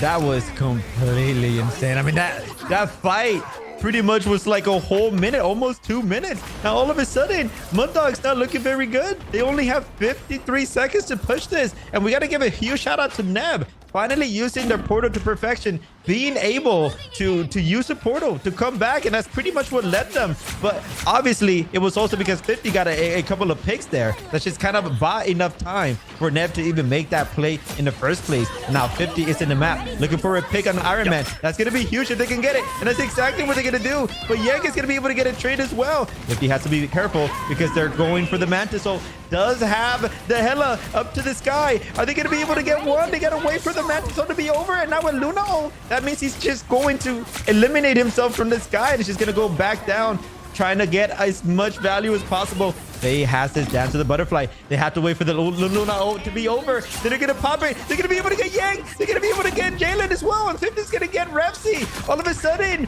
Ozturney's looking very strong. But Nev is going to be switching to the Venom to just contest this. But it's not looking too good. As Metro's going to be winning that 1v1. And that actually might be it. It was a 1v1 at the very end.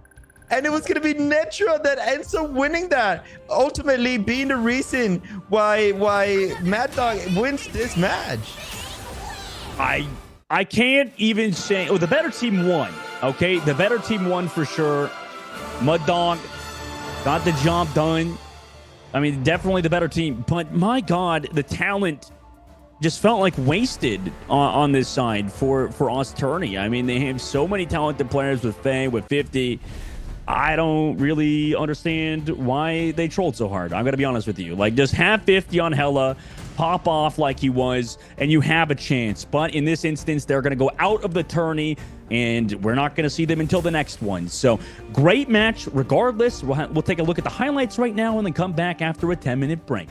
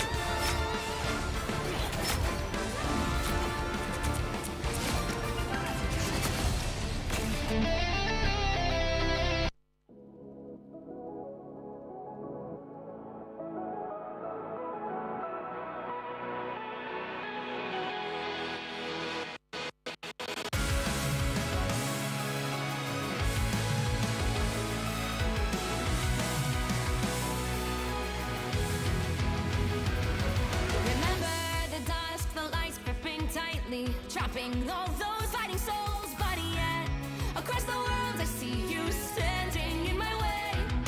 And remember the time, the place we used to fight, like the sun and moon. And I wonder if ever there was a time that we were friends. The night has fallen, shadows looming, and yes, that time has come for me to seek you out. We are set now for our last reunion. Break the chains, find your way, come find me. Do you remember who you really are? Show me that you are still the only one for me. I'll be waiting for you. Wake up, open your eyes, raising up your fists and smashing through time walls. Before the rift splinters again, we are rebels till the end. Rise up, open your mind, hold on to your powers. No one can stop us. We are rivals till the end of time. We will clash, no matter where. We will fight, pushing across time and space. 'Cause you are my destiny to the end.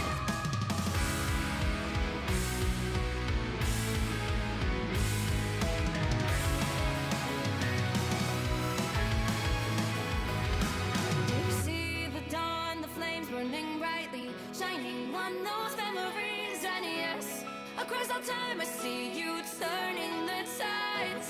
And do you see now our time, our turn? We can still fight like the wind and fire. And wonder no more that now is the only time your heart is mine. Light has fallen, darkness grows, and yes, we fight for our destiny and fate. New days smiling for the past and future. Break those chains, lead the way, fight with me. And when you wake up, open your eyes, raising up your fists and smashing through time walls. Before the rift splinters again, we are rebels till the end. Rise up, open your mind, hold on to your powers. No one can stop us. We are rivals again until the end of time.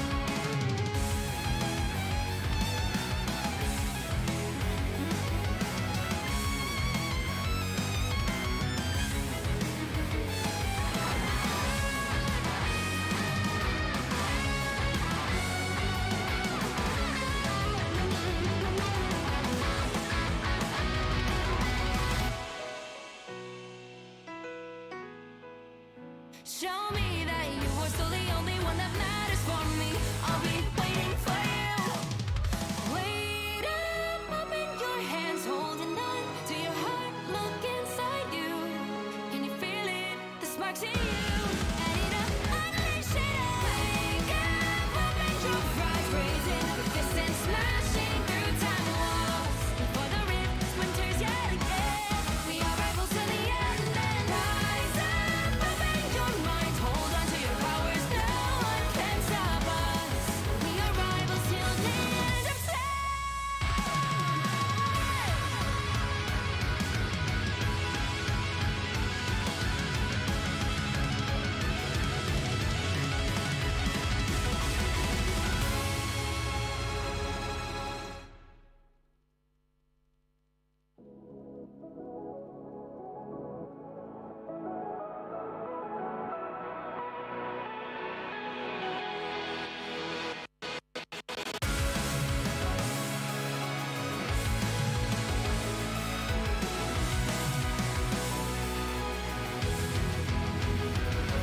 Remember the dusk, the lights gripping tightly, trapping all those fighting souls. But yet, across the world, I see you standing in my way. And remember the time, the place we used to fight, like the sun and moon. And I wonder if ever there was a time that we were friends. The night has fallen, shadows looming, and yes, that time has come for me to seek you out. We are set now for our last reunion. Break the chains, find your way, come find me. Do you remember who you really are? Show me that you are still the only one for me. I'll be waiting for you. Wake up, open your eyes, raising up your fists and smashing through time walls. Before the rift splinters again, we are rebels till the end. Rise up, open your mind, hold on to your powers. No one can stop us. We are rivals till the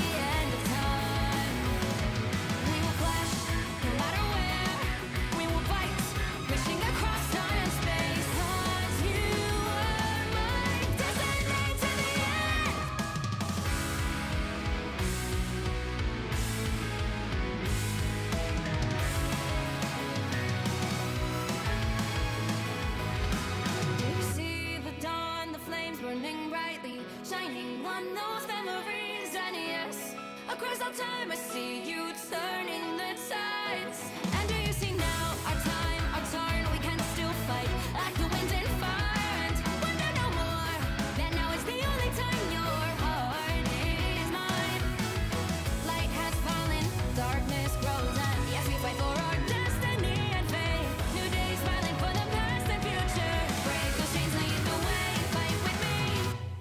And when you wake up, open your eyes, raising up your fists and smashing through time walls. Before the rift splinters again, we are rebels till the end. Rise up, open your mind, hold on to your powers, no one can stop us. We are rivals again until the end of time.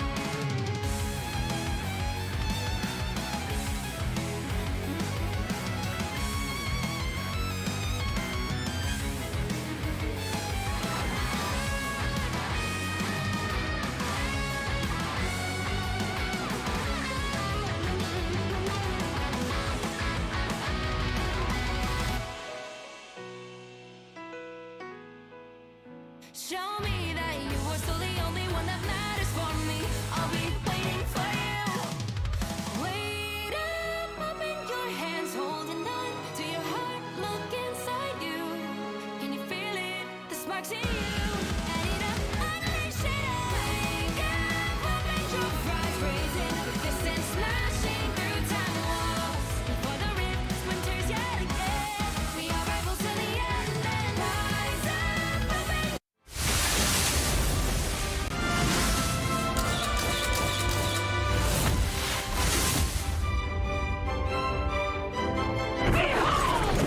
Child!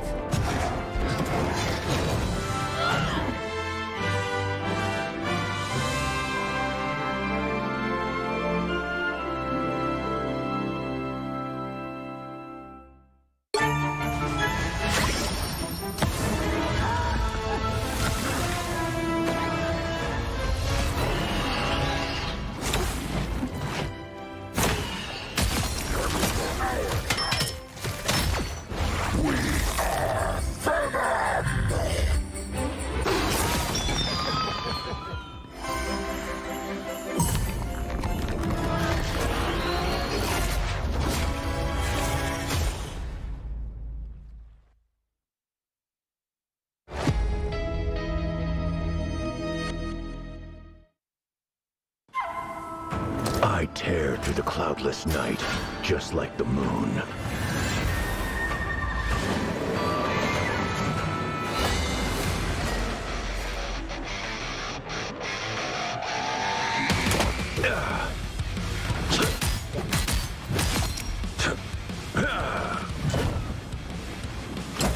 To drain. The moon haunts you!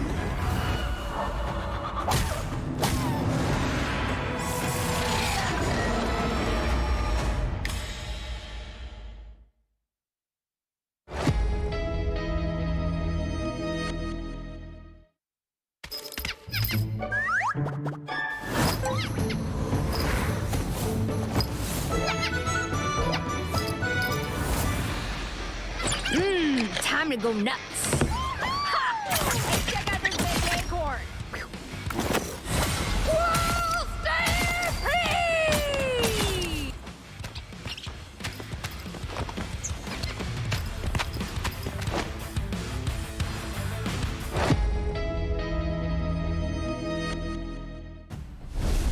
Welcome back, Rivals, to day 5 of the Marvel Rivals Championship. My name is Elvin, and if you're wondering where Dogman is, don't worry. After an amazing cast from them, they deserved a nice little break. So now I'm joined by the legendary Ruben Sargasm. Ruben, you just tuned in, so you have missed out on our very first best of 5. I know me and you casted yesterday, and every single match was a 3-0 blowout, with the exception of one match, which was a 3-1.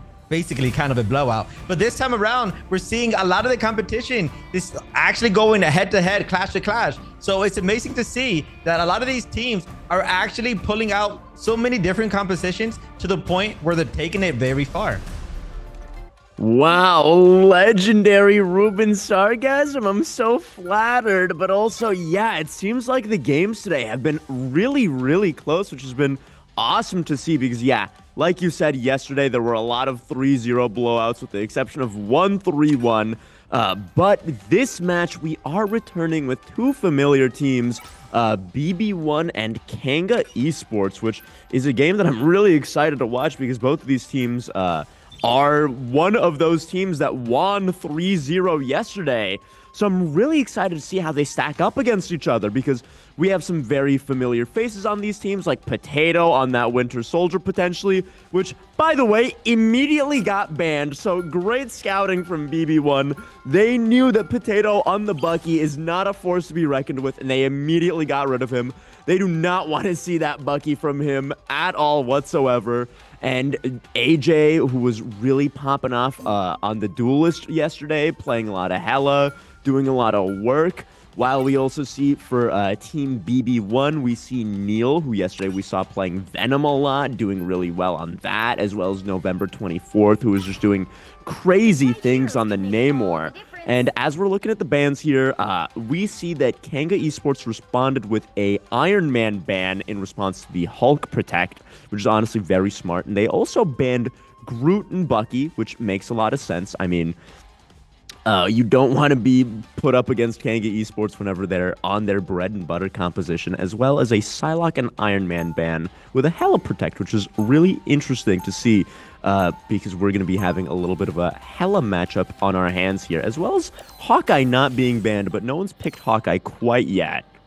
Yeah, it looked like on the side of Kanga Esports, they were kind of just responding to what BB1 was saving and banning. In conjunction to BB1, they were more prioritizing the target bans, right? That group ban was definitely a target ban on Loki. We saw them going absolutely ham with those Groot ults yesterday. So taking that off the table for Loki is going to make a lot of sense. Also, forcing Potato on a different character other than Winter Soldier is going to be a major play for BB1. So now they're going to be going for the trifecta, though. They still have a really good comp here, as they do have the Adam Warlock, Mantis, and Star-Lord. And now we're starting to see a lot of similar compositions now that we're in the top 8.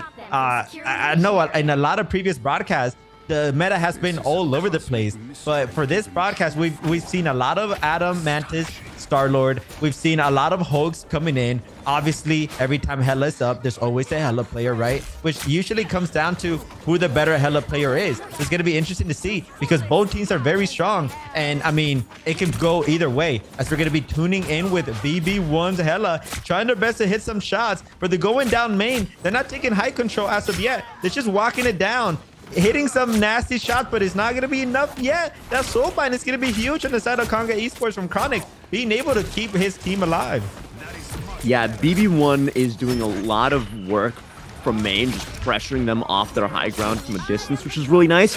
As Loki engages into BB1, cleaning them up, and AJZ is there just to follow up and support his teammates after the Hulk engage, which is really nice.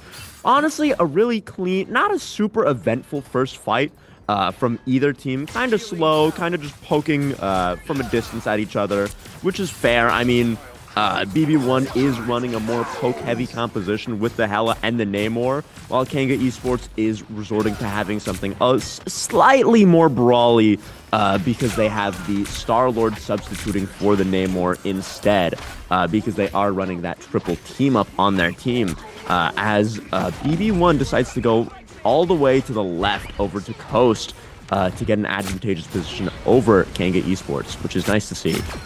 And look at the way Loki's playing, literally in the faces of BB1, getting so much value. And whenever he gets low, he just jumps back to the support to get healed back up. And there he goes again, being able to bubble himself, trying to provide a lot of value. But it's Neo right now that's in the aggression that's going to force Loki to go back and help out his team, which usually you want to see Loki kind of dive on the strategies instead of trying to help his team. That's going to say a lot about Neo and the way they're playing, because they're forcing Kanga Esports to switch up their playstyle. And Neo is going to be going in.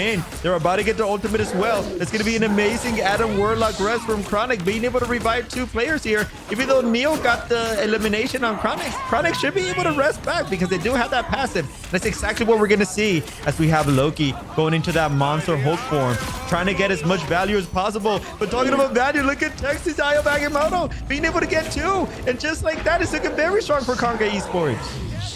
Yeah, I mean, Kanga Esports is doing a really great job holding here. Also, at the beginning of the fight, I'm not sure if you noticed, but BB1's Hella managed to pick off Potato at the very start. And Potato decided to res themselves directly in front of them, which didn't pan out the best for them. But honestly, I respect the extremely brave play as BB1 has to fall back. They lost that fight. There's only a minute left on the clock, and they only have 53% capture progress. So this could be looking like the last fight here as they look to hopefully capture the first point here, if possible, for BB1.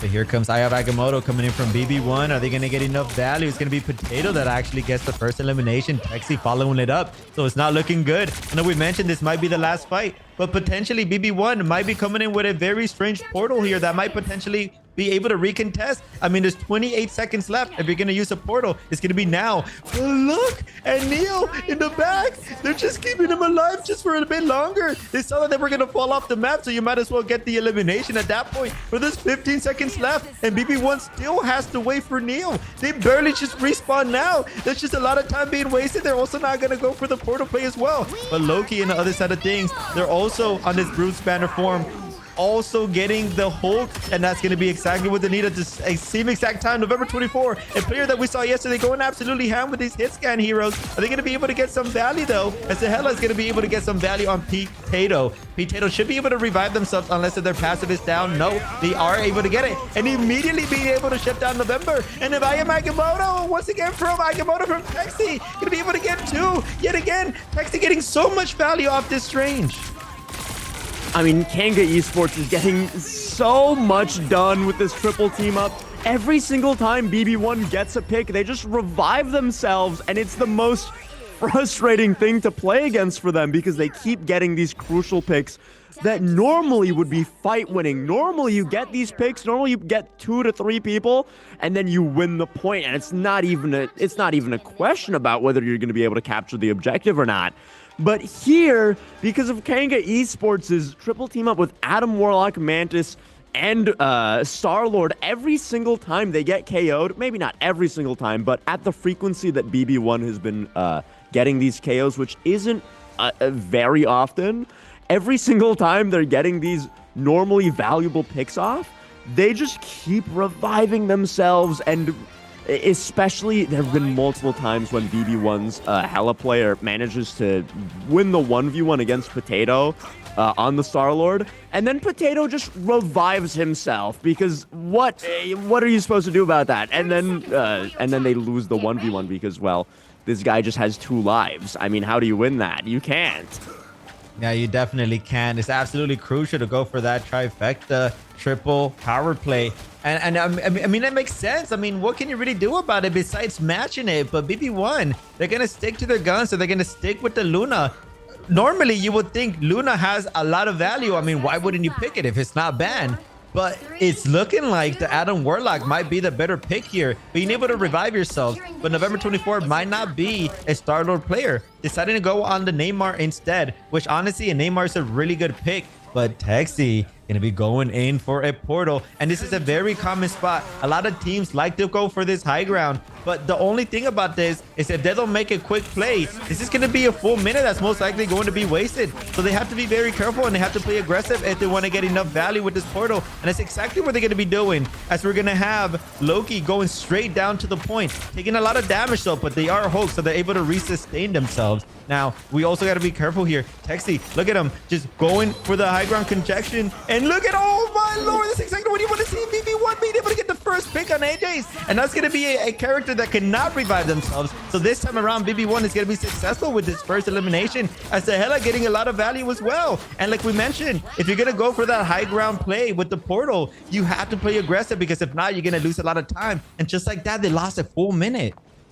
I mean, BB1 Strange, from frame 1 of the portal being put down, he was ready on that high ground, basically by himself, ready to contest them and not give them an inch of space, and he very successfully did so. Him alone was enough of a presence to force some of Kanga Esports down off the high ground, and that he took wonderful advantage of as he dropped down and dropped dark matter all over them, just tearing them to pieces, forcing them back to spawn and forcing them into another fight. as we see Loki here just beating everyone up as Hulk doing an incredible job. And Kanga Esports, they saw that they've gotten a pick on that Doctor Strange, and they know they need to capitalize on this as Texi is engaging onto BB1 as hard as he can right here. Player K is definitely the MVP in my eyes. He was able to sleep this Strange when they were about to use their Eye of Agamotto. And then on top of that, after getting that pick, they used their Mantis Soul. And then after that, they ended up sleeping the Luna. Unfortunately for them, Luna was awakened and she was able to use her ultimate to kind of just maintain her life. And that's going to allow Hela to open up, go up into the skies, and be able to get 3 picks there, as Neil also getting one. But look at Chronix, also getting a lot of value. Might not matter though, that's going to be a Star-Lord ult being wasted as well. Yeah, Potato doing his absolute best to clutch up, but unfortunately there's not going to be much you're able to do with 1 HP and a Star-Lord ult being popped in the sky whenever there's 3 people on the point. So that is a little bit of a rough ult usage right there. I'm not sure if I would have gone for that if I were me, but you know what? Potato is the Winter Soldier GOAT, so I will not be questioning him too much. And I'm hoping to see some really great plays from him on the Star-Lord this match, because I really want to see how wide his hero pool is, because to be playing at this level, you obviously can't be a one-trick. So, I mean, Potato surely has some tricks up his sleeve for the rest of this series here.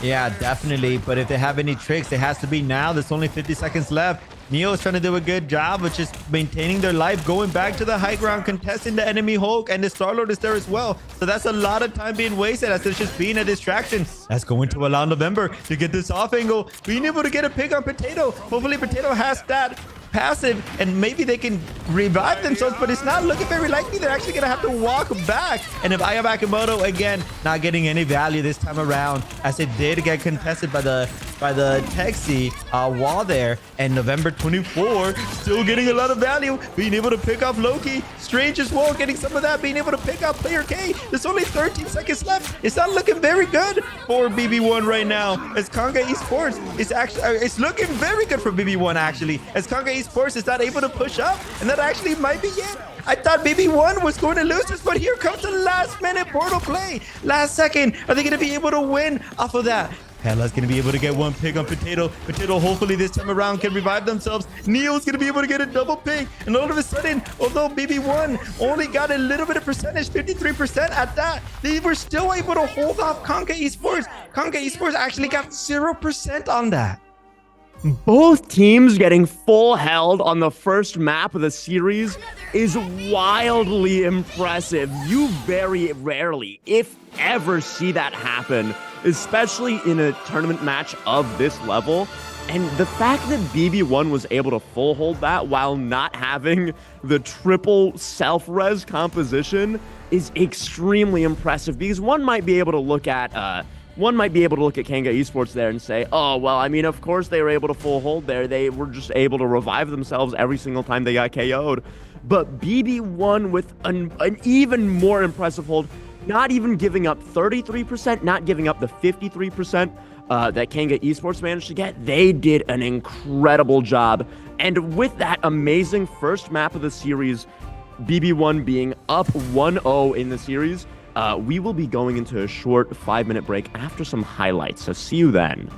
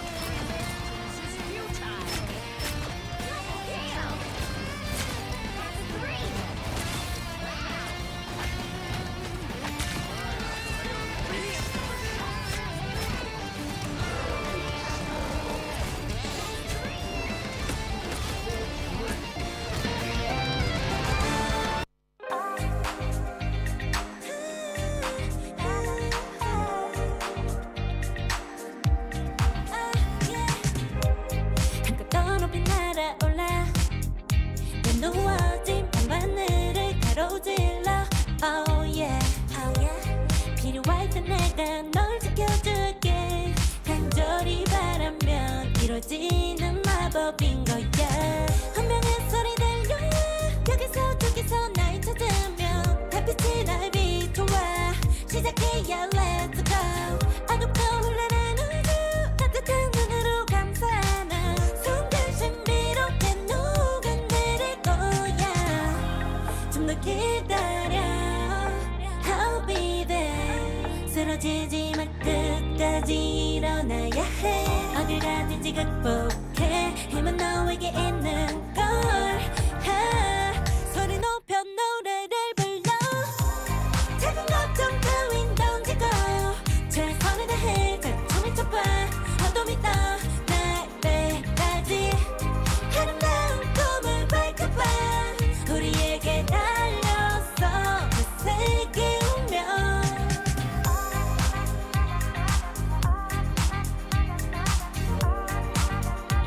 어둠이 떠 날때까지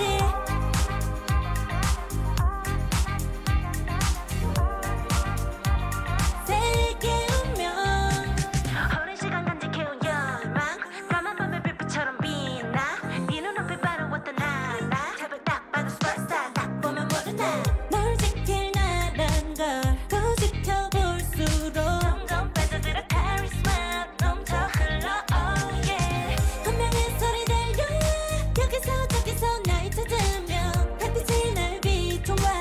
시작이야 let's go. 어둡고 흘러는 우주 따뜻한 눈으로 감싸는 순간 신비롭게 녹아내릴 거야. 좀 더 기다려 I'll be there. 쓰러지지 마 끝까지 일어나야 해. 어딜 가든지 극복해. 힘은 너에게 있는 걸. 소리 높여 노래를 불러. 작은 걱정 따윈 던지고 최선을 다해 작품을 쳐봐. 어둠이 떠 날때까지 아름다운 꿈을 밝혀봐. 우리에게 달려서 그 세계 운명. 눈이 부신 모든 순간들 지켜내야 해. 내게 주어진 운명. 꿈꿨던 너와 나 그래들의 승리 완명해. The weight of it both the world is in our hands. 작은 걱정 따윈 던지고 최선을 다해 작품을 쳐봐. 어둠이 떠 날때까지 아름다운 꿈을 밝혀봐. 우리에게 달려서 그 세계 운명.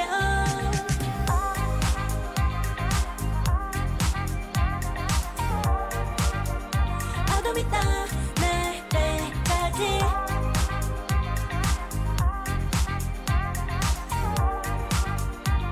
세계 운명.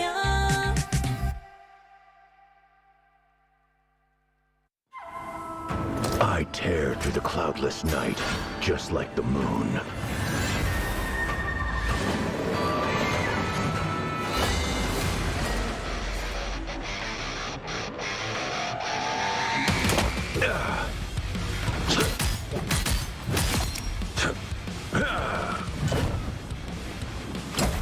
To drain. The moon haunts you!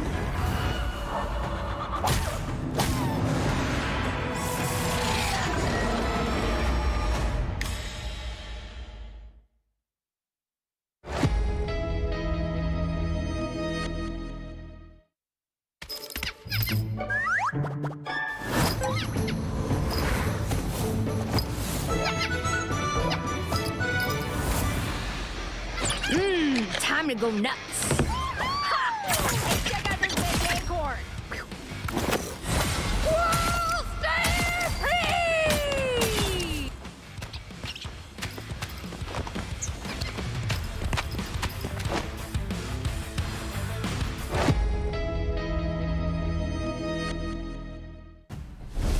And we are back to bringing you a wonderful, wonderful series between BB1, where they are currently up 1-0 over Kanga Esports. That first map that we just watched, we watched Kanga Esports full hold BB1 on the first point, only letting them capture 53% of the objective, which honestly kind of spelled a doomed game for BB1.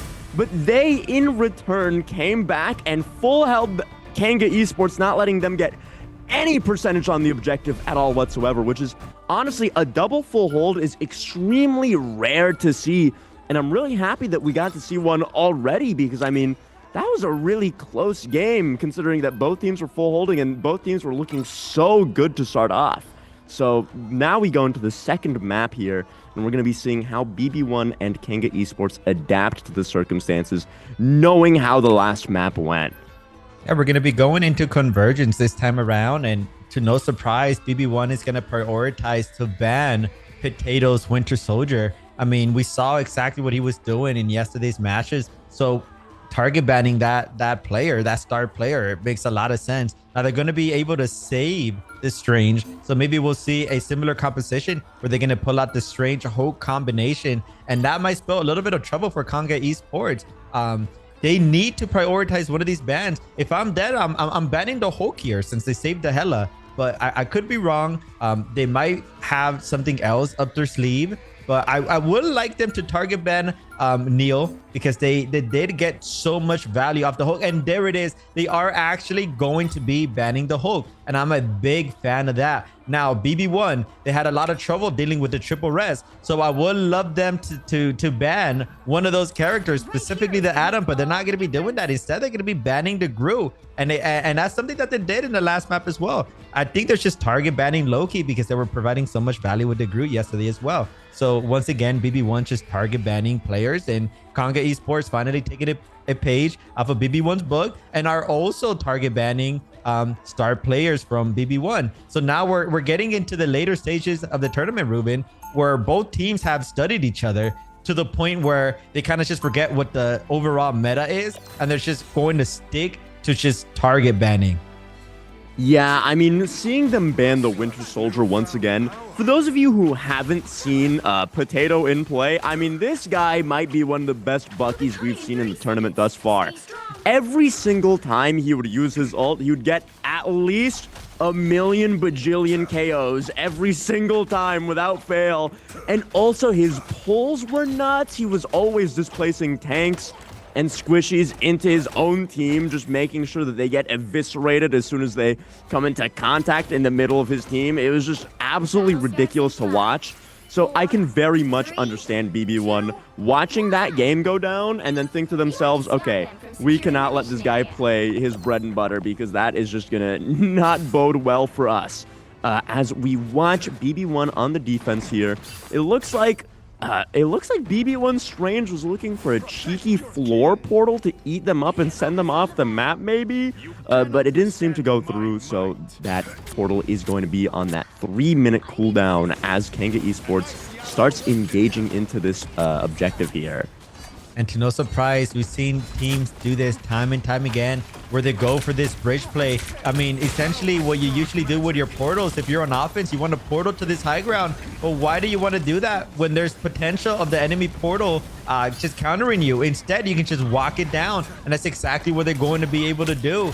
But in conjunction, BB1 is going to be able to get the first pick here. So it's looking very strong for BB1. Although Kanga Esports did manage to get the res right away. And Loki trying to get a first pick here on Siona. That's what you want to see. That's going to be a strategist being down on BB1. This just spelled a lot of trouble for BB1. And this just spelled a green light for Kanga, where they want to move forward and get into the point. But how are they going to do that when November's hitting so many beautiful shots? As Chronix is going to be taken down. Loki already taken down as well. That's going to be two players in the side of Kanga Esports that are already down. But look at Texi. They don't really care about what's going on. They're playing their own game. The Luna ult has already been popped as well. And Potato's going to be able to win that trade against the Hela. If you're Kanga Esports right now, it is so hard to actually be getting anything done with November just sitting in the back of the map, taking pot shots at your entire team with his little octopus as well. And Texi goes in for a really big eye of Agamotto, but it doesn't go through as it gets LOS by the door with the payload inside of it. And now we watch Chronix with a really, really big mass revival, which is really huge as Potato engages with their Star-Lord ultimate. And Neil has a really clutch Magneto Meteor to counter it almost entirely, but it's not quite enough to save BB1's Hella player, as, oh my, BB1 Strange is just absolutely messing up everyone in the backline. And from the first moment of this fight, when things started to get heated, when Kanga Esports was actually, had already finished their bridge rotation and was just about to get onto the high ground, we saw BB1 Strange set up right underneath them where the payload is stored and just taking a really wonderful off angle, not really contested at all whatsoever. Despite the entire team being directly in front of him, he was still able to get off a really valuable pick, which was really impressive to see. He's always taking the really important off angles on this range, and it's always beautiful and wonderful to see what he's able to do and how much value he's able to get by himself. Definitely getting a lot of value, and Texi's trying to provide value for his team as well, as they're finally going to be using their portal. I mean, instead of walking it down to the left side because there's only 50 seconds left, they're going to decide to use the portal. But unfortunately for them, they're going to get caught with their pants down because it's going to be the Hella that got the first pick. And then after that, BB1 just kind of just ate Conga Esports up. Now, all of a sudden, we only have 40 seconds left. And look at the positioning that this Strange is trying to get. He's looking for a cheeky play, and he's actually going to have his portal back. He's going to try to launch them off the map, potentially. Let's see if they can do that. But it doesn't look like they're going to get any value off of it right now. But I think potentially they're looking for a cheeky play. They're going to go for an amazing Lion Magoto here. And look at this play. They're going to be able to get 3 players there. And Well coming in as well. And that's not going to be enough, though. Actually, it is, because BB1's Hella is going to be there. They're also going to get a lot of picks. November 24th in a 1v1. Are they going to be able to win that? It's going to be Potato just running away for his life, and Neil getting the better end of that. But November 24th, they still want to take this fight. Finally being able to pick up Potato, and it's just not looking good for Conga Esports. They're getting eliminated one by one. BB1, you're making me smile ear to ear with that play. Oh my god. BB1 Strange putting a portal on the floor and the other end of the portal above the enemy team. So he drops down from the skybox, catapulting himself through the floor portal into the enemy team, popping a gigantic Eye of Agamotto, which perfectly sets up November 24th for a magnificent Horn of Proteus, stunning almost every single player on Kanga Esports. And with that, that was the end of the fight. There was nothing Kanga Esports could have done to set up or prepare for that beautiful set play right there. And for the third time in a row, we are seeing another full hold on the first point in this series. And now let's see if Kanga Esports is actually able to respond with their own full hold. But the only problem is that they weren't actually able to get any percentage at all whatsoever. Last time they at least got 53%, so it was somewhat winnable. But this time they got nothing. So at best for Kanga Esports, they can get a draw if they perfectly hold here and don't allow BB1 to even get a single tick. So they're in kind of a rough position, probably not feeling too great, considering that on both of their attacks, they've gotten full held thus far. Yeah, BB1 is just completely dominating right now. 2 times in a row, being able to hold on to the point where Conga Esports couldn't even get 1%. I mean, you normally don't see that, especially for the top 8. BB1 is looking very strong. I mean, it's on the back of this Strange as well. I mean, the whole team is doing great, but this Strange is doing a little bit better, I think. And look at this portal. They're actually... I think they're going to be the only one that's going to take it. I think it's going to be more of a distraction, if anything. And that's going to be an interesting play. And November 24th, they're going to go for this Hawkeye character. And Potato going to be able to get the first pick, but November's going to be able to get a pick. And that's an even more important trade because they were able to get the Luna. On top of that, they're able to get AJ's on the Hella. So all of a sudden, BB1 is up 1 player. And look at the Hella going in for the flank. They should be able to pick up the Mantis. They should be able to pick up Chronix. And that's exactly what they're going to do. November's still getting a lot of picks. This is going to be it. This is going to be like a 10-second round. BB1 should be able to get to the point and win the second map. A 52-second capture from BB1.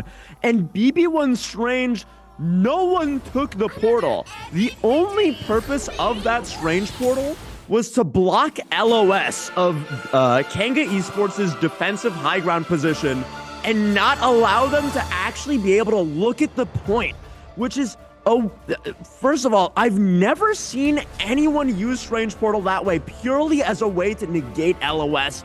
That was absolutely beautiful, really intelligent, high-level Strange gameplay coming from BB1 Strange. I mean, that was stellar. Every single portal play that he made was beautifully efficient and perfectly genius in the way that he used it every single time.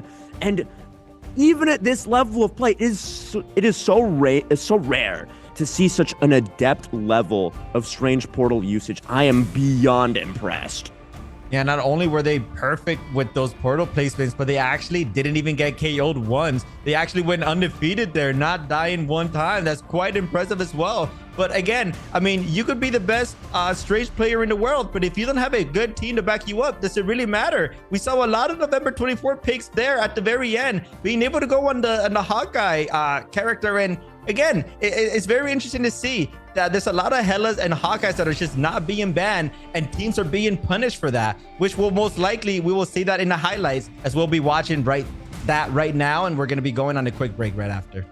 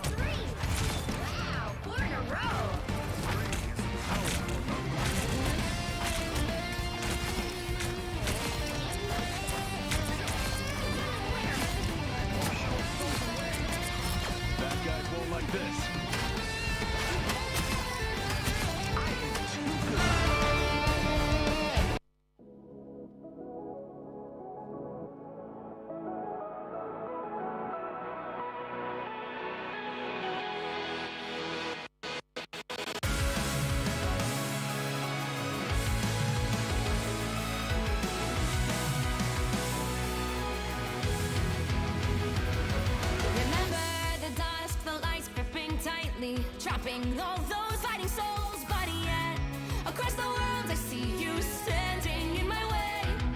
And remember the time, the place we used to fight, like the sun and moon. And I wonder if ever there was a time that we were friends. The night has fallen, shadows looming, and yes, that time has come for me to seek you out. We are set now for our last reunion. Break the chains, find your way, come find me. Do you remember who you really are? Show me that you are still the only one for me. I'll be waiting for you. Blink and open your eyes, raising up your fists and smashing through time walls. Before the rift splinters again, we are rebels till the end. Rise and open your mind, hold on to your powers, no one can stop us. We are rivals till the end of time. We will clash, no matter where.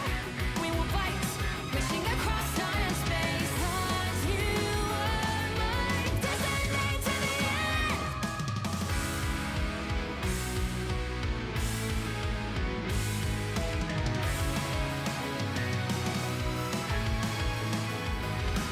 You see the dawn, the flames burning brightly, shining on those memories. And yes, across all time I see you turning the tides. And do you see now our time, our turn? We can still fight like the wind and fire, and wonder no more that now is the only time your heart is mine.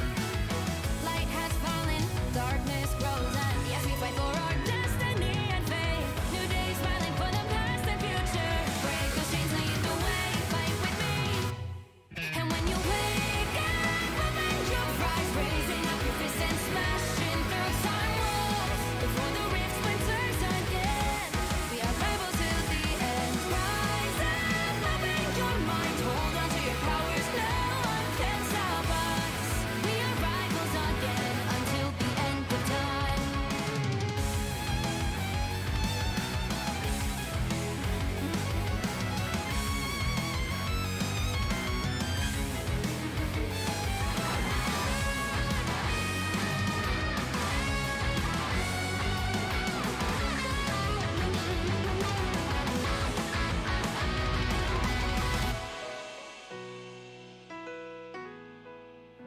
show me that you are still the only one that matters for me.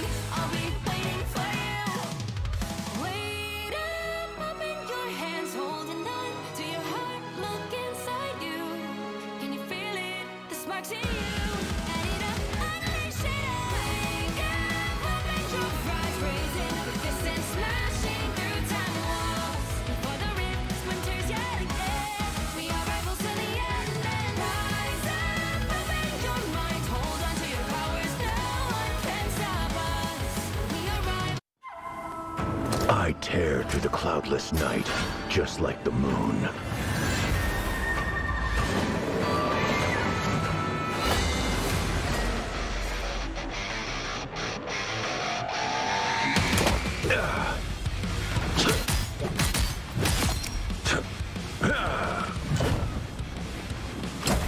To drain.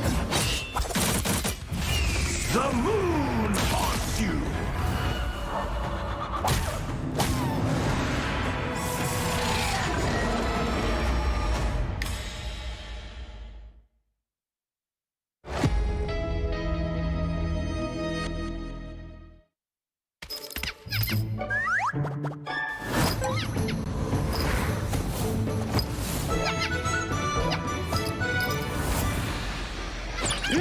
Time to go nuts.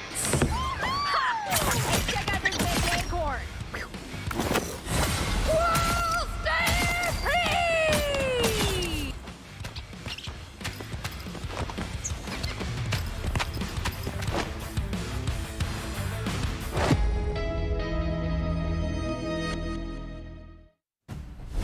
The insane portal placement leading up to a nasty Eye of Agamotto has to be the highlight for me. If you missed out, I highly recommend to watch back that VOD because we have a very strong team in our hands. BB1 beating up 2-0. Ruben, what are your thoughts on this?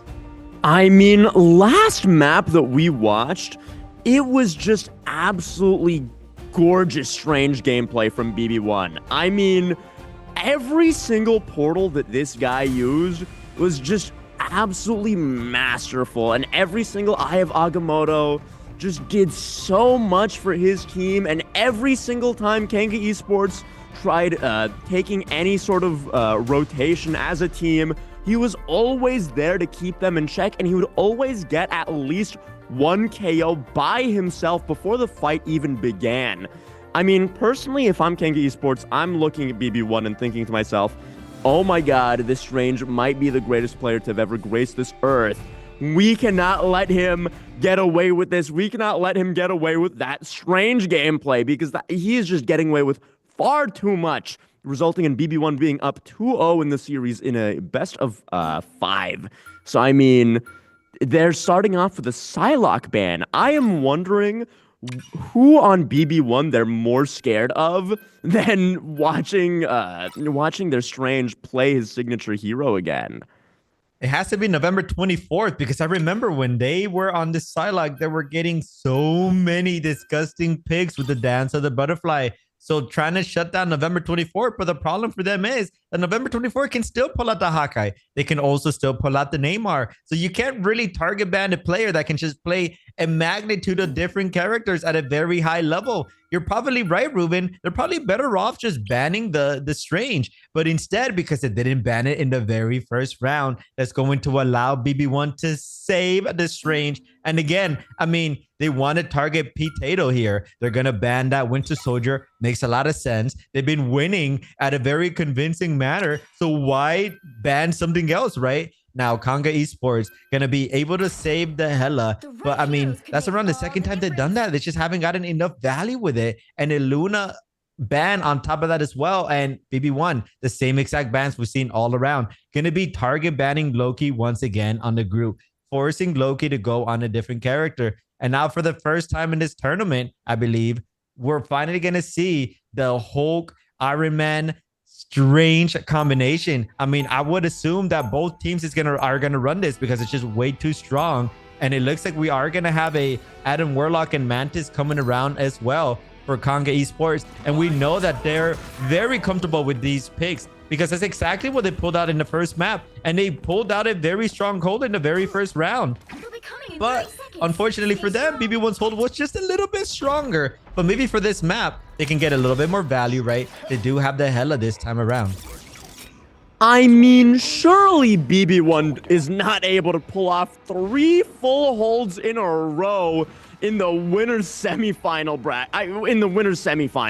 I mean, surely not. There's no way that would happen 3 times in a row. That would be simply ridiculous to pull off at this level of play as we watch BB1 Strange scout their spawn with the little portal and hopefully set up a silly little portal to eat them up and send them somewhere they would rather not be.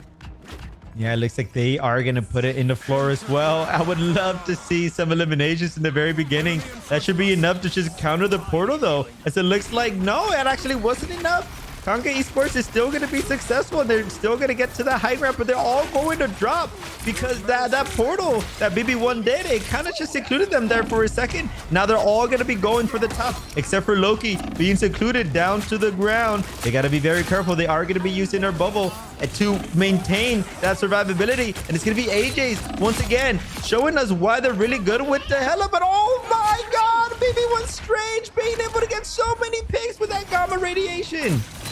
BB1 has no right to win that fight. They were down 4 players. 4 of their players got knocked out, and BB1 Strange single-handedly waltzed into their backline, decided, you know what? I think I do want to actually full hold 3 times in a row. I'm single-handedly just going to wipe out 4 of your players with 1 little gamma burst. Oh my God. Kanga Esports doesn't even get a single tick on the objective off of that. That fight was looking so dominant from Kanga Esports' end. They were doing so well, but BB1 Strange is just not having it. You cannot get a single piece of percentage on the objective as long as BB1 Strange has anything to say about it. Exactly. I mean, I do like the positioning that Conga Esports is taking. They're deciding to go to the left-hand side. I'm a very big fan of this, but they got to be careful, though, because it's an Iron Man that can provide a lot of AoE damage. That's exactly what they're doing. They also have their ultimate up, so they could potentially pull out a very sneaky flank and get at least 1 or 2 people here. And they're up in the sky right now. And right now, Conga Esports has no idea. And here it comes. The pulse. They're able to get 2. Chronix and K. There's going to be 2 strategists down already. Hexy did his very best to counter the Iron Man ult, but it simply was just too little too late because he does KO Iron Man with the Eye of Agamotto, but November 24th had already gotten 2 people, so it was just a tad too late as we watch BB1 stagger low-key once again on the Hulk very tragically. I mean, on the first map, we just watched them stagger him so hard before the last fight that he had no choice but to walk off the map in order to reset, and it was too late. And just like here, now they have to wait so long to get Loki back as he just respawns. And the fight is already somewhat beginning as both teams are kind of just taking pot shots at each other.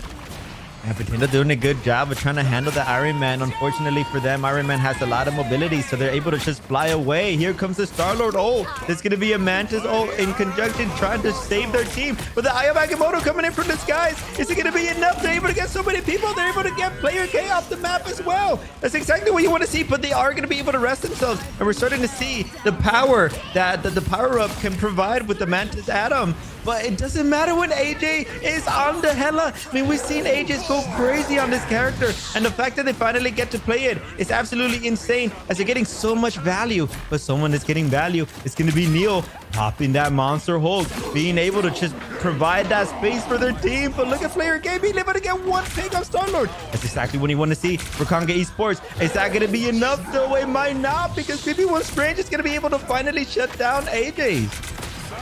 I mean, Kanga Esports was safe for a little bit because they managed to pick off BB1 Strange, and they had managed to actually KO him once again, which means, I mean, if BB1 doesn't have their Strange player, I feel like your odds of winning the fight go up dramatically. So with that, with them picking him off 2 times in that fight, they do manage to capture the objective, and Kanga Esports is finally able to move on to the second point of a map for the first time in the series, which honestly, I'm really happy for them because it's about time. They are a really great team, and we're just watching them play against BB1, who's just so good. This is not to undermine Kanga Esports' own skill, but I mean, they just might be a little bit outmatched here. They only have 2 minutes on the clock, and November goes for a really big Iron Man ult, which does manage to get Chronix. And for Chronix should be able to rest themselves unless if that power-up ability is down, and it might look like it is. So unfortunately for them, they're not going to be up. That's going to be a lot of value for November.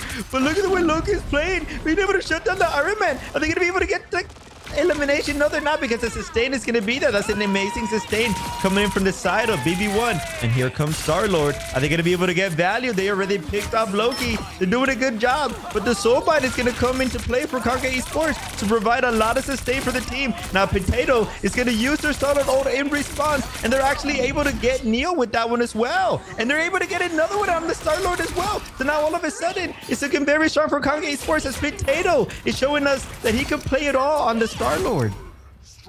I mean, while BB1's Star-Lord ultimate was great, Kanga Chronix had an even better soulbind, just protecting everybody, making sure everybody took negligible damage, essentially.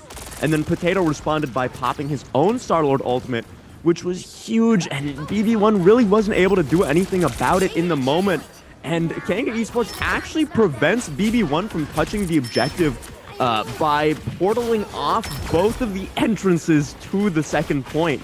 So a really nice portal play from Hexy right there as they clean up this fight, and BB1 isn't able to contest. So I mean, Kanga Esports just gets quite a bit of free cart push right here. They're probably going to push halfway through the third point here, and things are looking a little bit less swimmingly for BB1 than the previous maps. This is the furthest that Kanga Esports has been able to get against BB1 so far.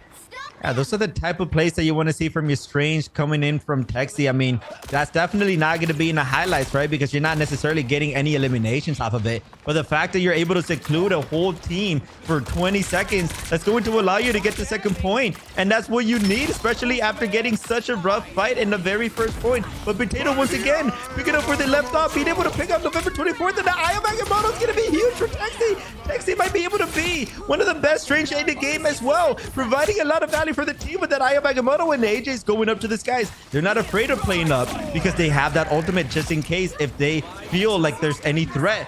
But unfortunately for Potato, they are going to be eliminated. But rest right back by the passive is going to be amazing as well. And AJ's, they're not even using the ultimate yet. They're getting these cheeky angles to get so many picks. Mantis ult has been popped to potentially stop Kanga Esports push. BB1 trying their best to hold them back, but AJ's is finally going to decide to use that ultimate. Are they going to get any value is the question, though. I mean, this is a really rough fight for Kanga Esports, because this fight started off with BB1's Hella winning a 1v1 against Potato, and then Potato revived themselves, and then the Hella from BB1 won the 1v1 again, and then Potato got revived by Chronix, which led to BB1's Hella winning the 1v1 a third time in a row within the span of like 20 seconds. That was just a really unfortunate situation to be put in as Potato. I mean, it's already rough enough to take a 1v1 with a Hella once, but to do it 3 times in a row in such a short span of time is just gotta be a little bit of a blow to the ego, because I mean, that's gotta hurt.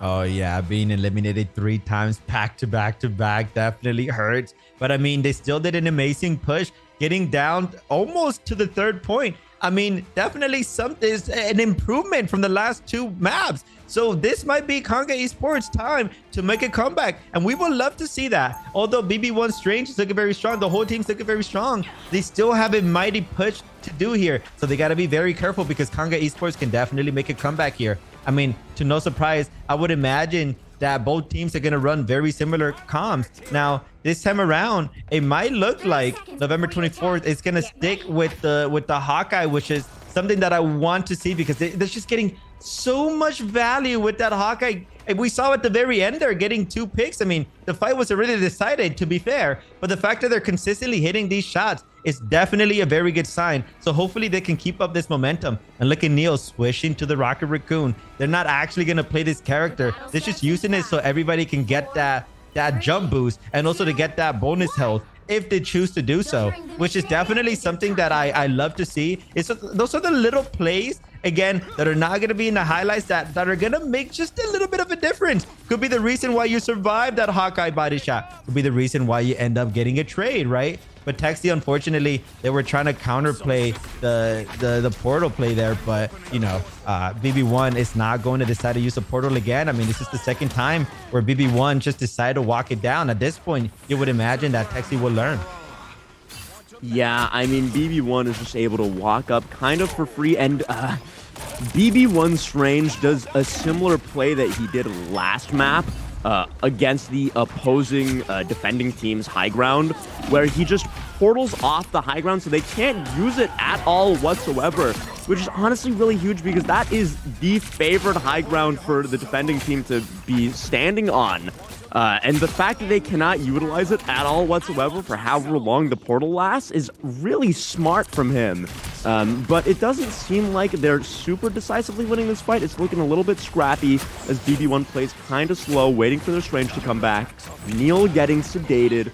I mean, they're kind of forcing Kanga Esports into a bit of a backpedal here as their Hella does a magnificent job contesting AJ's. I mean, they're doing an incredible job keeping this fight alive for them as they pop their ultimates. They want to capture the objective right here, right now. I mean, a 2-minute time bank for capturing in 2 minutes would be pretty impressive.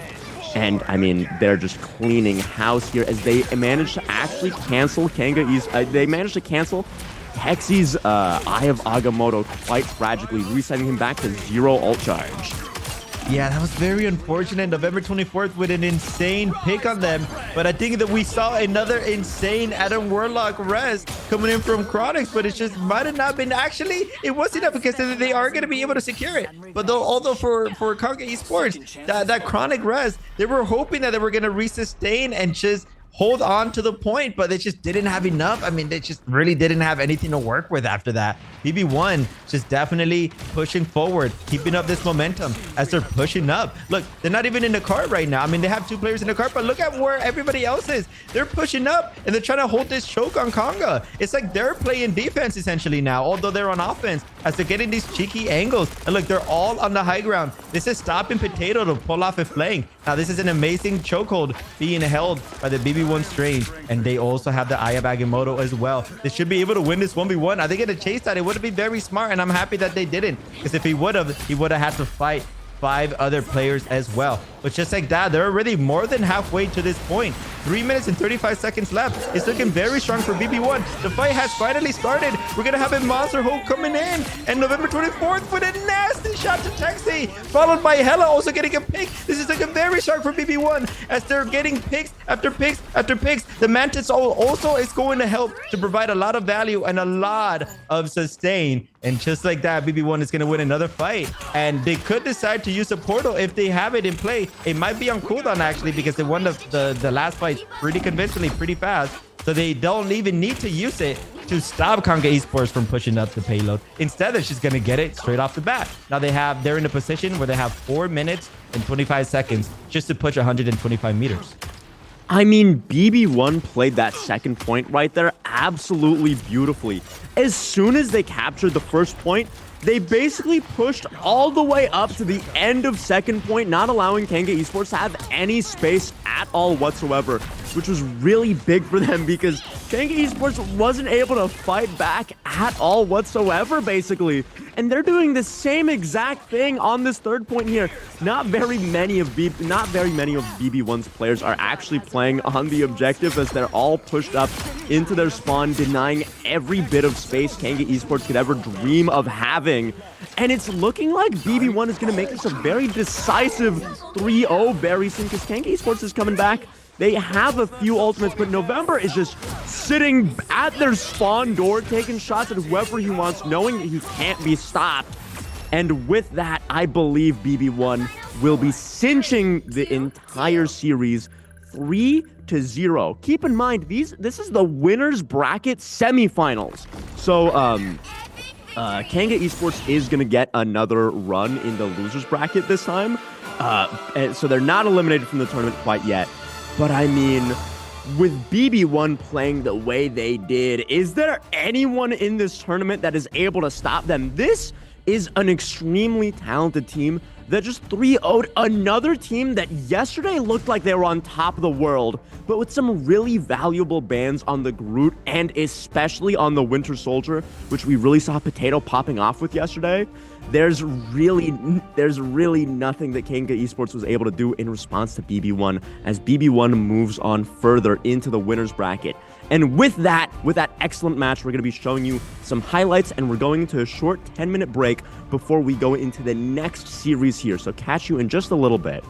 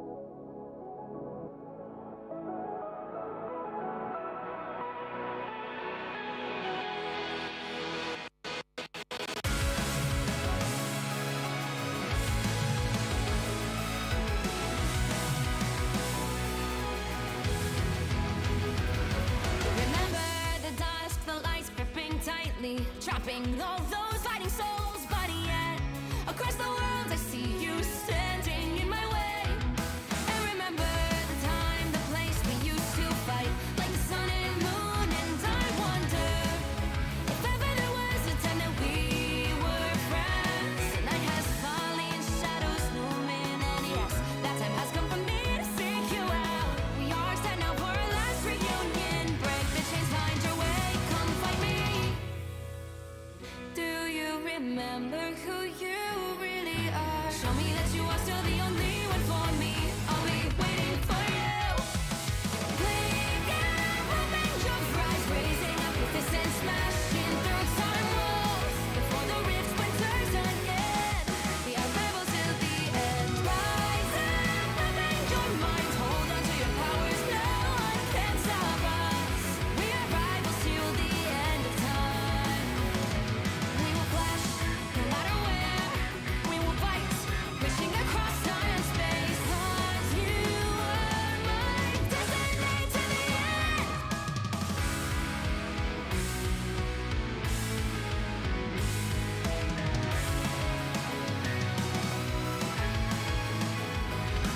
You see the dawn, the flames burning brightly, shining on those memories. And yes, across all time I see you turning the tides. And do you see now our time, our turn? We can still fight like the wind and fire. And wonder no more that now is the only time your heart is mine. Light has fallen, darkness grows, and yes, we fight for our destiny and fate. New days smiling for the past and future. Break those chains, lead the way, fight with me. And when you wake up, open your eyes, raising up your fists and smash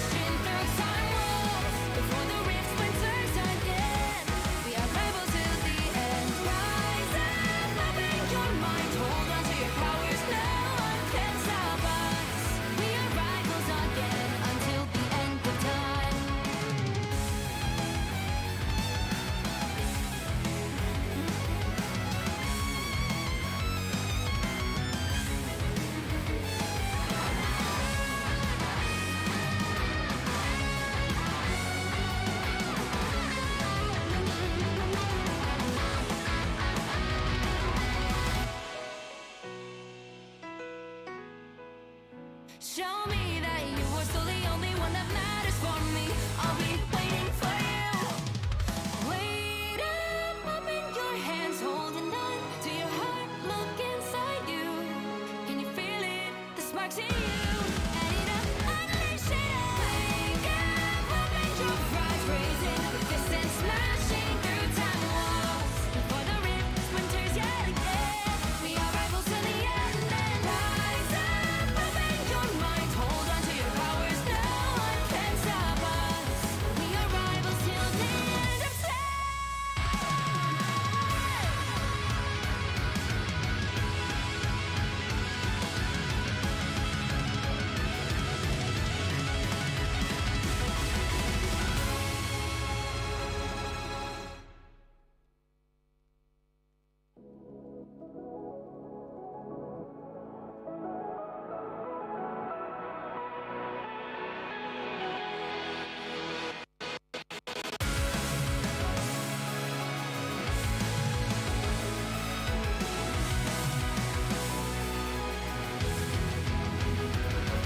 Remember the dusk, the lights gripping tightly, trapping all those fighting souls. But yet, across the world, I see you standing in my way. And remember the time, the place we used to fight, like the sun and moon. And I wonder if ever there was a time that we were friends. The night has fallen, shadows looming, and yes, that time has come for me to seek you out. We are set now for our last reunion. Break the chains, find your way, come fight me. Do you remember who you really are? Show me that you are still the only one for me. I'll be waiting for you. Wake up, open your eyes, raising up your fists and smashing through time walls. Before the rift splinters again. We are rivals till the end. Rise up, open your mind, hold on to your powers. No one can stop us. We are rivals till the end of time. We will clash, no matter where. We will fight, reaching across time and space. 'Cause you are my destiny to the end.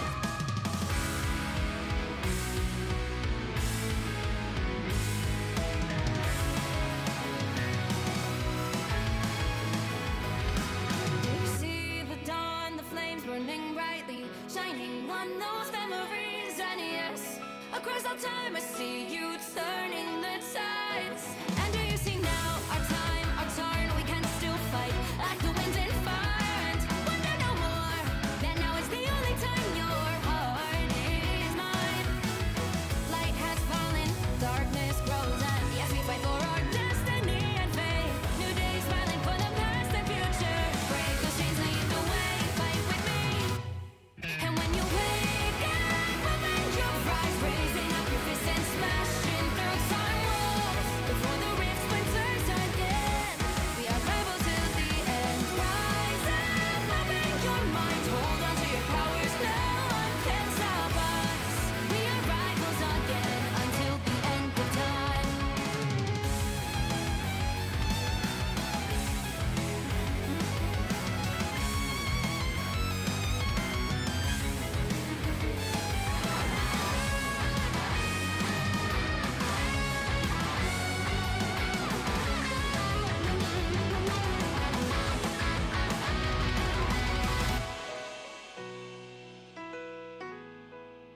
Show me that you are still the only one that matters for me. I'll be waiting for you. Wait up, open your hands, holding on to your heart. Look inside you. Can you feel it? The sparks in you. And it up, unleash it. Wake up, open your eyes, raising up your fists and smashing through time walls. Before the rift splinters yet again. We are rivals to the end. And rise up, open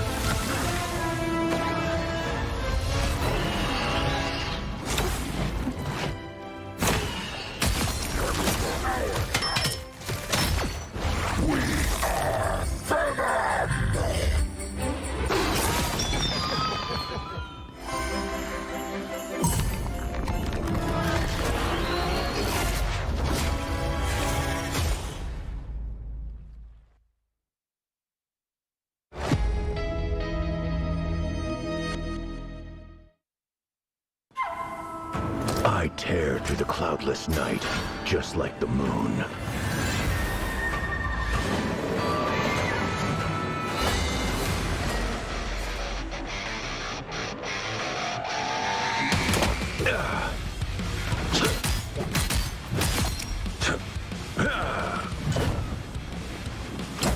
To drain.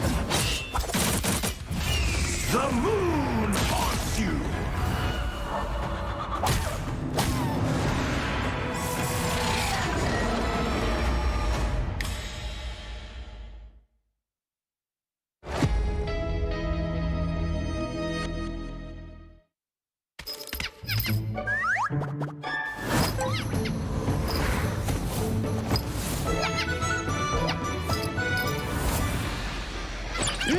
Time to go nuts. Ha! Check out this big acorn. Whoa, stay free!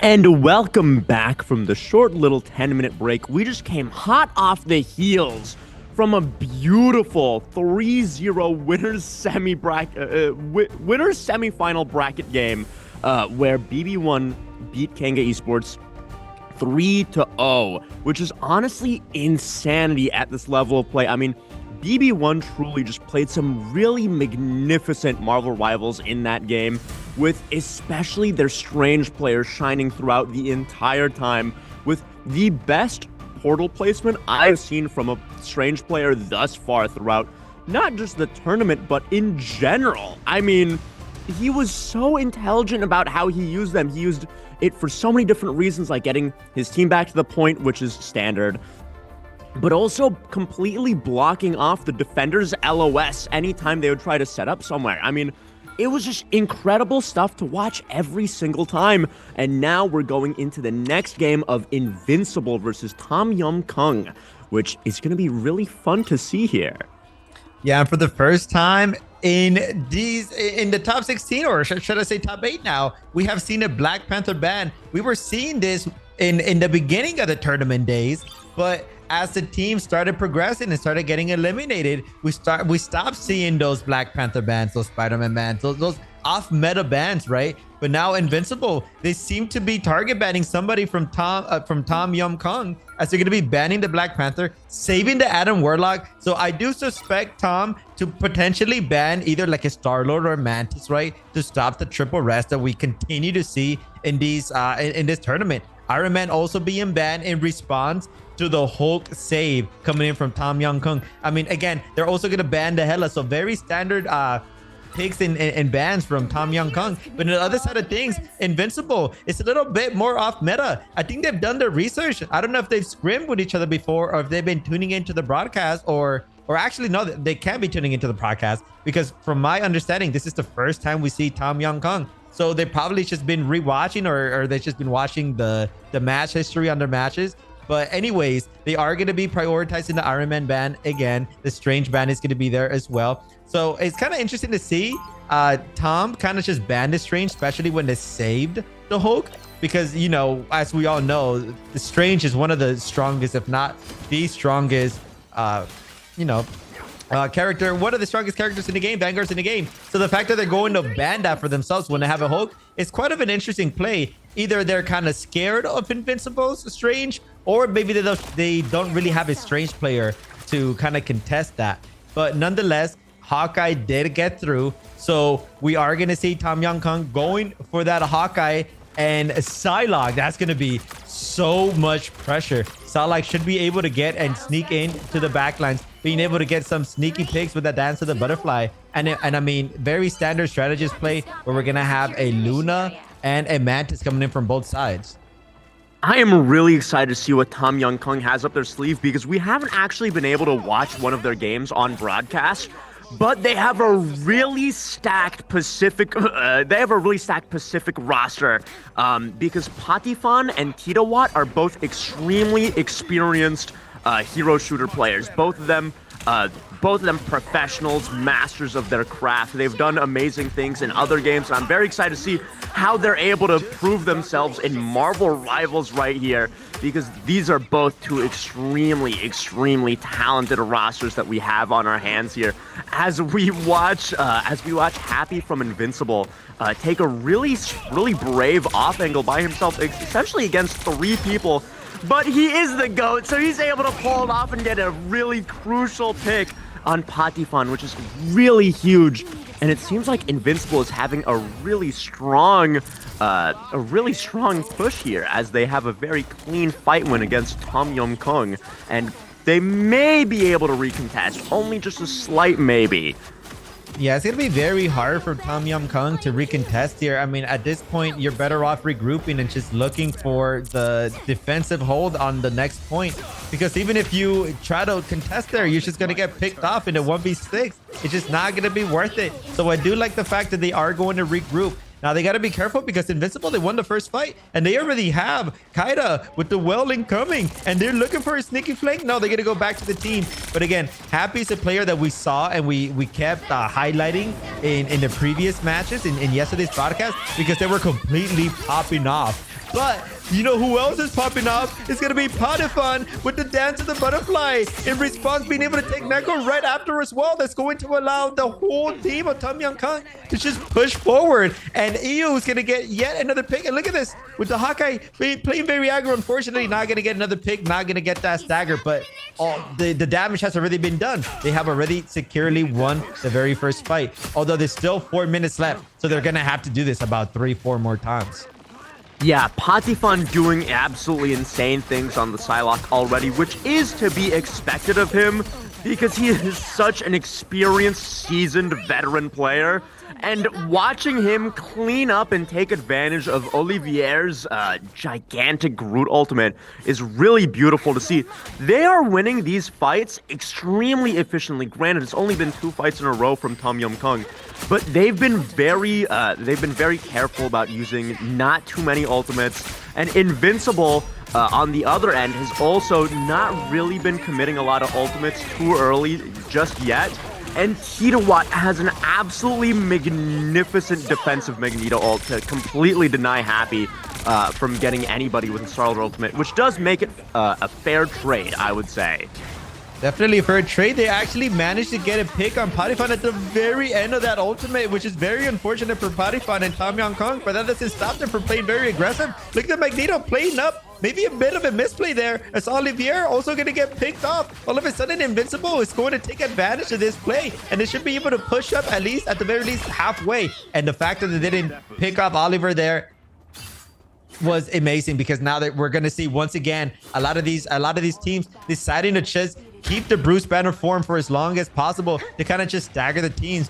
But look at Patifon. They're at 95% on this dance of the butterfly. They're looking for a sneaky pick. They got to do some damage to get it up, though, and they are going to get it. Now we're going to most likely see Patifon go for a nasty flank here. They got to be careful, though, because I think Invincible is sniffing something out. They're actually all just backed up there for a second. Oliver is actually going to have a character switch as well, going from the Hulk, I believe, to a Venom now, which pretty much provides almost the same amount of value, if not just a little bit more damage. No, yeah, and I mean, Tom Yum Kung is doing a fantastic hold here. While they did have to take a back foot after not quite losing the last fight, but they just had to back up quite a bit and give up quite a bit of space.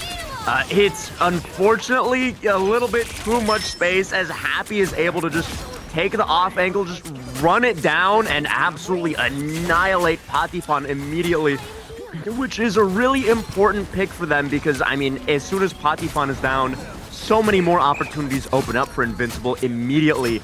And you can see that they're taking full advantage of this pick, making sure that this opportunity does not go to waste, as they keep pushing in and forcing Tom Yum Kung back into their spawn, trying to capture this second point here.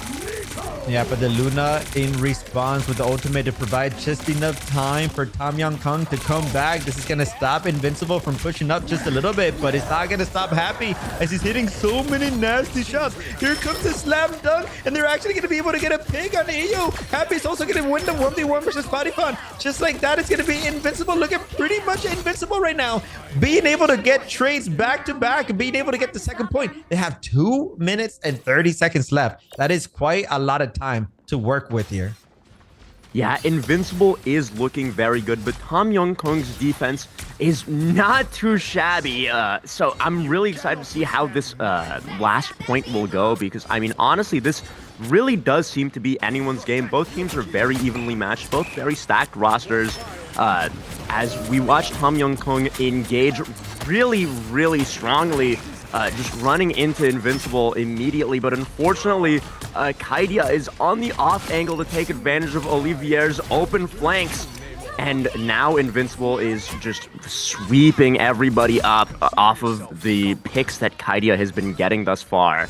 And I mean, they are looking really well poised for a full capture right here with 1:40 on the clock, as Tom Young Kong is forced to use their Luna ult in not the greatest position, but they really don't have much of a choice, because they either use Luna ult now or get KO'd with it still up and let Invincible cap for free. Yeah, that's the second time we've seen a Luna ult coming in from the side of Tom Young Kong, which was kind of a reaction more than just playing aggressiveness. And that's going to allow Happy to use her ultimate and get a pick on Potifon. Although Versace is going to hit a very nasty revive there, being able to get 2 players back, actually make that 3. But Kadia's going to be right there to clean everybody up, and it's going to be Invincible, knowing exactly where the rest is, playing extremely aggressive, and that's going to result with them winning this round. I mean, Invincible with a very strong 1 minute 2 second time bank, but do not be sleeping on Tom Young Kong at all whatsoever, because they do have 2 stars on their team, those being Tita Watt and Potifon. And I'm really excited what they're going to be able to pull out on this attack right here.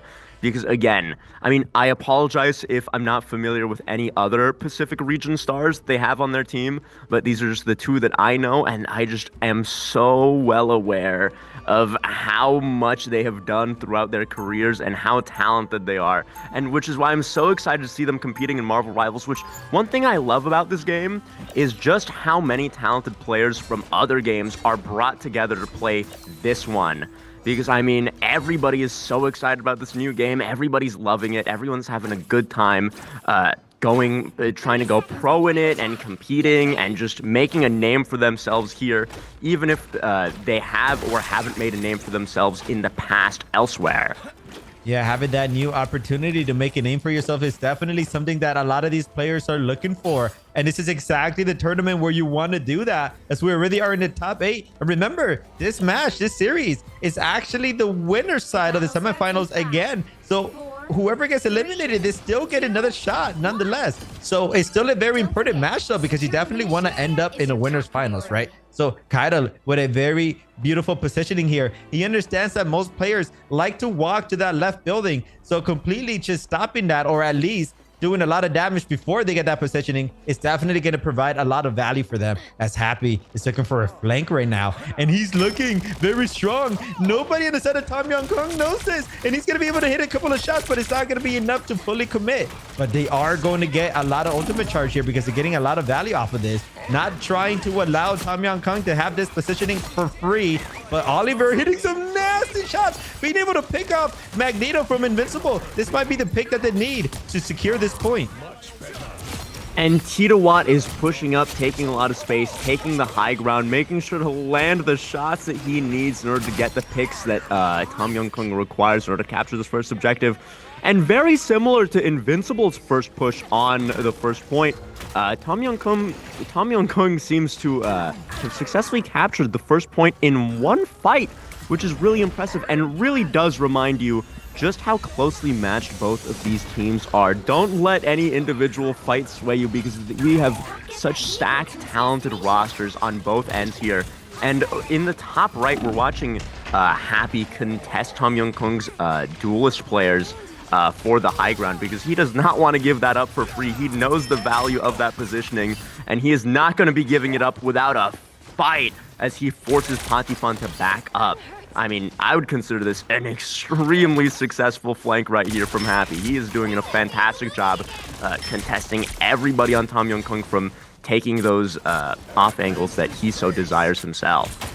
Exactly. I mean, even though Invincible lost the very first fight, they're making sure that they're not going to lose the second or the third. Here comes the whale. Are they going to be able to CC anyone? It doesn't look like it was too successful. Happy on a run right now, but they do have that ultimate. They're more than likely going to use it. They're going to be able to maybe potentially get a couple of picks here, and they're going to be able to get 2 on Oliver and Versace, and they're going to be able to get 3. Happy single-handedly using that aimbot to carry this team fight, and that's going to be Invincible once again winning this fight. But again, it's 4 minutes left on the clock. Invincible has to repeat the same thing about 3 more times that they want to secure this hold.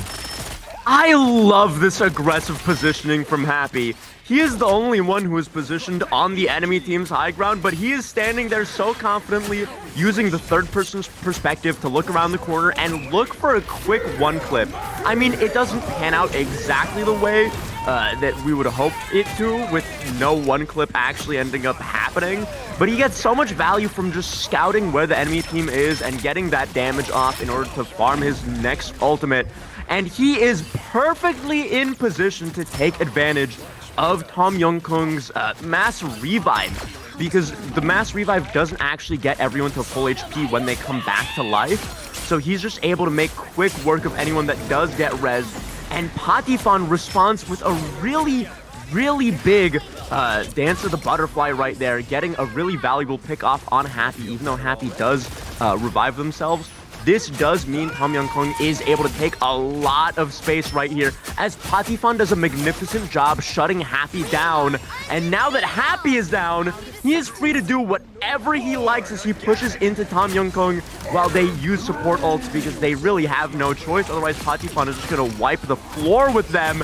And it seems like it doesn't even matter, because Olivier is going to have a magnificent Groot ult that wipes the floor with them regardless. And Invincible keeps popping ults, but to no avail. They tried to use a mass res, but it just wasn't enough, because they all get revived with only part of their max HP. So they were just cleaned up immediately, leaving Tom Young-Kung with 4 minutes on the time bank, capturing the second point here, looking really, really good so far for this 3rd point push. They're definitely looking very strong for this 3rd point push. I mean, Invincible running that triple strategist combination, they just don't have that frontline presence, only having that Magneto. That means whenever there's an Adam Warlock res coming in from Neko, that's going to allow Oliver to just push up and just kind of ignore the Magneto and just provide so much value for the team, which is exactly what we saw in that last fight, as Tirawa is also trying to get value, potentially maybe getting a pick. But you know who's going to get a pick with the slam dunk? It's going to be the Magneto on your left. On your left already taken off, but it doesn't matter because they still have the Luna. Oh, Invincible is still trying to hold on together. And another amazing goal coming in from these amazing players. Tadawa being able to get 2 there, and Patifon being able to clean up, and that's basically going to be an ace. That's going to be Tom Young-Kung winning yet another fight. They have 3 minutes left for this push, and they're already 91 meters into this next point.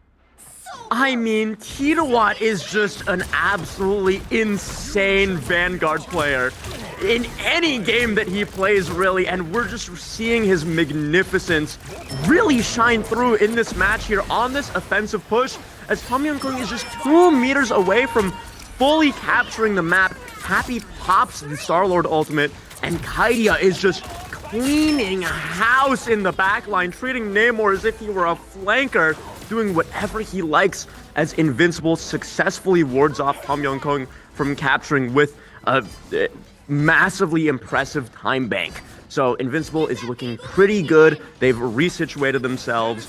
They have no ultimates for the next fight except almost a mass revive, which they're not going to be able to use anytime soon, as Patifon goes into his spawn and successfully gets off a pick, but not for anything that'll actually result into a push for Team Tom Young-Kung here, as he revives himself and then Happy manages to pick him off too. Yeah, that wasn't the best flank from Patifan. I mean, they were kind of just stuck in a very unfortunate situation. So the fact that they got a pick, it looked like they could get a lot of value. But them getting traded right away definitely was very bad because now Tom Young Kong has to wait for them to come back. But they're already back and they're actually in the back line with the dance and the butterfly. And they're going to be able to pick one on Luna. And they were going to be able to pick one on Neko as well. This is looking very sorry for Tom Young Kong as AU is going to be playing very aggressive. But this is Patifan all over the kill feed right now as they're going to be able to get another one unhappy, and this might be it. This might be the fight that they needed. Patifan, although they made a great mistake, they were able to bring it back and get so much value. And look at them, they're doing the same thing Happy was doing on defense, playing up on the enemy's position here. And just like that, we're gonna have a Luna ult in response. Invincible trying their best to just keep the point alive, but the Magneto Meteor, the slam dunk, is gonna be able to shut down that Luna ult. And just like that, they're gonna be able to secure the point with 1 minute left on the clock. I mean, both teams looking like they have very similar time banks with just a 6-second difference. I mean, especially on that third point there, we just got to see and witness and enjoy Tita Watt's magnificent Magneto gameplay. I mean, this is such a storied player just across the hero shooter genre.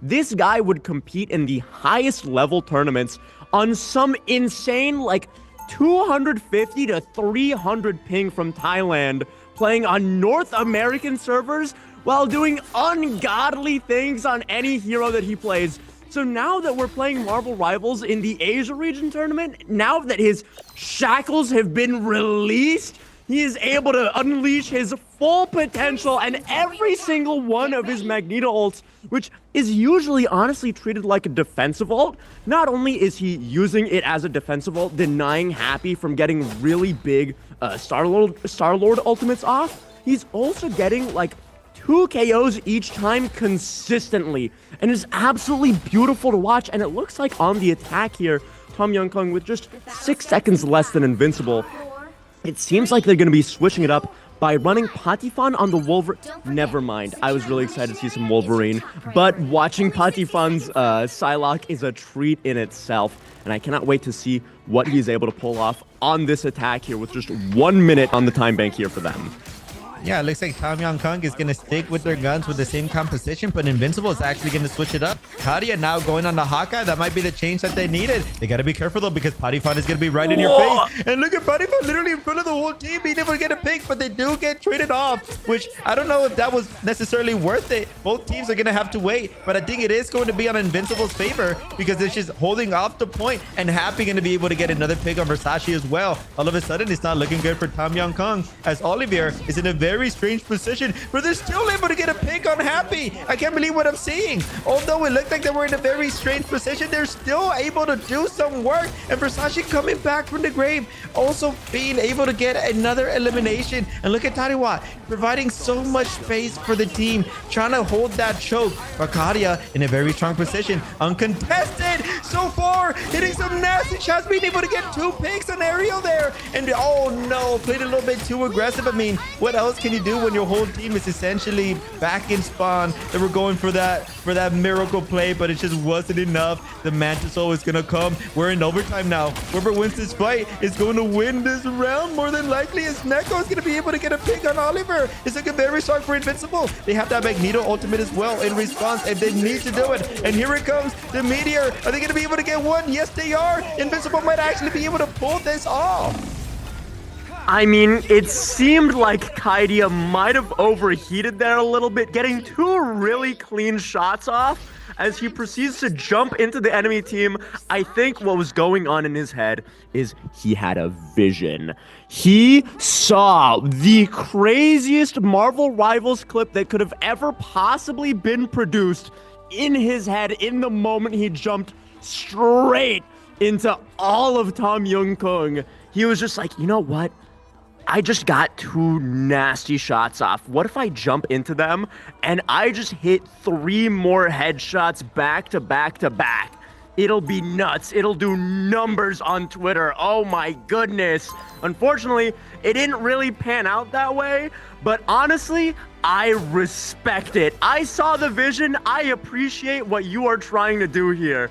And with that, Tom Young-kung was actually able to get 80% on the point right there, which with 1 minute on the time bank for Tom Young-kung, that is really good. Invincible basically has to fully capture the first objective here in order to bring home this map. And I mean, this can really go either way, basically, because I mean, 80% is going to be pretty difficult to accomplish with only 1 minute and 6 seconds, but maybe those 6 seconds are going to be enough to make a difference for them and let them capture that objective.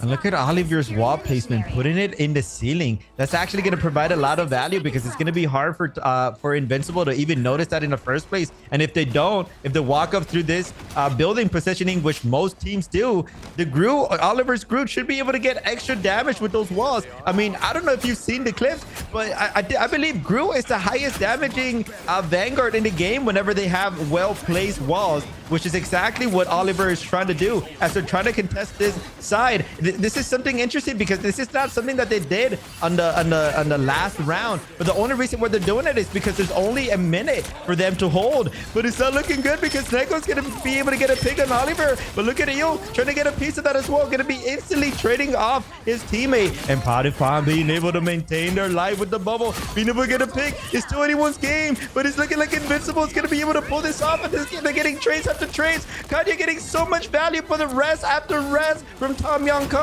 being able to come back into the fight, but it might not be enough. They already have 33% left, but they have every single person up still, and they're still getting picks. It's not looking good for Tom Young-kung, but they might potentially be able to come back and contest, but on your left needs to stay alive, and they won't be able to. And just like that, Invincible is actually gonna come in and swipe that away with a 1-0 first map victory.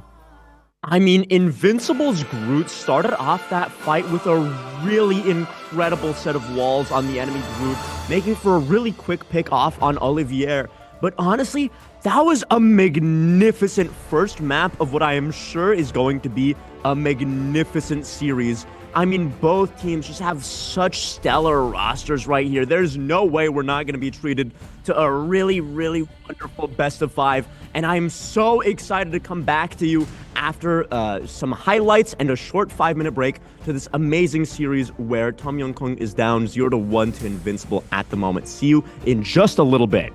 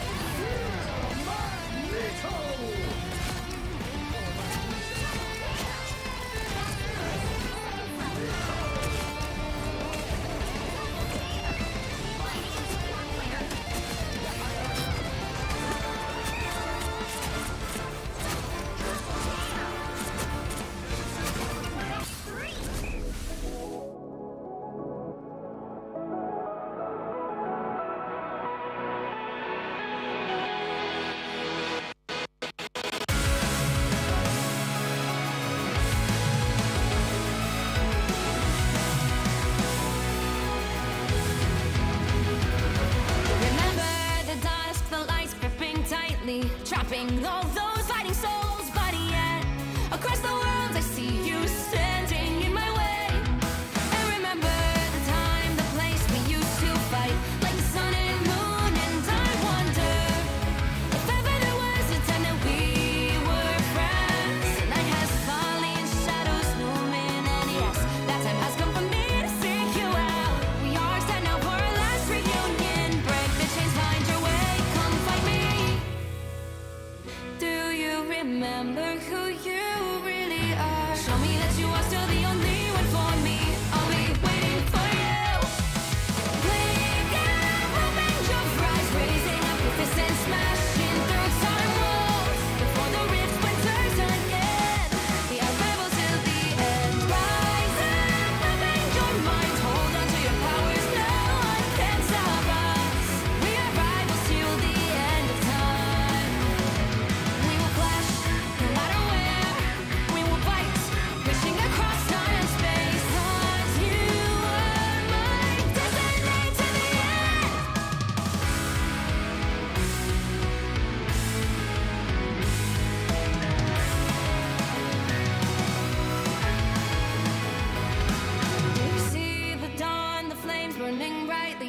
shining on those memories. And yes, across all time I see you turning the tides. And do you see now our time, our turn? We can still fight like the wind and fire.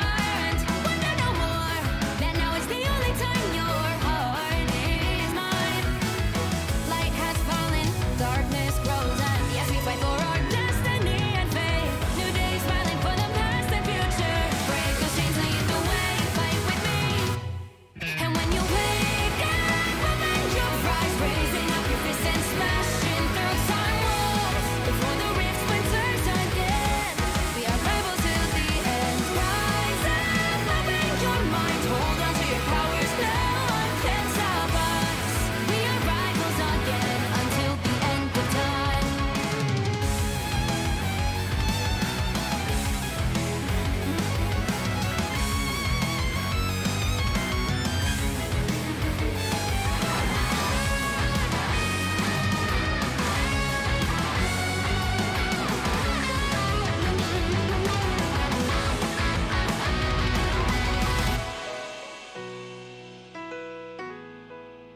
Show me that you are still the only one that matters for me. I'll be waiting for you. Wait up, open your hands, holding on to your heart. Look inside you. Can you feel it? The sparks in you. Add it up, unleash it. Wake up, open your eyes, raising up your fists and smashing through time walls. Before the rift splinters yet again, we are rivals to the end. And rise up, open your mind, hold on to your powers. No one can stop us. We are rivals till the end of time. I tear through the cloudless night, just like the moon.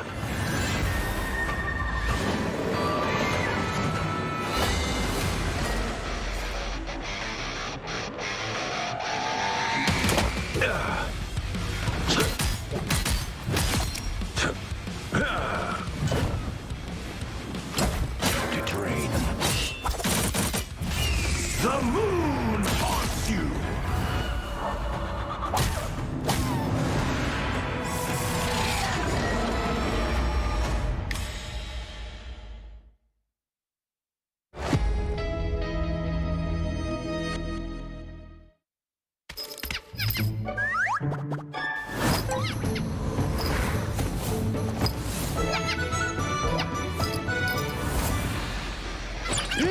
Time to go nuts. Ha! Check out this big acorn. World Stampede!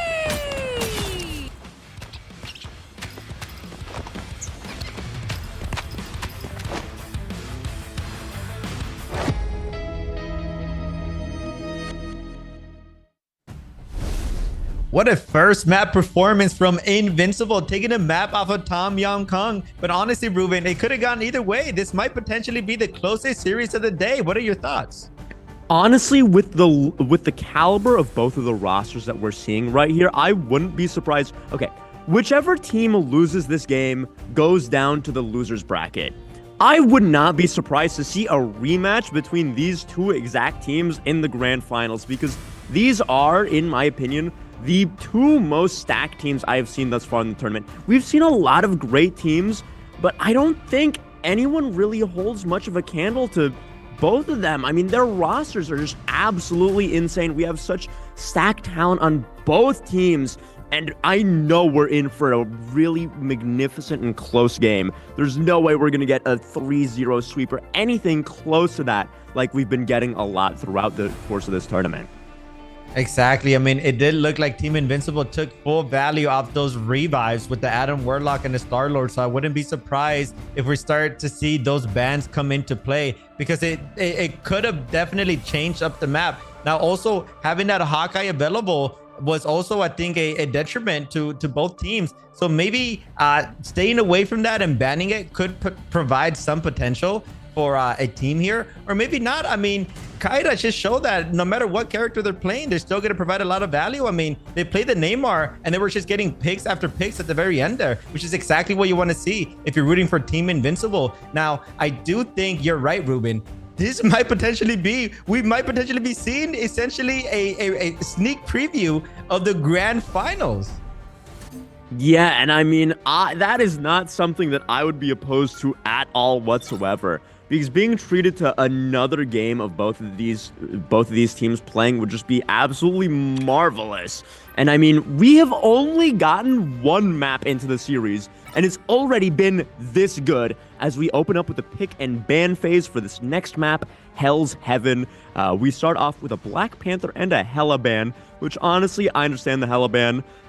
Whichever one of these teams does manage to have Hella unlocked for them, we're just going to be seeing that player run the entire lobby, the entire game, as we watch Invincible protect the Strange as well, which honestly, I cannot fault them for that because their Strange player is just so talented. And I'm really excited to perhaps maybe a little bit of an Iron Man Hulk Strange team up action we're going to be seeing here, unless Invincible does not want to play against that and they decide to ban Iron Man for themselves. But we'll just have to see what Tom Young Kung is going to pop out here, and it seems like there's going to be no Mantis, which means no triple team up between Adam Warlock, Mantis, and Star-Lord, which honestly makes a lot of sense. And Invincible does not feel like playing against a Gamma-powered Iron Man today, as they choose to ban him after seeing that Hulk protect, which very fair, very reasonable, also pretty expected.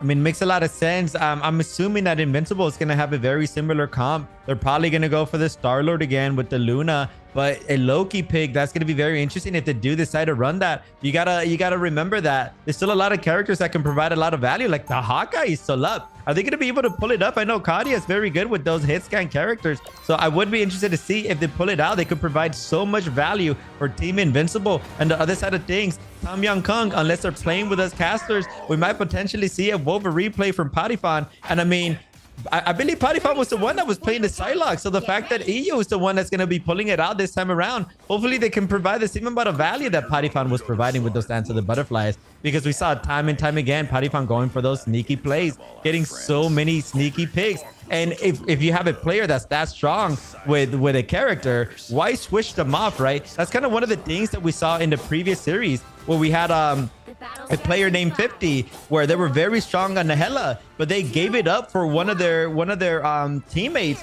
to Spider-Man, to be exact, and it just didn't really work out for them. They tried to switch it up at the end and try to give 50 the hell at the very end, and it was working out, but it was just a little bit too late. So hopefully we don't see that same mistake coming in from Tom Young Kung, as both teams are going to go for the high control with 2 portal plates coming in, but it's going to be Oliver, the one that's going to get a lot of value off of it, getting 2 picks already, and Patifon is going to be sticking to the Wolverine. That is what I like to see. Going to get 2 picks off the bat, and just like that, Tom Young Kung is going to get an ace in the very first 30 seconds of the round.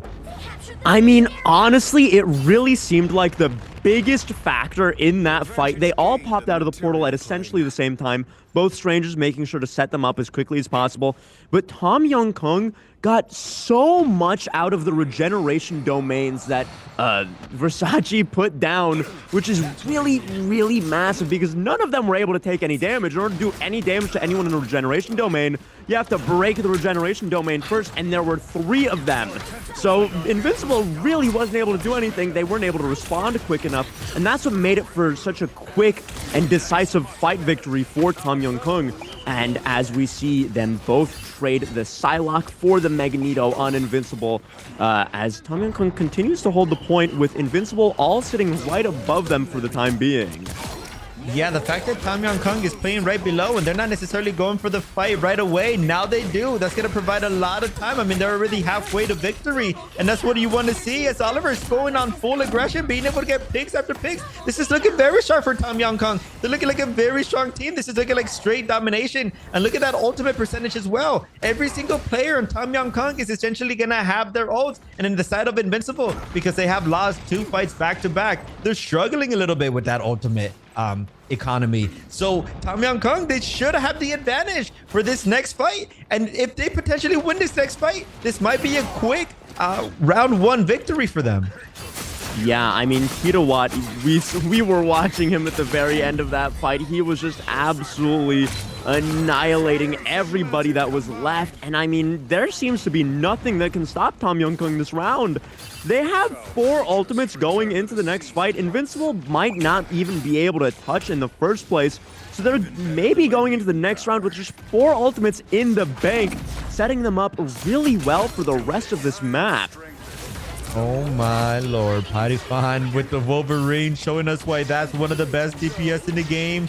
Invincible did a good job of actually touching for that overtime, but it's not really gonna matter because Tom Yong Kong, they won 4 straight fights in a row. That was a complete different team there. I mean, if they could have pulled this off in the last map, they probably would have been up 2-0 right now because they're looking very strong. But if there's any team that can make a comeback, it's definitely going to be Team Invincible. They did decide to go for the triple DPS strategy composition there, and it didn't look like it worked out for them. So I would like to see them to maybe switch it up. I mean, I'm a big fan of the 2-2-2. It's been working out throughout the whole tournament. It kind of just feels like most teams that do run that double Vanguard, double DPS composition do tend to have a higher win percentage. I'm gonna have to look at the stats at that a little bit later on, but it looks like I'm right. Invincible is going to this side to go for the double Vanguard, as it's gonna be Neko that's gonna be switching off.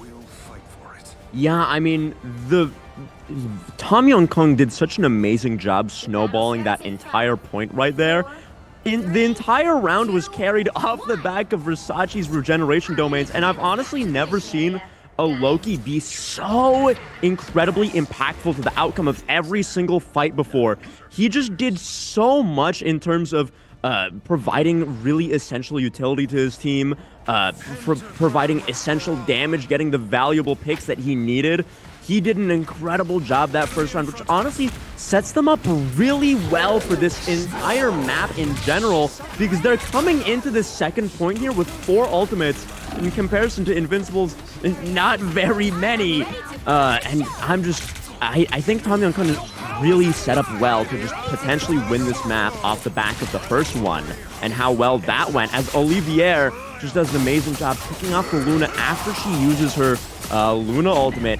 And Patifon is just shredding Invincible's Hulk to ribbons, and there's nothing he can really do about it as Team Tom Yong Kong captures the objective and manages to pick off all the remaining stragglers, making for another very decisive first fight win with only 1 ult online for them in comparison to Invincible's also 1 ult online. So, I mean, it's looking a little rough for Invincible here, because what are they supposed to do into this team? They've been snowballing so hard from the very first fight of this map. There's nothing that can really stop Tom Yong Kong at the moment. And Invincible do manage to regroup, but look at the Hulk. They still are in Bruce Banner form, and then they're finally going to take him out. That's going to be the most amazing stagger that I've seen so far. And Oliver is going to use this as an opportunity to push up, being able to pick off the Loki on top of that. And now they provide a lot of value, and they're already halfway. They haven't lost a single fight since this map has started. And that's going to be a dance of the butterfly for the quick response, the quick Luna ult to contest that as well. They're not going to get too much value off of that. That's going to allow this team to potentially push up. The map is changing though, so they got to be careful not to get stuck in a very unconventional moment here. But with all the map control that they have, that's not really going to matter. But that might potentially be the lead that Invincible needs, as they're going to try to make a Hail Mary play here, but it's just not enough. The dome remains already taken off as well, as Neko's going to be going for the Captain America. I'm not 100% sure if that's the Vanguard they need to make a comeback here. But if they do want to make a comeback, it might be on the back of Kadia being able to get one, but instantly gets traded off, as Patifon is getting so much value off this Wolverine, consistently kidnapping enemy players, consistently doing so much damage. And there it is, yet another kidnap. But they are going to be stunned there from the Hulk, which is a really good stun to just kind of maintain their life, but it's not really going to matter. Patifon is just quite literally doing it all. Yeah, I mean, Invincible is just kind of staggering onto the point at this moment. They're not really able to do much. They're not able to get a full recontest in because they don't have time. They started staggering from like 80% onwards, and there was nothing they could really do to contest. And while the first map was a very, very nail-biting, teeth-clenching victory for Invincible, Tom Yong Kong retaliates by absolutely sweeping Map 2, tying the series 1-1 in a best-of-5. So, I mean, this really is anyone's game. These teams are perfectly matched for each other, and I anticipate that we'll be going the full mile with this series, and I cannot wait to see these teams play more. And map 3 that's going to be happening just after we watch some amazing highlights from probably mostly Tom Young-Kung that round. And we will be going into a 5-minute break before the next map. So just see you in a little bit.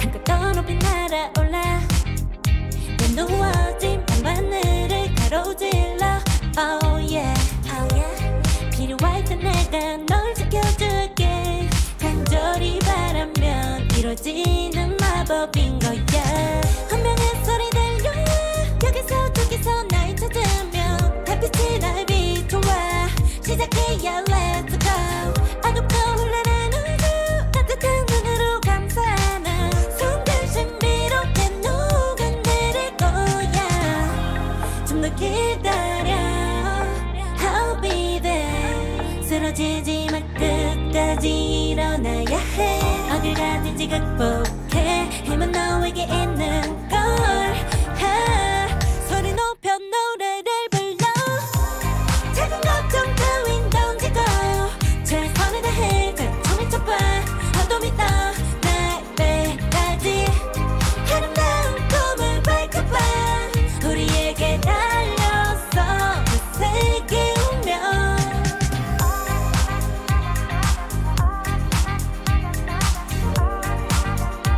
어둠이 떠 날 때까지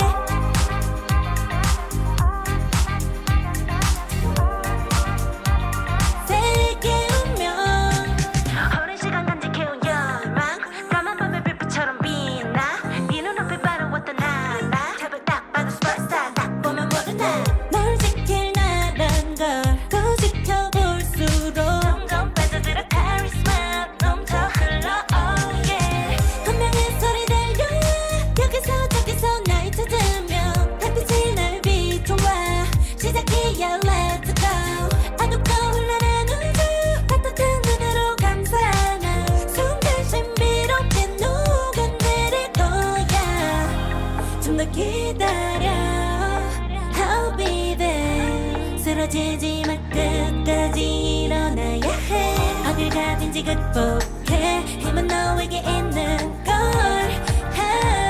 소리 높여 노래를 불러 작은 걱정 따윈 던지고 최선을 다해 자충을 쳐봐 어둠이 떠 날 때까지 아름다운 꿈을 밝혀봐 우리에게 달려서 그 세계 운명 눈이 부신 모든 순간들 지켜내야 해 내게 주어지는 꿈꿨던 너와 나 그래 승리 완명해 The weight of the both the world is in our hands 작은 걱정 따윈 던지고 최선을 다해 자충을 쳐봐 어둠이 떠 날 때까지 아름다운 꿈을 밝혀봐 우리에게 달려서 그 세계 운명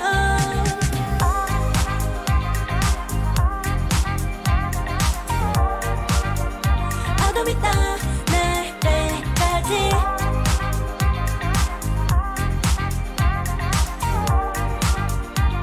세계 운명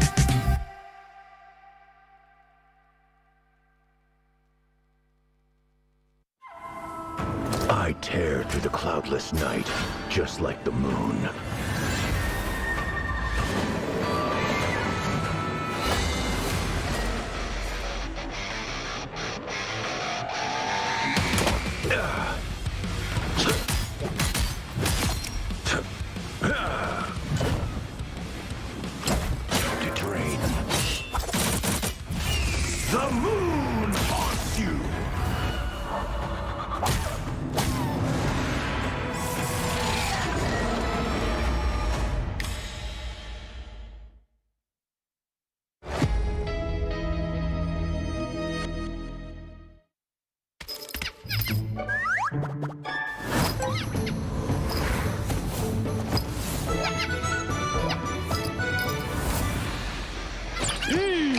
to go nuts.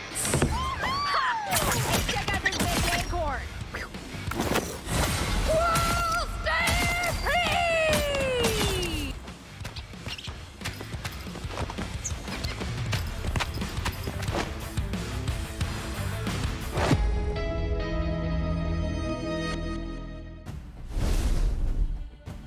And welcome back to the Marvel Rivals Championship for the Asia region. If you missed it, we are in the midst of a fantastic series, which honestly might be the best, highest caliber match we've seen in the tournament to date between Tom Yong-kong and Invincible. Both teams having very stacked rosters, and they're tied up in the series currently, being 1-1, with the first map going to Invincible in a very nail-biting, close match that really could have been anyone's game. And just coming off hot after Tom Yong-kong took last map in a very decisive fashion, where they didn't lose a single team fight on the entire domination point, which I mean is absolutely kind of unheard of, especially against a team such as good as Invincible. I mean, it's really rare to see a high quality match like this, Alvin, but what have your personal highlights been thus far in this match so far? I think we talked about it briefly during the break, where we saw those regeneration domains come into play at the very first fight. That kind of just provided way too much value for Tom Yong-kong. They were able to get so many picks because there was nothing that Invincible could do when they're literally all immune to damage, right? They have to focus those domains, and that just takes up a little bit too much time. But I also have to mention that the composition that Tom Yong-kong, for me personally, was a little bit better. I think Invincible ended up going for the triple DPS comp in the very first map, and I think that kind of just led to them not having that frontline presence, right? And then for the second map, they did try to switch it up, but because Tom Yong-kong had that Wolverine, they were just able to completely shut down the Hulk, kidnapping them almost every team fight, and it just pretty much just led to victory. They pretty much just had map control the entirety of the time. I mean, you mentioned it. They didn't even lose one team fight, and I would imagine that the pick and bans are going to be a little bit different here. And yes, it's going to be Invincible actually banning the Wolverine. They understood that the Wolverine was just a little bit too much for them to handle. I mean, it makes sense with Potifon being able to get so much value off of it, and they're also going to be able to save the Mantis, so we might potentially see a Star-Lord ban from Tom Yong-kong, or potentially an Atom ban. But they're also, for the very first ban, they are going to be banning Hela. I mean, to no surprise there, saving the Hulk, which is something that we definitely get to see a lot of. But Invincible is going to respond with banning the Strange. I mean, when they had this Strange ban in the first map, Invincible ended up winning. It was a very close match, but they did win. They didn't ban it on the second map. Tom Yong-kong posted out, and they ended up absolutely destroying, getting so many picks with the Strange. So it makes sense that Invincible is just target banning the star players on Tom Yong-kong's side. And to my prediction, we were correct as to Adam Warlock is going to stop that revive going on with the Mantis. So it looks like both teams are just target banning each other, which makes a lot of sense. But something that they're not able to do when banned this time around is Team Invincible is not going to be able to prioritize the Black Panther ban, which is what I was very interested in, because Ruben, we saw that ban. It was the first ban both times where they were just consistently banning Black Panther. And we were just asking each other, I mean, who's going to even play the Black Panther at this level? Is it even going to provide any value? We might potentially see it this time around, although they did switch off of it though. But maybe we do get to see it. Yeah, I mean, they've been consistently banning Black Panther immediately, knowing that Potifon is probably a force to be reckoned with on that hero. Probably doesn't feel too good to be on the receiving end of his Black Panther, but it's just so difficult to target ban Potifon because it really doesn't matter what hero he plays. He is going to do a magnificent job on anybody that he picks up. I mean, thus far in the series, we've seen him play Wolverine immaculately. We've seen him play Psylocke. We've seen him play Star-Lord. Like, it really doesn't matter what hero he goes. No matter who he's going to be on, he's going to be doing crazy things, getting all the KOs his team could ever dream of him getting. And now he's on the gamma-boosted Iron Man with the Hulk team up, which, I mean, if you are any sort of competitive player, you know is worryingly strong. That is not something you want to be seeing on the enemy team. He just does so much damage. As you see, we're having a little bit of a 1v1 in the sky as Patifon asserts his dominance over Happy in this moment, but I'm sure Happy will be coming back with a vengeance, not allowing that to happen ever again, as Invincible seems to be up a little bit in this fight, but they're not quite able to push in quite yet with the speed that they are hoping for, because they are running more of a poke-heavy composition as Patifon and Happy are dueling in the sky once again. And it seems like Tom Young-Kung has finally gotten enough picks to be able to really make a push here.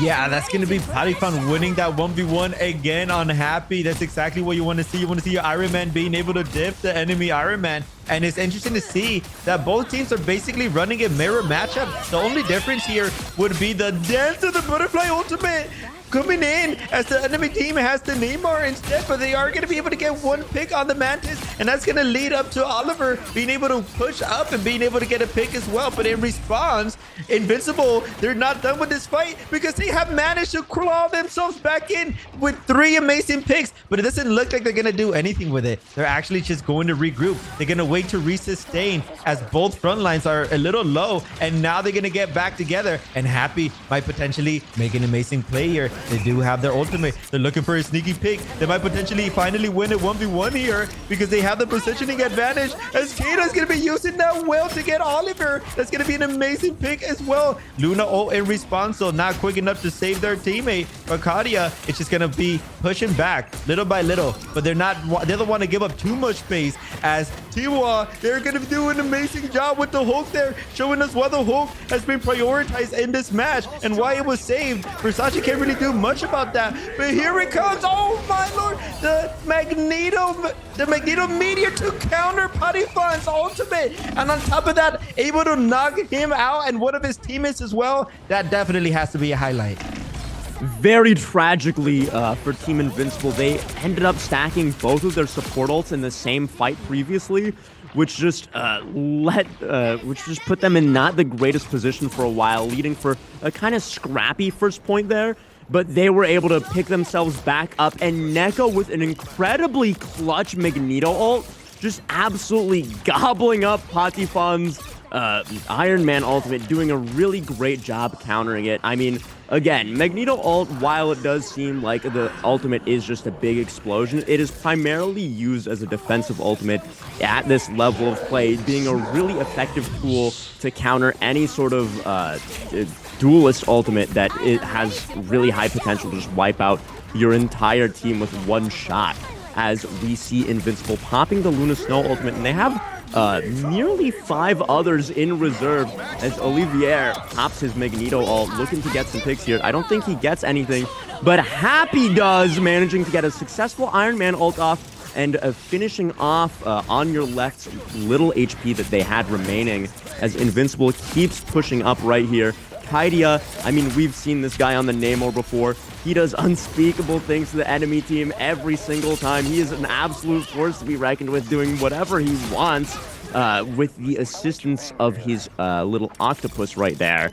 I mean, that was a very clean team fight for Invincible as they go into this next fight with 2 ultimates, Neko with his Magneto ult and Kaidia with his Horn of Proteus right here, as Tom Young-Kung regroups and hopes to hold the second point right here.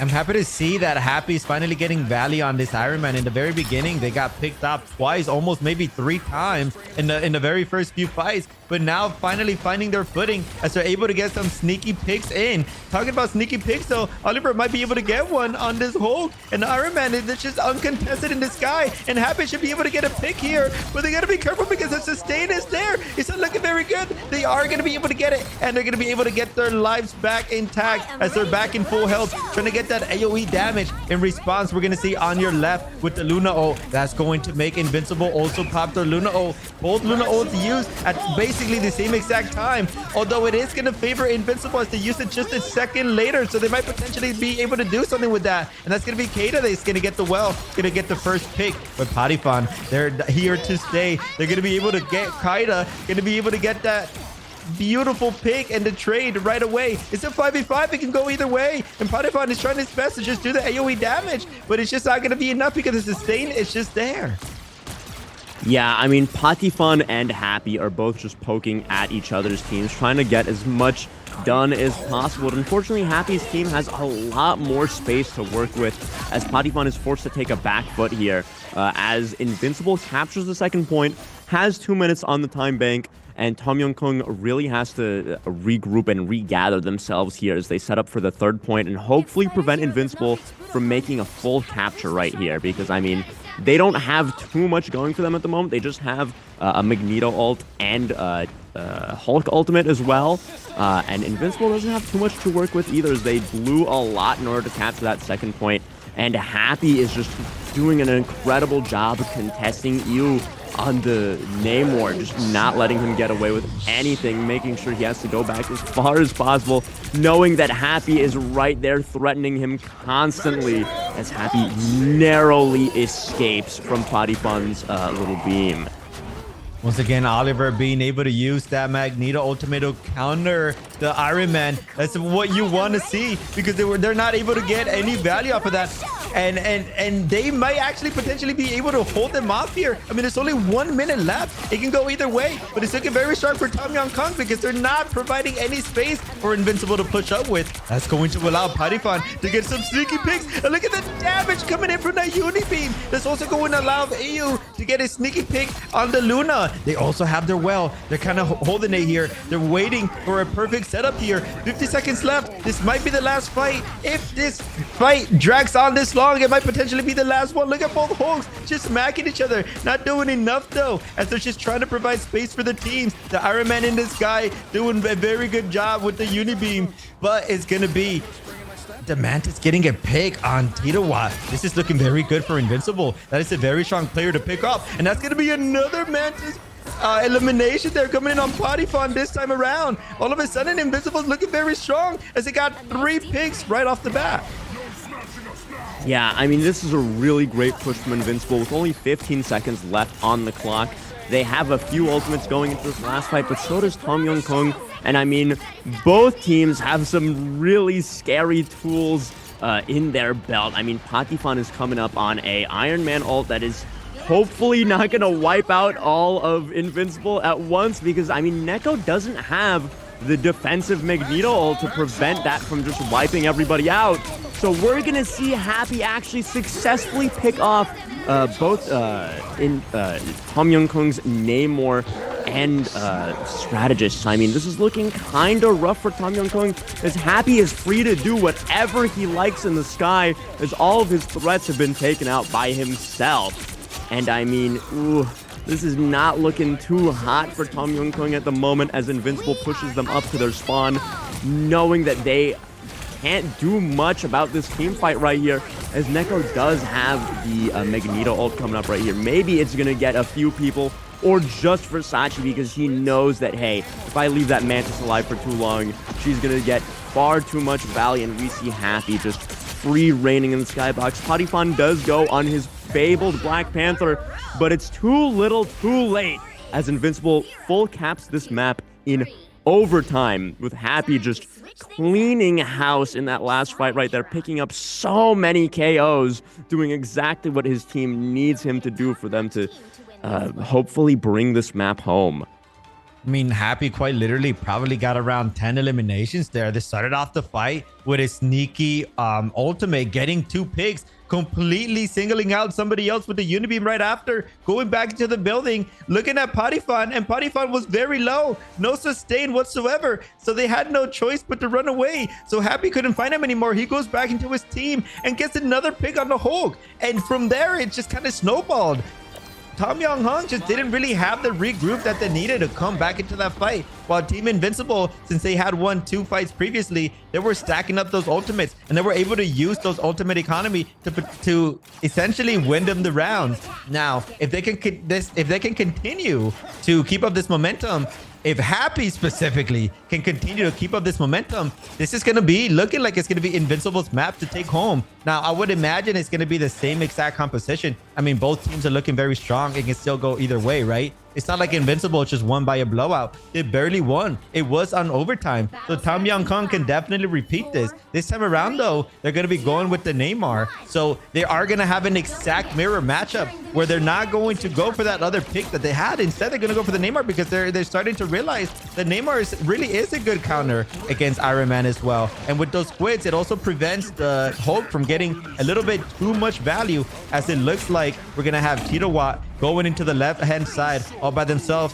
trying to contest that high ground. But they got to be very careful because there's so many people up there. And the Iron Man just doing so much. Happy doing so much damage on Oliver there, but has to be very careful. Look at that movement. Going left down, up down, and just not getting hit every time they move around like that. I mean, it's going to be quite impossible. But EO is going to be able to get a pick on Neko. And that might be the opening that they need to secure this first point. I mean, ew, that shot was disgusting. Tom Yong-kung very decisively getting all the picks that they need to make a good fight, a good stance here on the first point. Looking like they are pretty set up to capture it, maybe. But Invincible does absolutely have enough time to regroup, as they do have Happy's Iron Man ult on board. So, I mean, it's not quite over for Tom Yong-kung. I mean, it's not quite over for Invincible just yet, as they try to straggle onto the point and contest for as long as possible. Looks like they're going to have to give it up, as Tom Yong-kung captures the first objective, and they have 5 minutes on the time bank for the second. And I mean, that is a really great decisive first team fight win for Tom Yong-kung. And Invincible is really going to have to pick themselves up onto their feet with their Luna Snow ult and Iron Man ult here. They're hopefully going to be able to win a team fight soon. Otherwise, Tom Yong-kung might be able to do what they did last map and carry on this momentum throughout the entire thing and just full cap with a lot of time. Because, I mean, listen, if Tom Yong-kung does end up full capping with over a minute, they will guaranteed get an extra minute to attack, because Invincible will be given that minute from them capping in overtime. Ooh, but Happy going in with the flags, but it's not gonna matter when Oliver's gonna get the trade right away, and that's gonna shut down Happy's ultimate. On top of that, he's gonna be able to pick up the other DPS, so Invincible is not gonna have the damage in this fight, especially when it's a Luna ult that's sustaining everybody. Now Versace's trying to get the best of this, trying to play very up. That's gonna be a Mantis ult being popped by Team Invincible that might provide the sustain that they need to provide the DPS to come back. But Peripheral doing a good job. Happy trying to contest him though, and once again, it's gonna be Happy being able to win that 1v1 versus Potipon. I mean, to be fair, Potipon had no idea where Happy was going to be, so he was just forced to kind of just run away, and Happy used that to their advantage. And just like that, they're gonna Tom Yong-kung is gonna be able to regroup, and they're not gonna be able to regroup. I mean, Invincible is gonna be able to regroup, and they're gonna be able to hold this off. But they gotta be very careful. There's gonna be an Iron Man ult to no success, though. Nothing was able to be done with that, and that might provide Happy with another sneaky flank here as they're going up into the sky, kind of just waiting for something to happen. They're gonna use that Gamma boost. Ray, are they gonna be able to win the 1v1? Yes, they are, but they're gonna get traded off yet again by On Your Left. Some amazing shots, and look at this sustain as well, trying to make sure that his teammate, the whole Tito one, has enough value here. And look at him going crazy into the back line, being able to get one on Kata, being able to go down 300 health. The sustain is insane coming in from On Your Left, and that's exactly what they need, and they might potentially get this, and they're gonna have 4 minutes and 30 seconds for this next point. Yeah, I mean, Tito Watt is just asserting the fact that he is him, as he keeps running into Invincible, and there is no one who's able to stop him. He's basically doing whatever he wants. He's pushing up into their spawn as we speak, and I mean, they are just leaving, but not before getting another pick onto Luna Snow before the next fight starts. And with that, Tom Yong-kung is 4 minutes on the time bank into third point, and they have all of the space in the world. They are pushed up far beyond where the payload is currently sitting. And I mean, they just are able to do as they please. Nothing's going to stop them, as Versace is on the flank on the Mantis, and EO is hitting another nasty shot onto Happy, not letting him roam the skies as he pleases at all whatsoever. And Tito Watt is in the backline, forcing On Your Left to use the Luna Snow ultimate, which is really not great for Invincible here, because they use the Luna Snow ultimate and they seem to be losing this fight, so it doesn't seem to have gotten a lot done for them here, as Versace is just aggressively playing in front of their tanks, because I mean, listen, they're playing Mantis. They can just hopefully two-tap everybody. But Neko is not having any of that. How dare you disrespect his team by walking into his spawn like that? You are not going to be able to get away with that as he smacks a giant meteor into Versace's face. And Titawat jumping off the map to prevent himself from getting staggered any further. And now Tom Young-kung reduced down to 3 minutes on the clock as Invincible pulls off a successful hold right here. I mean, they had Neko's name written all over it, being able to sustain themselves in the fight in the midst of the whole enemy team. Not only that, but saving their ultimate until the Mantis ended up popping theirs, and they were able to get that trade as well. Now look at Happy. They're in a position to make a clutch play here. They do have their ultimate. I would love to see them go inside the building and go for a sneaky flank, but they got to be careful because it's going to be the Hulk knocking them down. But the sustain is going to be there, so it's not going to be too much of a threat. But Bodyfon's ultimate, that might be a threat. Not going to be able to do much. Neko's going to be taken down by Olivier. Titawat as well in the background, being able to get the Mantis. That's going to be an amazing pick. Here comes Happy ultimate. Are they going to get any value off of it? Not really. And that's going to allow Bodyfon to sneak in from the flank. Is Bodyfon the one that's in this flank now? And Bodyfon's the one that's getting a lot of value. The same way Happy got value in this last point is exactly what Bodyfon is doing. And now he's pushing up into the enemy spawn, making sure that they can't walk up. And that's going to be a successful push for Tom Young-kung. They're going to be able to get that third point with 1 minute and 46 seconds left. They're going to have so much time now as they're going to get that extra minute on top of that. So now they're looking at an overtime situation where they have essentially 3 minutes to Invincible's 1 minute.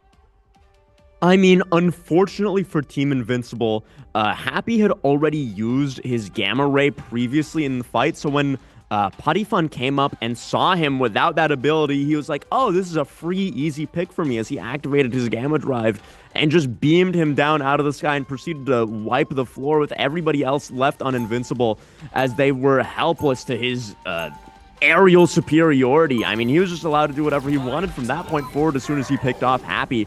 And now Tom Young-kung on the defense. They only have to hold for 1 minute. Let's see if Invincible is able to get perhaps even just one tick would be a really big win for Invincible right here, because as long as they get anything, they're going to be pretty well set up for the defense, because I mean, if they don't even get a singular tick, they are going to be looking at a best-case scenario draw right here, which is never a situation you really want to be put in as a team looking to, you know, not be down in the series 1 point. Yeah, but I do think Invincible needs to get way more than one pick. I mean, you're right. If they get the one tick at the very least, they can force out a victory if they hold them off.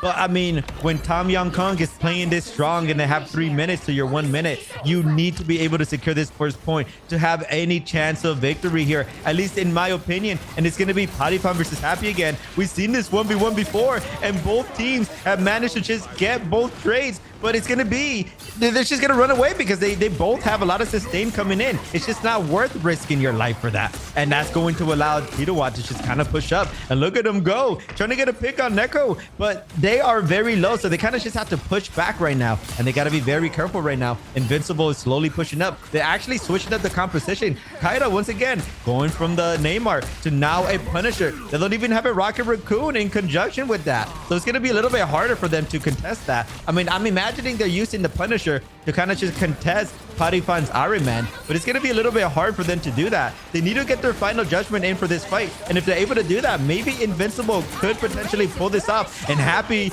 going in for the 1v1. Gotta be very careful because Bodyfon is holding their ground. Here comes the very first Luna ult coming in. Titawat is going to be able to get a pick on Neko, and they might potentially be able to get a pick on Kaida as well, as they have their ultimate ability as well. So they're going to provide so much sustain here for themselves. And on your left with the sustain, but also with the picks, going left and right. Definitely the highlight right now, as they might potentially win this. It's going to be Invincible not even getting a tick. It's already overtime. It's not looking good for them. I mean, Tom Young-kung's support line of Versace and On Your Left just absolutely sweeping that fight, getting basically all of the KOs in that final fight right there at the most crucial moment. They have successfully prevented Invincible from getting any percentage on the point here. So now, Tom Young-Kung, it's impossible for them to lose this map. Worst case scenario, they draw, but I mean, they have almost 3 minutes on the time bank here. The odds of them not even getting a singular tick are so slim, especially with how dominantly they capture the first point objective on their previous attacking round. So they are looking and feeling really good about this round, looking to hopefully go up one in the series 2-1. Tom Young-Kung just looking really, really good right now. Yeah, I need to see Invincible if they want any chance of winning this and holding them off, or sorry, drawing this, because they could only draw. They need to have Kaida play a comfort pick. I do not want to see the Punisher anymore. It is just so hard to get that ultimate ability when you don't have that infinite ammo, especially when you can't even place your turret, right? Now, you could get a lot more ultimate charge with your turret on defense, but it's just not going to provide the same amount of value that Kaida is bringing in with the Neymar. So I'm really happy that they're going to be bringing that out. But talking about happy, we also have a Star-Lord coming out from them. So they're not going to go for the Iron Man matchup. They completely have switched up their composition. They're looking for a Hail Mary last play, as they're all going to be contending that high ground top right. And they're starting off the round by potentially destroying this bridge here. If they're able to destroy this ceiling here, this might provide just enough time and just enough cover for Invincible to hold this off. And I love the way that they're playing it. They're doing it literally right away. Happy they have their eyes on the Iron Man, but Kaida's gonna be the one that's gonna get the first pick of Versace. And that's what I'm saying. Kaida just gets so much value on the Neymar. It just makes sense to have him on that comfort character. Happy as well, being able to pick off the Iron Man and not even stopping, continuing to push up. That is what you want to see. Now all of a sudden they only have 2 minutes left. I mean, Tom Young-Kung just lost that team fight so quickly that at the very least they can take solace in the fact that neither team got a lot of ult charge off of that. But Team Invincible here, listen, I always say that a draw while you're defending is a win. That is the best that they can hope for. Hopefully they're able to draw this map and they will be elated at the fact that they were able to pull that out, because the other situation would be that they just lose. And Happy is in a very interesting position for a Star-Lord, successfully contesting Potifon, as Star-Lord is one of the best Iron Man counters in the game, especially in a metagame where Hawkeye and Hela tend to be banned so often. I'm pretty sure Hela is banned this game as well, considering we haven't seen any of her being played. And if she was unbanned, we would absolutely be seeing her in play. So, I mean, Star-Lord is the next best thing you can get in order to contest Potifon out of the sky. Because, I mean, at this point, taking the Iron Man 1v1 as a defender into Potifon is just too risky. It's too feast or famine. It's not really nearly as safe as the Star-Lord pick here to successfully contest Potifon out of the sky. As Tom Young-Kung starts, both teams pop their Mantis ults, engaging, and Invincible just has a lot more ults to work with in this moment, so they're looking really good here. Yeah, and it's going to be Potifon being taken out again. That's the third time that they've been picked out first. And the Neymar well is going to get so much value. We actually might be able to see it drop because Invincible is actually holding them off. And the Luna is going to be forced to jump off of the map. But Happy's going to be there to get that trade. And Happy also still has their ultimate. And look at how aggressive they're playing. This is the correct play to make. You do not want Tom Young-Kung to touch at the very last second and force that overtime. You want to play aggressive here. You still have the Happy Star-Lord ultimate. You have the Meteor from Neko as well. That's a lot of value. But you also gotta keep in mind that Oliver also has the Meteor to contest. And Kaida once again with an amazing pick of Potifon. That is the 4th time now that Potifon has been picked out first. That is not looking good. Although Tom Young-Kung, they were able to get the touch. So it is overtime. Still anyone's game. But it's looking like Invincible might actually be able to draw this as the contest is happening. But Happy's getting so much value being in the sky, literally forcing Potifon to get off the Iron Man, going for the Psylocke. And look at Oliver, the last person standing. Is not looking good for them. Potifon though does get a trade. It might not be enough though. One in there with the hold. It's just not looking good for Team Tom Young-Kung. It might actually be a draw. That is the first time that we've seen this. I cannot believe what I'm seeing here. For the first time ever in this tournament, we have seen a 3-3 tie on map number 3. Yeah, I mean, if you're Team Invincible here, you are incredibly happy. Tom Young-Kung is in shambles, as getting a draw while you're attacking, especially with such a large time bank of 3 minutes, is absolutely devastating. So Invincible is just overjoyed at the fact that, hey, we managed to hold them for that long and we didn't lose a point to them. So the series is still tied 1-1. It is a best of 5, so we do have 2 maps left. So we could be seeing some interesting points here, as both teams honestly are pretty likely to both get 2 points each. And again, in a best of 5 format, we're gonna have to see how that goes, because we've played 3 so far, 1 draw, and 1 point for each team. This is looking super duper close. A super interesting match thus far. Every single game has been an absolute nail biter. And now we'll be sending you into the highlights, which will be followed by a short little 5-minute break. And we will see you in just a little bit. Hold on there, get some snacks, get ready for this amazing game we have pulled up.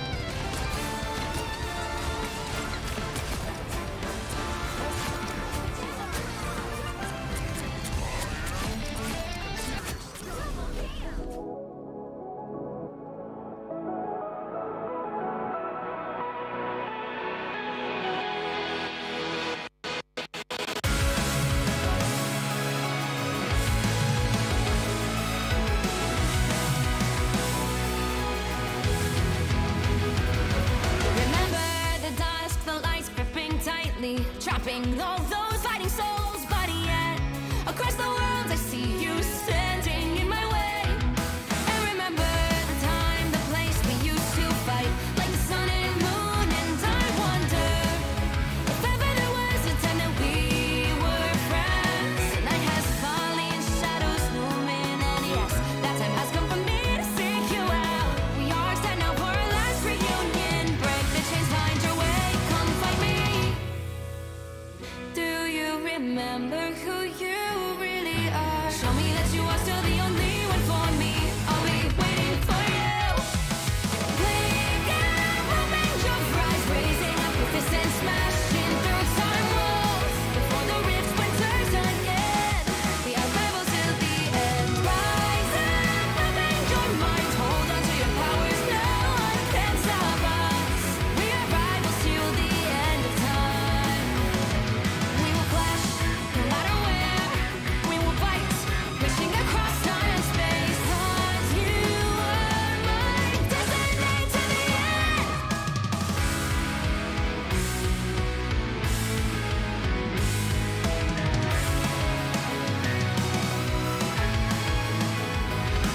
You see the dawn, the flames burning brightly, shining on those memories. And yes, across all time I see you turning the tides. And do you see now our time, our turn? We can still fight like the wind and fire, and wonder no more. That now is the only time your heart is mine. Light has fallen, darkness grows, and yes, we fight for our destiny and faith. New days smiling for the past and future. Break those chains, lead the way, fight with me. And when you wake up, open your eyes, raising up your fists and smashing through time walls before the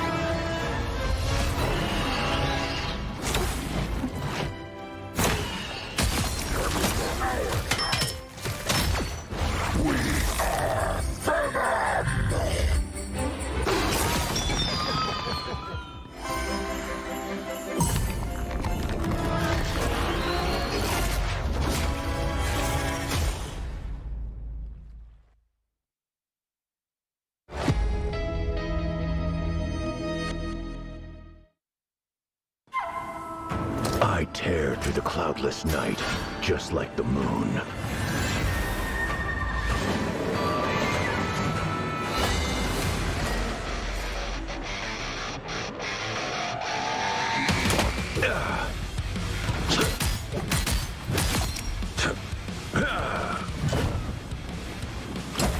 To drain. The moon haunts you!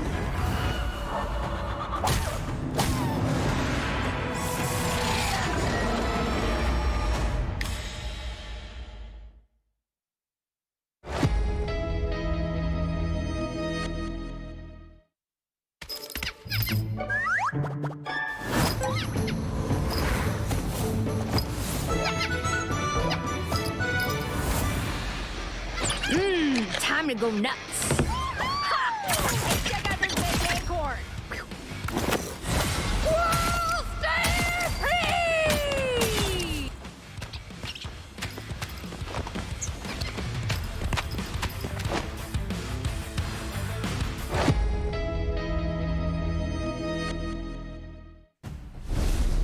Welcome back, rivals. We have an accelerated matchup between Tom Yum Kong and Invincible, as for the first time we have witnessed a draw on Shin Shibuya. Both teams currently have one victory on each other, but there's only 2 maps left. This next matchup is going to be electrifying. Ruben, what are your thoughts? I mean, this has easily been the best match we've been seeing in this entire tournament to date. And I wouldn't be surprised to see these two teams duke it out again in the grand finals, because they're just both such stacked rosters. They're both doing so well. And I'm really excited to see how this 4th map goes, as the series is tied 1-1, with the last map actually being drawn, like you said, which is honestly really exciting to see. I was really surprised to see Tom Young Kung not be able to get at least 1 tick on the first objective there, because they had an almost 3-minute time bank in comparison to Invincible's 1. But Invincible is certainly happy about the fact that they were able to successfully fend Tom Young Kung off, because, I mean, that is a hold against all odds right there. The fact that you full hold after Tom Young Kung so decisively captured the first objective previously with just 1 fight, I mean, you got to be pretty happy if you're Invincible right now, as we go into this 4th map here to decide how the rest of the series will be going, because, I mean, we're going to be going to a match point after this map. So, I mean, everything is on the line right here. Okay, maybe not everything, because the loser of this match does go into the loser's bracket, but, I mean, staying in the winner's bracket is pretty nice. It's pretty comfy. You get the luxury of being able to lose another game and still being in the tournament, whereas if you're tossed into the loser's bracket, you're on thin ice, buddy. Definitely on thin ice. I think it's important to note that Tom Yong Kong won map 2 in a very decisive victory. I mean, it was like a pub stomp almost. I didn't know that Invincible could even pull off map number 3. So as you mentioned, the fact that they were able to hold off that last point for 3 minutes, you know they're looking very strong right now, and you know they have the motivation to keep this going. I would imagine the pick and bans are going to be quite a little bit different from what we saw. I mean, we saw a lot of Hulk Iron Man combinations here, and we've been seeing a lot of strange bans as well. I would imagine that a Hulk would be prioritized, and it is from Team Invincible. They don't want to deal with that Hulk anymore. They also probably want to take off that Iron Man. It's just too much aerial presence. It's just, why even play against it? You can just ban the Hulk and prevent the Iron Man team up, right? And Tom Yong Kong, they're going to be banning the Hela to no surprise. Now, they have a decision to make here. There's so many characters that they're strong with. They have the Psylocke that they can save. They have the Mantis that they could also say that they're getting a lot of value with. But this time around, they're going to be going for the Wolverine. And one of the reasons I think why Tom Yong Kong was able to win map number 2 was because we had Potifon prioritizing the Wolverine. Got so much value being able to kidnap so many players on Team Invincible that I think Tom Yong Kong is looking strong with this composition. I'm not sure what Invincible can do to respond for this. I mean, I'm really excited to see Potifon on the Wolverine once again, because he did so much work on that second map that Tom Yong Kung so decisively took. And we're also banning the Psylocke here on Invincible's end, which, I mean, Patifan is usually the person playing Psylocke for Team Tom Yum-Kung, but we have also seen Io on the Psylocke too. So now that Invincible protected Mantis, Tom Yum-Kung decided to respond with an Atom ban of their own, so they do not get the Star-Lord and Mantis and Adam Warlock coming back to life after every single time they get picked off. So I mean, very reasonable bans on both ends of on both teams here, and I'm really, really excited to see Patifan do some serious work on the Wolverine as Io is put on the Namor and is going to be going against Kaidia on the Namor as well. Because I mean, so far throughout this tournament, Kaidia has seemed like the best Namor player we've seen. He is so consistently hitting shots and putting his octopi in such good places, making sure that they're really zoning out flankers all the time. And they're really going to be doing an effective job at zoning out Patifan, because if you're Patifan, you're not going to be wanting to be shot by octopi the entire game, but you also can't do anything about them. You can't actually go over there yourself to get rid of the octopi yourself, so you're going to have to rely on your team there, which is going to be a little rough because, I mean, you want to have the agency to be able to deal with the turrets yourself, but he just can't. So this is going to be a very interesting domination map right here. Let's see if Tom Yum-Kung does the same thing they did the last time they played domination and just didn't lose a single team fight the entire time.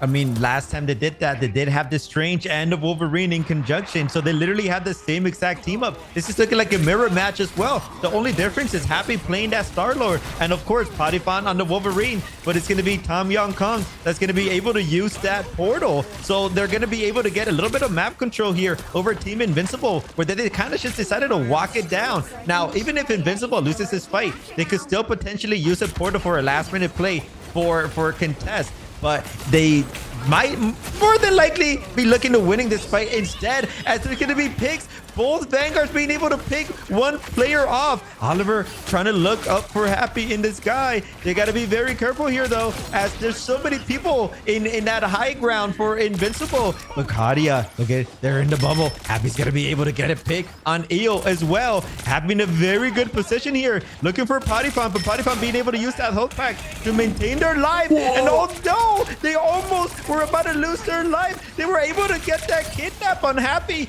maintaining their life. But that passive is down on Patifan, and that is one of the very first things you want to prioritize when you're going up against Wolverine. You want to take them off that passive so they don't have that extra health bonus that they get. I mean, Patifan is absolutely landing all of his kidnaps on Wolverine. It's really impressive to see, because it's honestly a pretty hard ability to land, especially on such a mobile squishy like Star-Lord. And now we're seeing support ults get popped left and right here, as both teams have one still in reserve. And Happy gets frozen out of the air on your left with an absolutely nuts freeze, which prevents Happy from actually wiping off anyone from their team. Really impressive play from On Your Left, very consistently doing work on the Luna Snow right here, as Happy does finally pick off Versace, hoping to finally capture the objective, hopefully letting Tom Yum-Kung stop the capture progress at 80%. But Tom Yum-Kung is not stopping. They have not given up. They have not lost the fight yet, as they're still in the game, and Invincible has lost Kaidia and Magneto. So, I mean, things are looking a little rough for Invincible here. Tom Yum-Kung seems to be really strong on domination. They seem to be just unstoppable entirely. Yeah, I mean, that was a super long fight. It's going to go into overtime already. This is it for Team Invincible. They have to find a way to claw themselves back in against the Wolverine. It's going to be a tough task, but Kaidia might be the reason why they're able to do this, as Titawat also getting a lot of value, being able to seclude the Luna, actually being able to pick them off. Invincible falling off one by one, Happy being able to rest themselves, but it might not just be enough. Tom Yum-Kung, they're still in possession at this point, and they're getting more picks. Ew, with a nasty kill right there as well. And just like that, Tom Yum-Kung, they're able to win that point. I mean, I don't know if it's the game mode. It could be domination that they're just more comfortable with, or it could just be the composition, because it's kind of hard to say, because both times to play domination, they have a very similar composition with the Wolverine and the Strange, and they also have the Magneto and obviously the Luna and Mantis coming into play for the sustain. I mean, they're pretty much running the same thing that they did, despite in the last, I think in the second map, they had a Loki instead, because I think it was either Mantis or Luna that was banned. But now they don't need to run that because Luna or Mantis are not banned this time around. So Tam Yong Kong's composition is looking even stronger than before. So it's going to be very hard for Invincible to be able to fight back. And honestly, that last fight could not have gone worse for Invincible, because what actually seemed like an incredible play is going to come to bite them back in the butt. Because Invincible's Mantis actually sedated Olivier out of their Eye of Agamotto, which does seem great, but Tam Yong Kong ended up winning that fight anyways. So what that ended up doing is just giving Olivier 50% to his next Eye of Agamotto, and now he's just gonna have it to use again, which is not gonna be great for Team Invincible, because whenever you get that sedate off in the middle of someone's ultimate, it's amazing, it's satisfying, it's high value, but in this situation, it might just come back to bite them sooner than they would have hoped. Yeah, I think Invincible, they might have made a mistake with not banning Wolverine in the very beginning. I do think they kind of just forgot about that character. There's just so many things that they have to prioritize. It is just so hard for Invincible to just ban everything that Tam Yong Kong is just pulling out right now. And just like that, Tam Yong Kong, once again, they're going to be getting the first point, winning the first fight. And look at the ultimate economy. They're going to have 5 people with ults versus Team Invincible. They're still trying to charge up their ultimates. They might not get it in time, as Tito is going to be using that meteor, that slam dunk. It's going to provide a little bit of damage, but not enough value to eliminate anyone. Here comes Happy. If anyone can bring it back, it's going to be Happy. That Star-Lord also is going to get contested by a Luna in response by Tam Yong Kong. That's exactly what you want to do if you want to live through that Happy ultimate. And Ew looking to get those picks, trying to get those shots in. Patifan also trying to get enough value. But look at that, Invincible finally being able to get some value here. Finally, they should be able to get the ace. On your left being the last person standing, and they are going to get eliminated. Finally, we see Invincible win their very first fight in 2 maps on Domination. A really wonderful Eye of Agamotto for Invincible there, single-handedly winning them the first team fight, not just of this map, but also across both of the Domination games that we have played so far in this series. So maybe this is the moment that Invincible is able to turn things around for themselves as they go into this fight with 2, almost 4 ultimates here, as Tam Yong Kong has to deal with recapturing the objective for the first time in a really long time. Tito is going to be able to get the first pick there on Kadia. That is not what you want to see if you're rooting for Invincible. Tito also trying to seclude Happy as well, but Happy's movement is all over the place. We've seen Happy going for the flanks. We've seen Happy going for the front line. They're just not scared at all when they have that immunity with the Star-Lord. But Versace is going to be the one that's going to get the better end of that. Tam Yong Kong is going into this fight, and it's looking like they're going to win it. Peripheral trying to walk back into the fight. By the time they get here, the fight has already going to be won, because Tam Yong Kong, again, these are the strategies that are getting these eliminations. The strategies are just doing so much for the team. And again, look at their ultimate economy. Oliver is about to get theirs. Tito Watt has theirs. EU has that well. But Patifan is also going to be looking for a kidnap. And I mean, Invincible does have the ultimate economy to respond, but I don't know if they're going to be able to use it at the same level as Tam Yong Kong, as the first kidnap is going to come into play, and Versace is going to be able to get that pick. I mean, that really good recapture from Tam Yong Kong right here. If they are able to win maybe this last team fight here, unless Invincible wins this fight and then brings it to another one, this could be where Tam Yong Kong finally goes up in the series 2-1. So there's a lot riding on this fight, but they also have 5 ultimates, almost 6 coming into this fight. And Invincible is not looking too shabby themselves. Tito using the Magneto ult before Happy pops their Star-Lord ultimate, which means that he is able to free reign in the skies and successfully pick off on your left on the Luna, which is quite unfortunate for them, which could compromise this fight potentially for Tam Yong Kong. But it actually turns out that they're perfectly fine, and they are having a perfectly okay time capturing this objective, going 2-0 in this map, bringing the series to a 2-1 as we go into map 5. Invincible down 1 in the series. There's a lot riding on this last map right here. I mean, I got to point out that Tam Yong Hung hit I think it was Oliver that hit a nasty Eye of Agamotto in the midst of everything. They were able to get around 2 to 3. They kind of resulted them in winning that fight, which obviously they won the round. On your left with an MVP as well. That's what you like to see at your strategist. Is going to get so much value that they get those 2 final hits that were very important into that team fight. Now, if we want to talk about the next map coming in, we need to see Invincible adapt. They need to ban the Strange, but it has to be first. But then all of a sudden, you also have to ban the Wolverine. So who do you prioritize? Who's providing much more value? Is it the Strange or is it the Wolverine? Either way, they need to take one of those characters off of Team Tam Yong Hung. But just like that, we're gonna have the highlights and we're gonna go into a nice 5-minute break right after.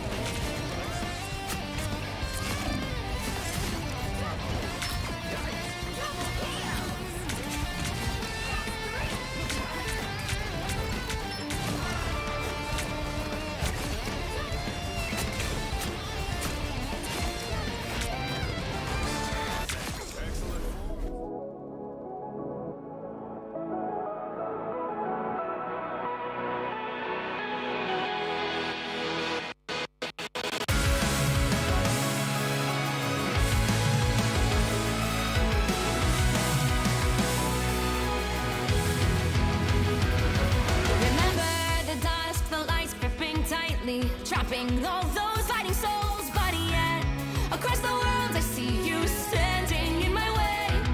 And remember the time, the place we used to fight, like the sun and moon. And I wonder if ever there was a time that we were friends. The night has fallen, shadows looming, and yes, that time has come for me to seek you out. We are set now for our last reunion. Break the chains, find your way, come fight me.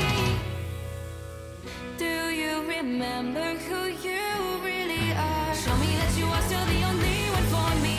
I'll be waiting for you.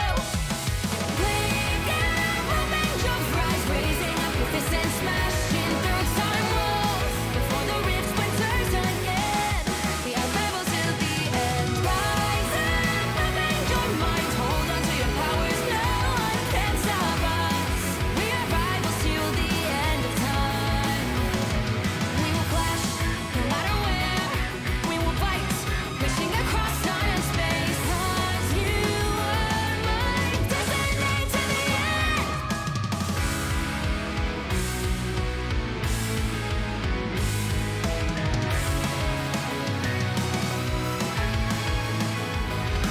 Do you see the dawn, the flames burning brightly, shining on those memories? And yes, across all time I see you turning the tides. And do you see now our time, our turn? We can still fight like the wind and fire. And wonder no more that now is the only time your heart is mine. Light has fallen, darkness grows, and yes, we fight for our destiny and faith. New days smiling for the past and future. Break those chains, lead the way, fight with me. And when you wake up, open your eyes, raising up your fists and smashing through time walls. Before the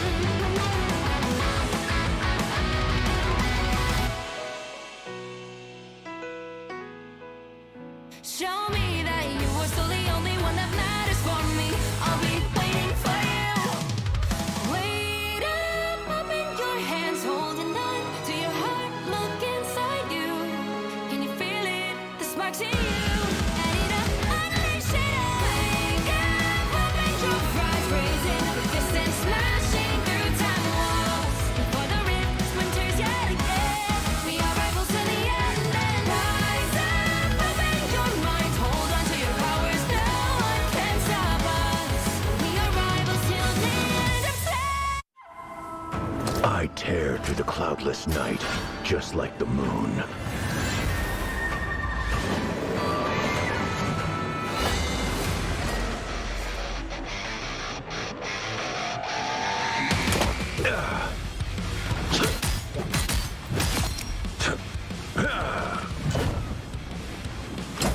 To train.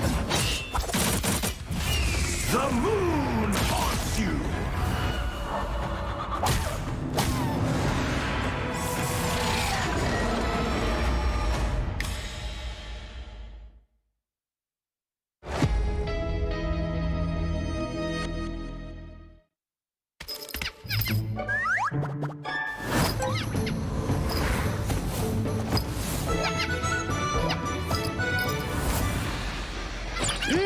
Time to go nuts. Ha! Check out this big acorn. Whoa, stay free!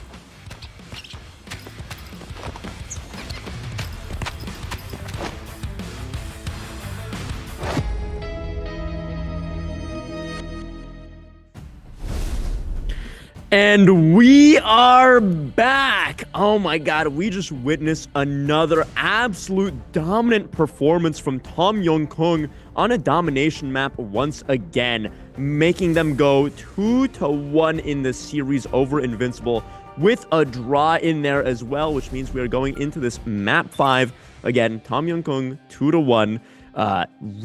This is going to be an interesting game because this could be match point. If Tom Young-kung wins this map, it is over for Invincible. They are sent down into the losers bracket, and they will have their opportunity to claw their way back up. But obviously, they don't really want that, so it is best for them to win right here, right now, to prevent that from occurring. And we are going to the picks and bans, and Invincible once again, hot off of losing to a Wolverine, Potifon's Wolverine, on a domination map. They ban Wolverine immediately because they don't want to face Potifon on that Wolverine once again.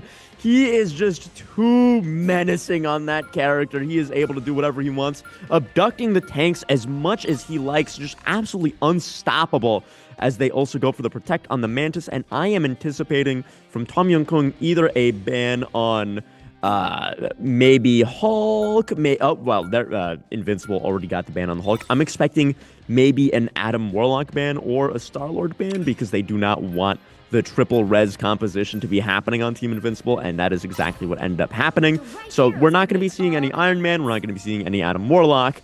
We are probably going to be seeing the very standard backline of Luna Snow and Mantis, while Potifon is maybe going Moon Knight here, which I know Potifon is a very flexible player. He's been playing a lot of different characters throughout the series, but to see him on Moon Knight is going to be really interesting because we have yet to see that from him, as Happy goes his typical Star-Lord and Kaidia on his very well-known, renowned Namor, which I'm really excited to see the Namor duel between EU and Kaidia, because, I mean, both of them are incredible Namor players, as these are two of the best teams we've seen thus far in the tournament. So this is going to be really close, really interesting. Yeah, I do want to point out that for Team Invincible, they obviously banned the Wolverine because they don't want to deal with that. Every time the Wolverine has been in the map, they've been getting too old, and it literally hasn't been closed. But something that we were talking about earlier, Ruben, is it really the Wolverine or is it the Strange? Because the Oliver Strange is getting so much value in these domination maps as well that it could potentially be a Strange diff. But then on top of that, you have to think about that both times that Tom Young-kung have been able to dominate, Invincible has been on domination. So is it the map or is it the characters? We don't know yet, but we're about to find out. But Oliver's actually, they're not going to go on the Strange even though it's available to them. They're going to go for the Moon Knight Groot Ult combo, which is something that's very popular that we've been able to see. And this is also a nice portal that we've been seeing throughout this whole tournament, being able to get the first pick. Now, I don't want it to jump over this portal because the last time I saw a team jump to the portal, they lost a lot of value because they weren't able to push the point. So I'm very happy that Team Invincible, they learn from other teams' mistakes where they use the portal, they get the first pick, and then it's just use that to get contention and to get a lot of map control, which is exactly what we're going to be seeing here. And just like that, Tom Young-kung, They are forced to be all the way in the back line now. And look at Happy being in everyone's face, being more than happy to be there as well. Oliver being pushed back, and it has to be very careful because look at this flank from Happy. Might potentially be able to pick off the Mantis, but Potifon is going to be the one that gets a pick on Neko, which is not what you want to see. Pakeda fighting for their life. They are going to be able to get one on Tariwa, so it has been a trade on either side. It can go either way, and there's no stopping here for Kadia. Those squids are putting in a lot of work as well, and the Moon Knight ult has been popped, but the immunity from the bubble is going to be there in response as well with the Luna ult in conjunction. Both Luna ults have been popped. This can go either way. I really love to see the really clutch Luna ult coming out here as Invincible has basically all of their ults coming up, and they're all just pressing Q off the rip. Every single ult that's online is basically being used right here, right now, as Invincible takes a very decisive first point capture right there. And I really love to see that Strange Portal at the very beginning from Invincible. I looked at that and thought, this is really familiar. We saw this before in the tournament, and it was Invincible who did that same tournament before in their game against KXJH, where they very decisively won this map. And we saw Happy on the Black Widow absolutely tearing it up on a character we've never seen play throughout the tournament before. And I'm really happy to see that the portal worked once again, but this time Tom Young-Kung was able to handle it a lot more effectively, backing up very quickly, not falling victim to the Hawkeye and the Punisher through the portal, as they set up a magnificent Groot ult with the Horn of Proteus from EU. Tom Young-Kung successfully stopping Invincible in their tracks as they have 4 minutes on the time bank, and they have a lot of time to work with here as they push in with only having Neko's Magneto ultimate online. And we're going to have to see how Tom Young-Kung answers to Invincible on their attack right here.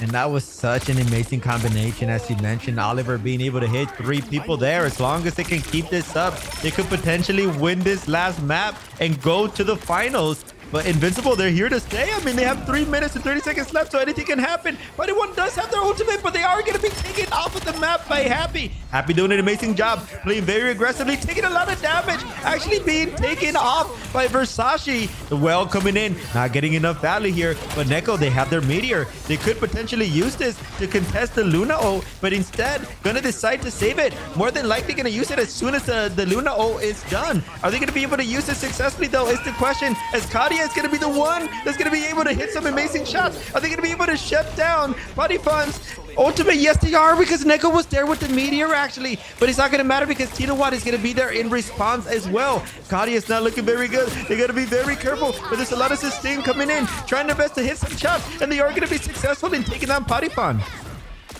I really liked that defensive Magneto ult from Neko right there. And I also saw the attempt to smack Potifon out of the sky with it, which I really respect. It didn't end up happening, and Neko got picked off shortly afterwards. But he did manage to negate the Star-Lord ultimate very successfully, even though his vision did not come to fruition right there, as Olivier gets picked off really early before Tom Young-Kung is actually able to recontest, with Invincible setting up a really nice Strange Portal, blocking the doorway, making sure they cannot touch, as they now, knowing that they just captured the objective, push up knowing they have to get these staggers so that they can get a free halfway to the end of the map cart push here, which is really, really big for Invincible here. They're looking really strong, really dominant on this attacking phase thus far. Yeah, they're definitely looking very dominant. Unfortunately for them, they're not going to have the portal to lock them in. But at the very least, they are going to be able to provide a lot of pressure here as Tom Young-Kung is literally getting stuck in their door. They can't even walk out because there's just so much damage coming in. Meanwhile, you have both strategists pushing the cart. So you know that thing is moving very fast at the same time. But they are going to be able to split up. They're going to be going through both doors so they can actually get out. And that might be the change that they needed, as Oliver is going to be going in, going to try to hit that Rudo, but it's not going to be enough because Happy's going to be there to contest. And they're actually going to be using Luna ultimate. Here comes the Luna ult to kind of just contest this, to keep their team alive. But it doesn't matter because Happy is going to be there. Going to get 2 picks right off of that. Invincible's looking very strong. They need to get these picks right away, though. And if they actually manage to do this, this might be a 3rd point with 2 minutes. They have to win this last team fight. Tom Yong Kong, they have one last chance to contest, but they really need to regroup. They have to touch right away. It's looking really scary. It's going to be Peripheral that's going to be able to get the touch with the Star-Lord, but at what cost? That's going to be on your left being able to get picked off as well, and Happy being able to get another pick of Patifon. This is not looking good for Team Tom Yong Kong. The team that was looking very strong on domination all of a sudden is falling apart. It's going to be Invincible that's going to be able to take that 3-point lead with 2 minutes left, essentially. 2 minutes is a really strong time bank for this game mode. I mean, that's going to be pretty hard for Tom Yong Kong to beat. So I mean, the pressure is on right now. They want to finish the series right here, right now, by winning this map, so they don't have to play anymore against Invincible and leave them for later, as they're probably going to re-encounter them in the grand finals. Because I mean, these are the 2 best teams we've spectated by far in the tournament. So I mean, Tom Yong Kong really wants to wrap it up here. They really need to lock in order to have a even comparable time bank to Invincible. But first, they do have to capture the objective all the way to the very end in the first place, which is going to be a big enough ask on its own. Oh, definitely. It looks like they're going to be sticking to the same composition as well from both sides. I do like the fact that Oliver is finally going to go on this Strange. I really wish they would have gotten this Strange in the very first half. Unfortunately, they just thought that the well combination with the group was going to be just enough to hold them back, but it unfortunately wasn't. So Oliver, we do expect to see maybe a similar portal play as well. And if Patifon, they might actually pull out the Black Panther. Again, I want to mention that Invincible in the first 2 maps, they were prioritized in the Black Panther ban. So the fact that Patifon hasn't played it at all when it hasn't been banned throughout the last 3 maps is very interesting, but it looks like they're finally going to be pulling it out here. Are they going to be able to get enough value is the question, though. I mean, they don't really have any other characters that is going to be able to provide that backline pressure with Patifon. So it's going to be a little bit harder to get that value with the Black Panther, but it might not matter. I mean, Kaida as well playing the Neymar is going to be a great contest, as they're also going to be able to get a pick on Oliver to start off the map. Yeah, I mean, Patifon, while this does look like a bit of a rough composition to be playing Black Panther into, especially with the Namor on the enemy team, I mean, as proven evident right there in that moment as Kaida just domes Patifon. Patifon's maybe going to struggle a bit here on the Black Panther, but we did see that Invincible did insta-ban Black Panther the first 2 maps, so they do seem to be a bit wary of it, which means his Black Panther has to be fabled to some level, but apparently he recognizes that, hey, this comp is just going to be too difficult to work into. I'm just going to go Hawkeye, which is honestly very reasonable. He's going to have a much easier time on this character as he just starts one-shotting people from across the map, with Happy going down immediately. Then Kaidia, and I mean, what are they going to do to stop Patifon on the Hawkeye? He's just going to be able to knock out everybody that he pleases. Everybody that he looks at will just fall apart as Ew is just cleaning up right here, as Tom Yong Kong seems to be doing a really good job winning this first point here. And I mean, Invincible is going to have a pretty tough time recontesting here, as Olivier goes for an early counter portal against Invincible. Oh my god, as they're setting up the portal, he sets up the LOS so that he can just shoot at them with his entire team. What a magnificent... That is such incredible game sense from Olivier. Knowing that they're going to be setting up a portal to recontest, so he sets up his own portal so that his team can free fire at Invincible, and they can't do anything about it. He's at no point to just hop on the point and contest for as long as they can. I mean, you can just feel the momentum shift on the side of Tom Yong Kong. They put Patifon on a hit scan character. As soon as he pulls out the Hawkeye, we literally hit 2 headshots back to back, being able to get 2 picks. That might be the change that they needed. If Aya Agamotto is going to come into play, not going to come into fruition though, because they're not going to get any picks. Happy with the Star-Lord, looking for some picks. They have to be careful though. There is no ultimate in response from Tom Yong Kong, so he should be able to get some picks here, and they are going to be able to get one on Versace. Neko getting a piece of that as well. finally we see Invincible being able to fight back after the composition switch up from Tom Young Kong. But the fight is not over yet because they're still contending here. That's going to allow Happy to just go for this high ground and just look for some more sneaky plays.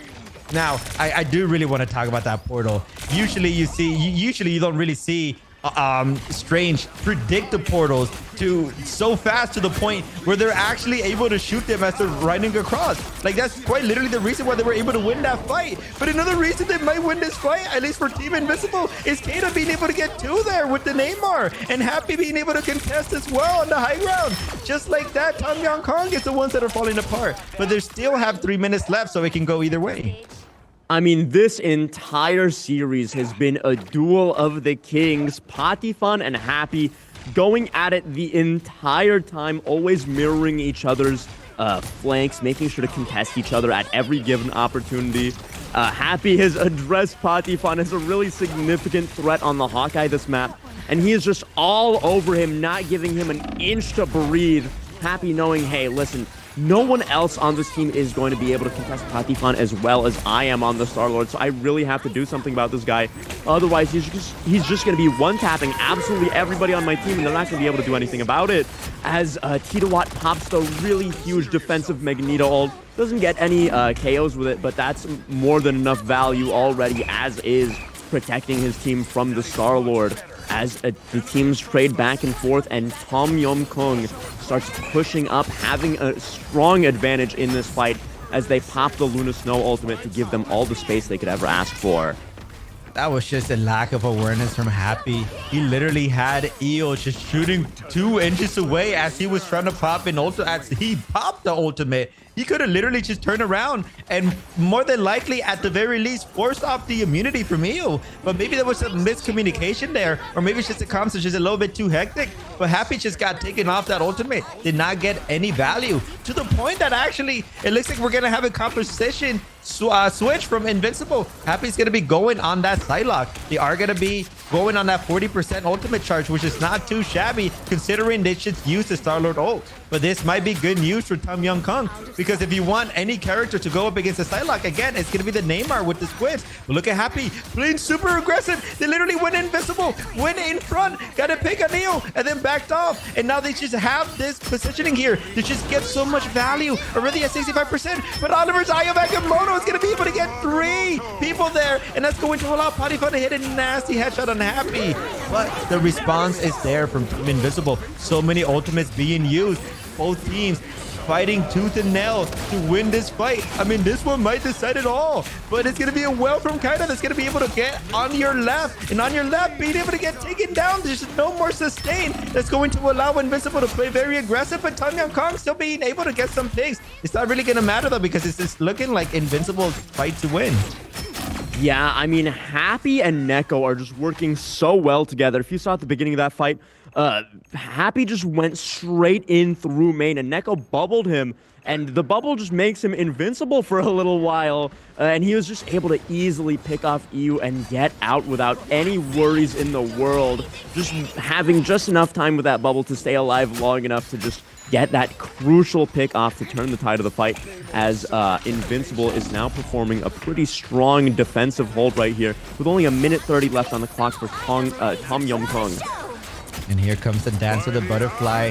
2 support ults one support ult being used from on your left to counter that though. The dance of the butterfly is not going to get any value. Actually, they're the ones that are going to get picked off. It's looking like Tom Young Kong might be able to win this fight, as they have already been able to pick off 2. I think the portal is already in play as well. So if they manage to get some picks, Oliver could potentially be able to seclude Invincible from their spawn, but it's just not enough time yet, because it's just so many players providing so much value off of Team Invincible, with the Luna ult being popped and then the Mantis ult right after as well, to just waste as much time as possible. But the Eye of Agamotto is going to be an amazing play, going to be able to pick up Versace, and look at the Luna also being able to get Oliver as well. There's 43 seconds left in Tom Young Kong right now. They're getting picked off one by one. They need to regroup and make their last push.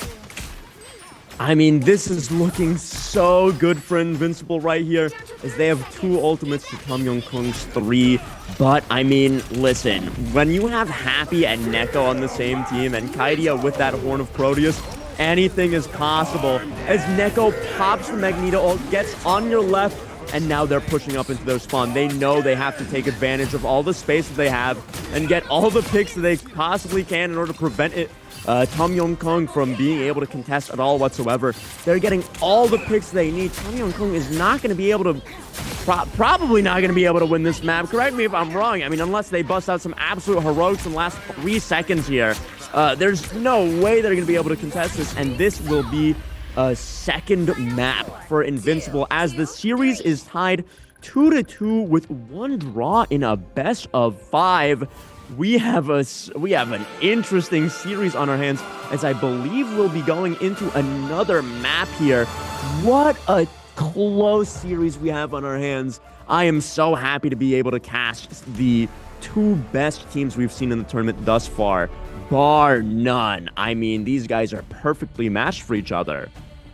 100%, and we're going to be going straight into the highlights, followed by a 5-minute break. So get your snacks. This is going to be the last map to decide who's going to move forward to the winners finals and who's going to move down to the losers.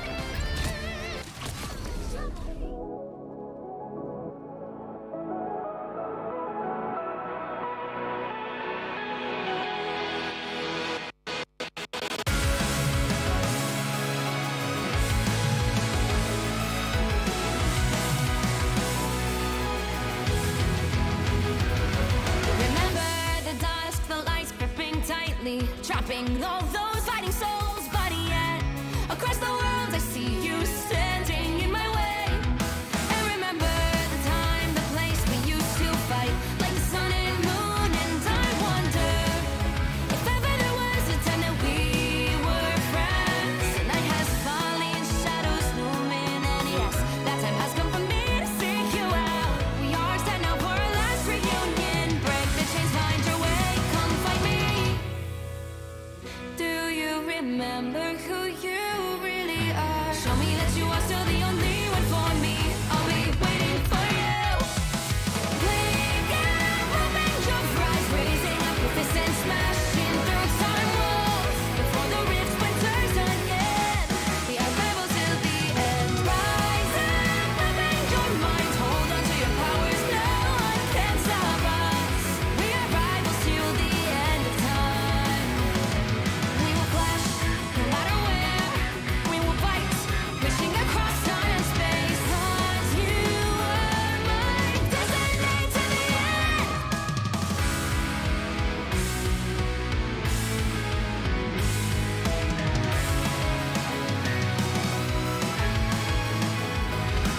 You see the dawn, the flames burning brightly, shining on those memories. And yes, across all time I see you turning the tides. And do you see now our time, our turn? We can still fight like the wind and fire. And wonder no more that now is the only time your heart is mine. Light has fallen, darkness grows, and yes, we fight for our destiny and fate. New days smiling for the past and future. Break those chains, lead the way, fight with me. And when you wake up, open your eyes, raising up your fists and smashing through time walls. Before the rift splinters again, we are rebels till the end. Rise up, open your mind, hold on to your powers. No one can stop us. We are rivals again until the end of time.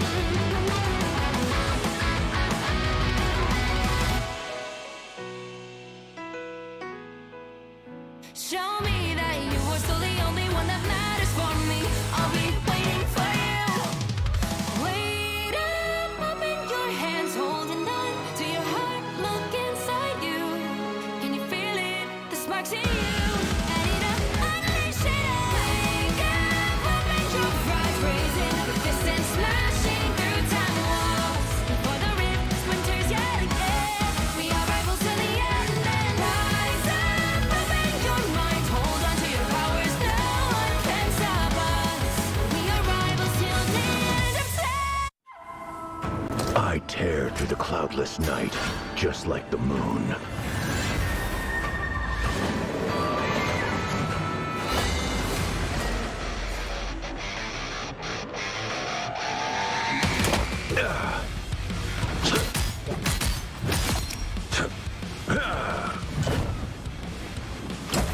To drain. The moon haunts you!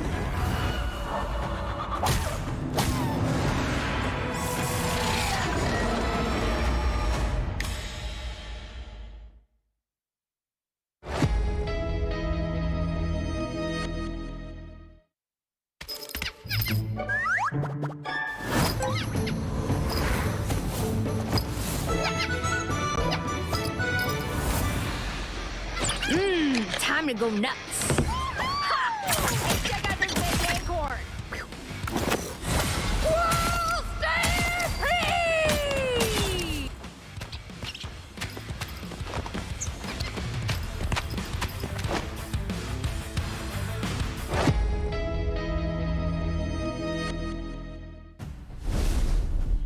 Welcome back to the Marvel Rivals Championship Day 5 Asia Server Edition, where for the first time in this tournament, or potentially throughout all regions, we are going to witness a map 6 in the best of 5. Yup, you heard that right. Tom Young Kong and Invincible are trading fist for fist, blow for blow, as they drew in the third map, and ever since then, they've been trading victories. We're going to go straight into the pick and bans, as we're going to have Tom Young Kong going to prioritize a Mantis ban. I mean, to no surprise, both teams have been pulling out so much value out the Mantis, also potentially banning at the same time the Star-Lord and the Atom, right?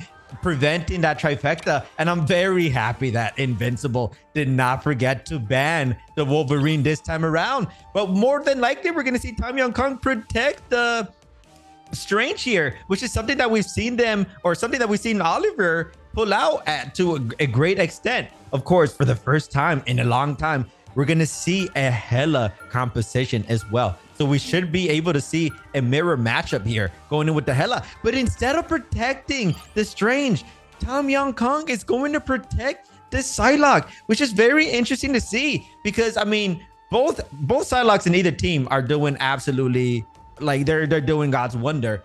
But I don't think they're getting enough value to the point where they have to protect it. I mean, I highly doubt that Invincible was going to ban it anyways, right? There's a higher chance that we're going to ban this Strange. So unless Tom Young Kong is not going to be using Strange in this map, which would be very, very interesting, I think they might have made a little bit of mistake there. Of course, they are going to be banning the Atom because they want to prevent Happy from going to Star-Lord, or at the very least, they want to prevent Happy from just feeling a little too comfortable on the Star-Lord. And Invincible, of course, not to no surprise, they will be banning the Hulk, because I mean, the Hulk throughout this whole tournament has just provided so much value. You don't even need a Strange. You don't even need an Iron Man in conjunction. Just the Hulk just by themselves has so much HP, has the bubble to protect themselves as well, and just so much damage to be able to dive. It just makes sense to ban it, Ruben.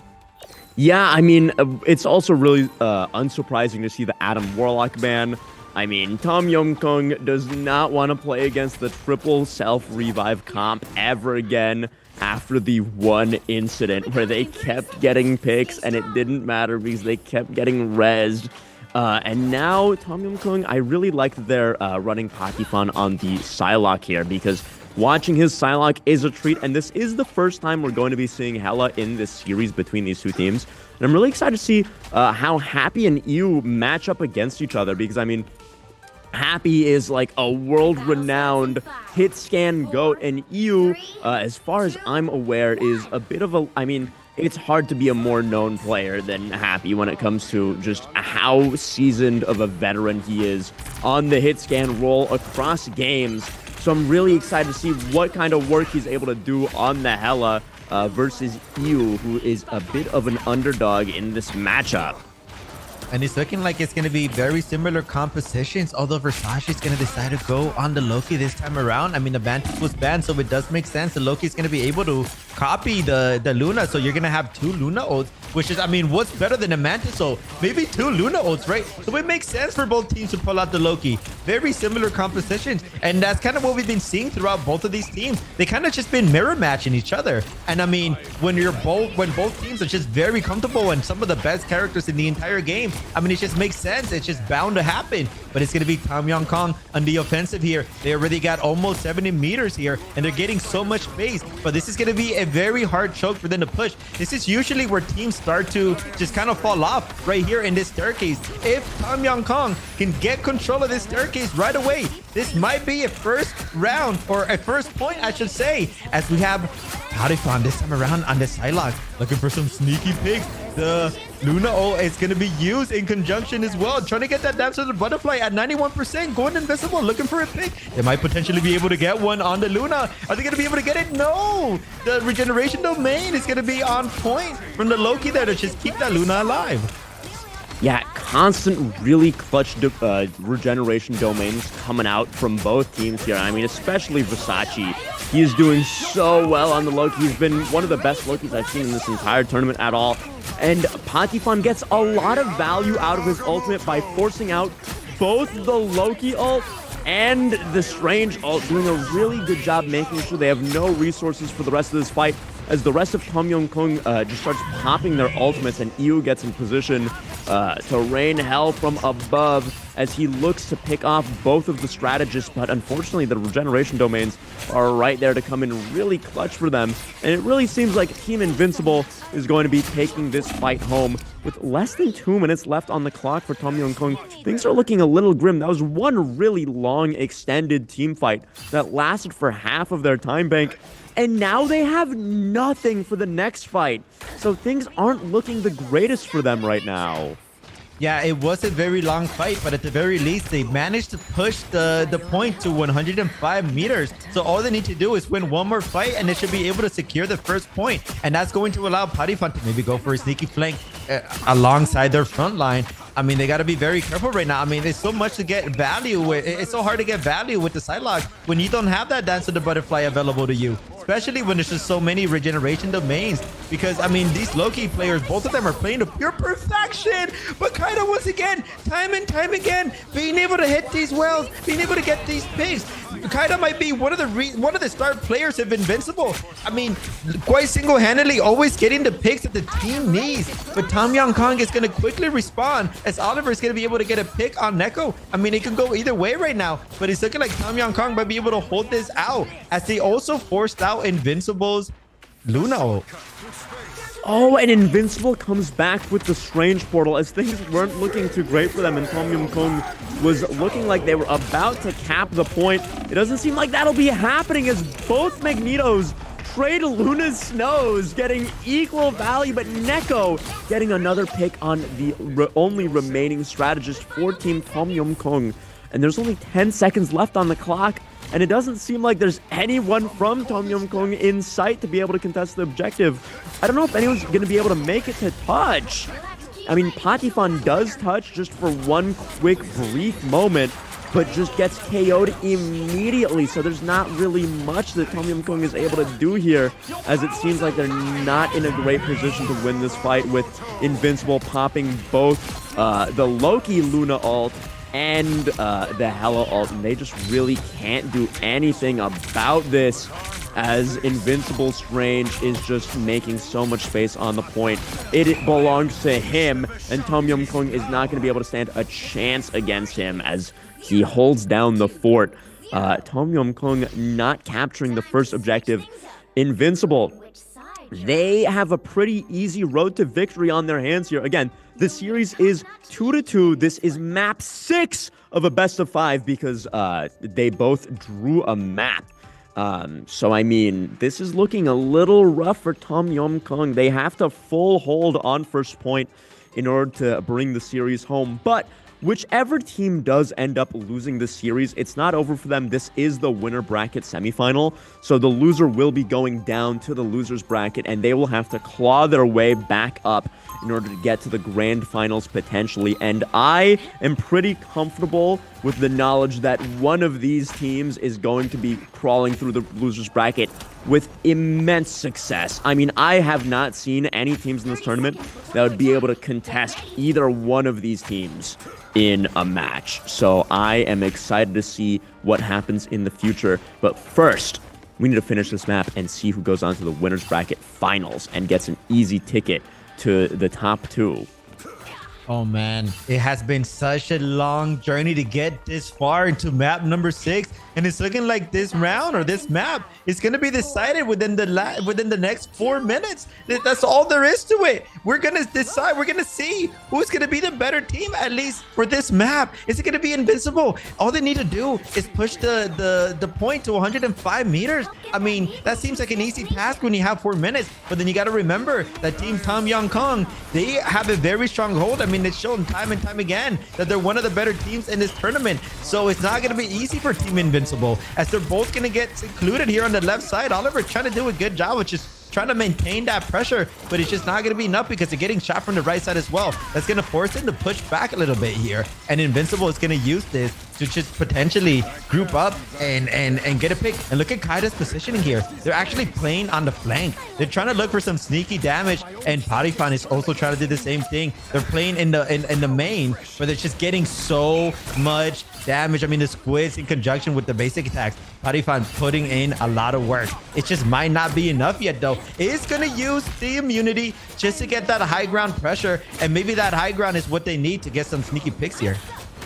Yeah, I mean, both teams running an exact mirror with both Hela and Namor. A very pokey composition, so things are going to be a little bit slow until one of the duelists end up just getting a pick like that. I mean, Olivier, not really a duelist, but doing a good job picking off Kaidia right then and there, ending that fight for now, as Invincible is forced to regroup right here. And Tom Yum Kung's duelist taking really good position up above in the skybox with little room for Invincible to contest them.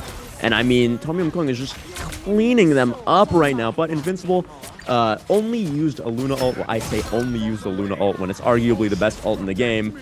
They use a Luna ult, but they have 5 ults going into the next fight. And Tom Yum Kung did use a little bit in that fight, so this could be anyone's fight right here, as there are only 2 minutes left on the time bank. I do believe Invincible Strange, they accidentally started opening a portal in the midst of the whole fight. He literally had 6 people looking at him as he was trying to open a portal. That must have been a misplay. I mean, it must have been a misplay. There's no way he actually thought he was going to get value off of that. That means we're not going to see a last-minute contest for Team Invincible. There's no way they're going to have enough time unless if they push the overtime for like a full minute. Then potentially we can see a comeback here. But it's going to be Oliver with an Eye of Agamotto, being able to get both strategists. That's exactly what you want to see. That's going to be an amazing pick. Invincible also, I mean, they're trying their best to maintain their life, but it's not looking good. This is definitely going to be Tom Yong Kung to fight to win here. I mean, all they got to do is just clean things up, but it's still a very scrappy fight. Somehow, some way, Invincible is still here, and they're still able to get a pick, actually, for Sashi being taken out. I mean, Invincible, while they do seem to be winning this fight right here, Tom Yum Kung is in a good position to lose this fight, as there isn't a ton of space for Invincible. I mean, there is a ton of space for Invincible to clear, but it might be a little too late. They might have gotten staggered just a little bit too much, and it seems like they're just about to capture the first point with no one from Tom Yum Kung being able to contest. And that is the series. Invincible 3-2 over Tom Yum Kung. That was easily the closest match we have had in the tournament thus far. A best of 5 going to a map 6, and Invincible just coming out really clutch at the end there, winning such an important fight and staggering out Tom Yum Kung so valuably. And I mean, that was some high octane Marvel Rivals right there. That might be the best Marvel Rivals we have seen to date at all. 100%. I mean, at the beginning of that fight, Oliver hit a very nasty Eye of Agamotto. I thought they were going to win it, but all of a sudden, I just saw the strategists come back, and they were able to actually get some picks onto the Loki, which pretty much resulted in them just staggering Tom Yum Kung there at the very end. And again, we're going to be going into the highlights. We're going to be seeing some very nasty plays here, and there's going to be no break right after.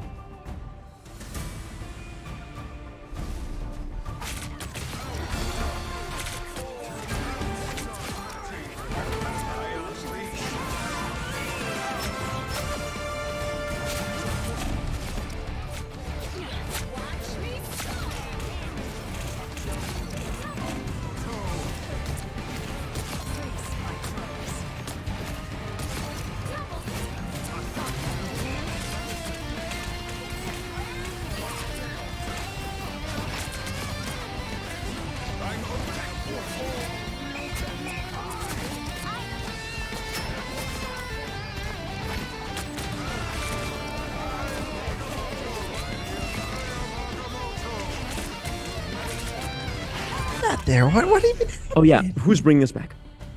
All right, and we are back. That highlight was absolute. I was mentioning that Oliver used that Aya Agamotto at the end to get both strategies, and somehow, some way, both strategies just came back and ended up winning the fight. I'm still a little confused about that. I'm probably gonna be re-watching that VOD, but I cannot believe we made it into a map 6. I mean, compared to yesterday's broadcast, it was 3-0 after 3-0, and today, the very first game going into a best of 5, I was like, oh my god, today's gonna be such a better day. But in fruition, we managed to manifest something beautiful here, Ruben, when we saw our very first draw ever in the tournament, leading to a map 6. It could have gone either way, but it's gonna be Team Invincible moving forward to the winners finals. A map 6 in a best of 5 is absolutely crazy. And honestly, there was no better 2 teams to bring us that far into a series, because, I mean, that was just beautiful. I've yet to see a game that close and that intense to date.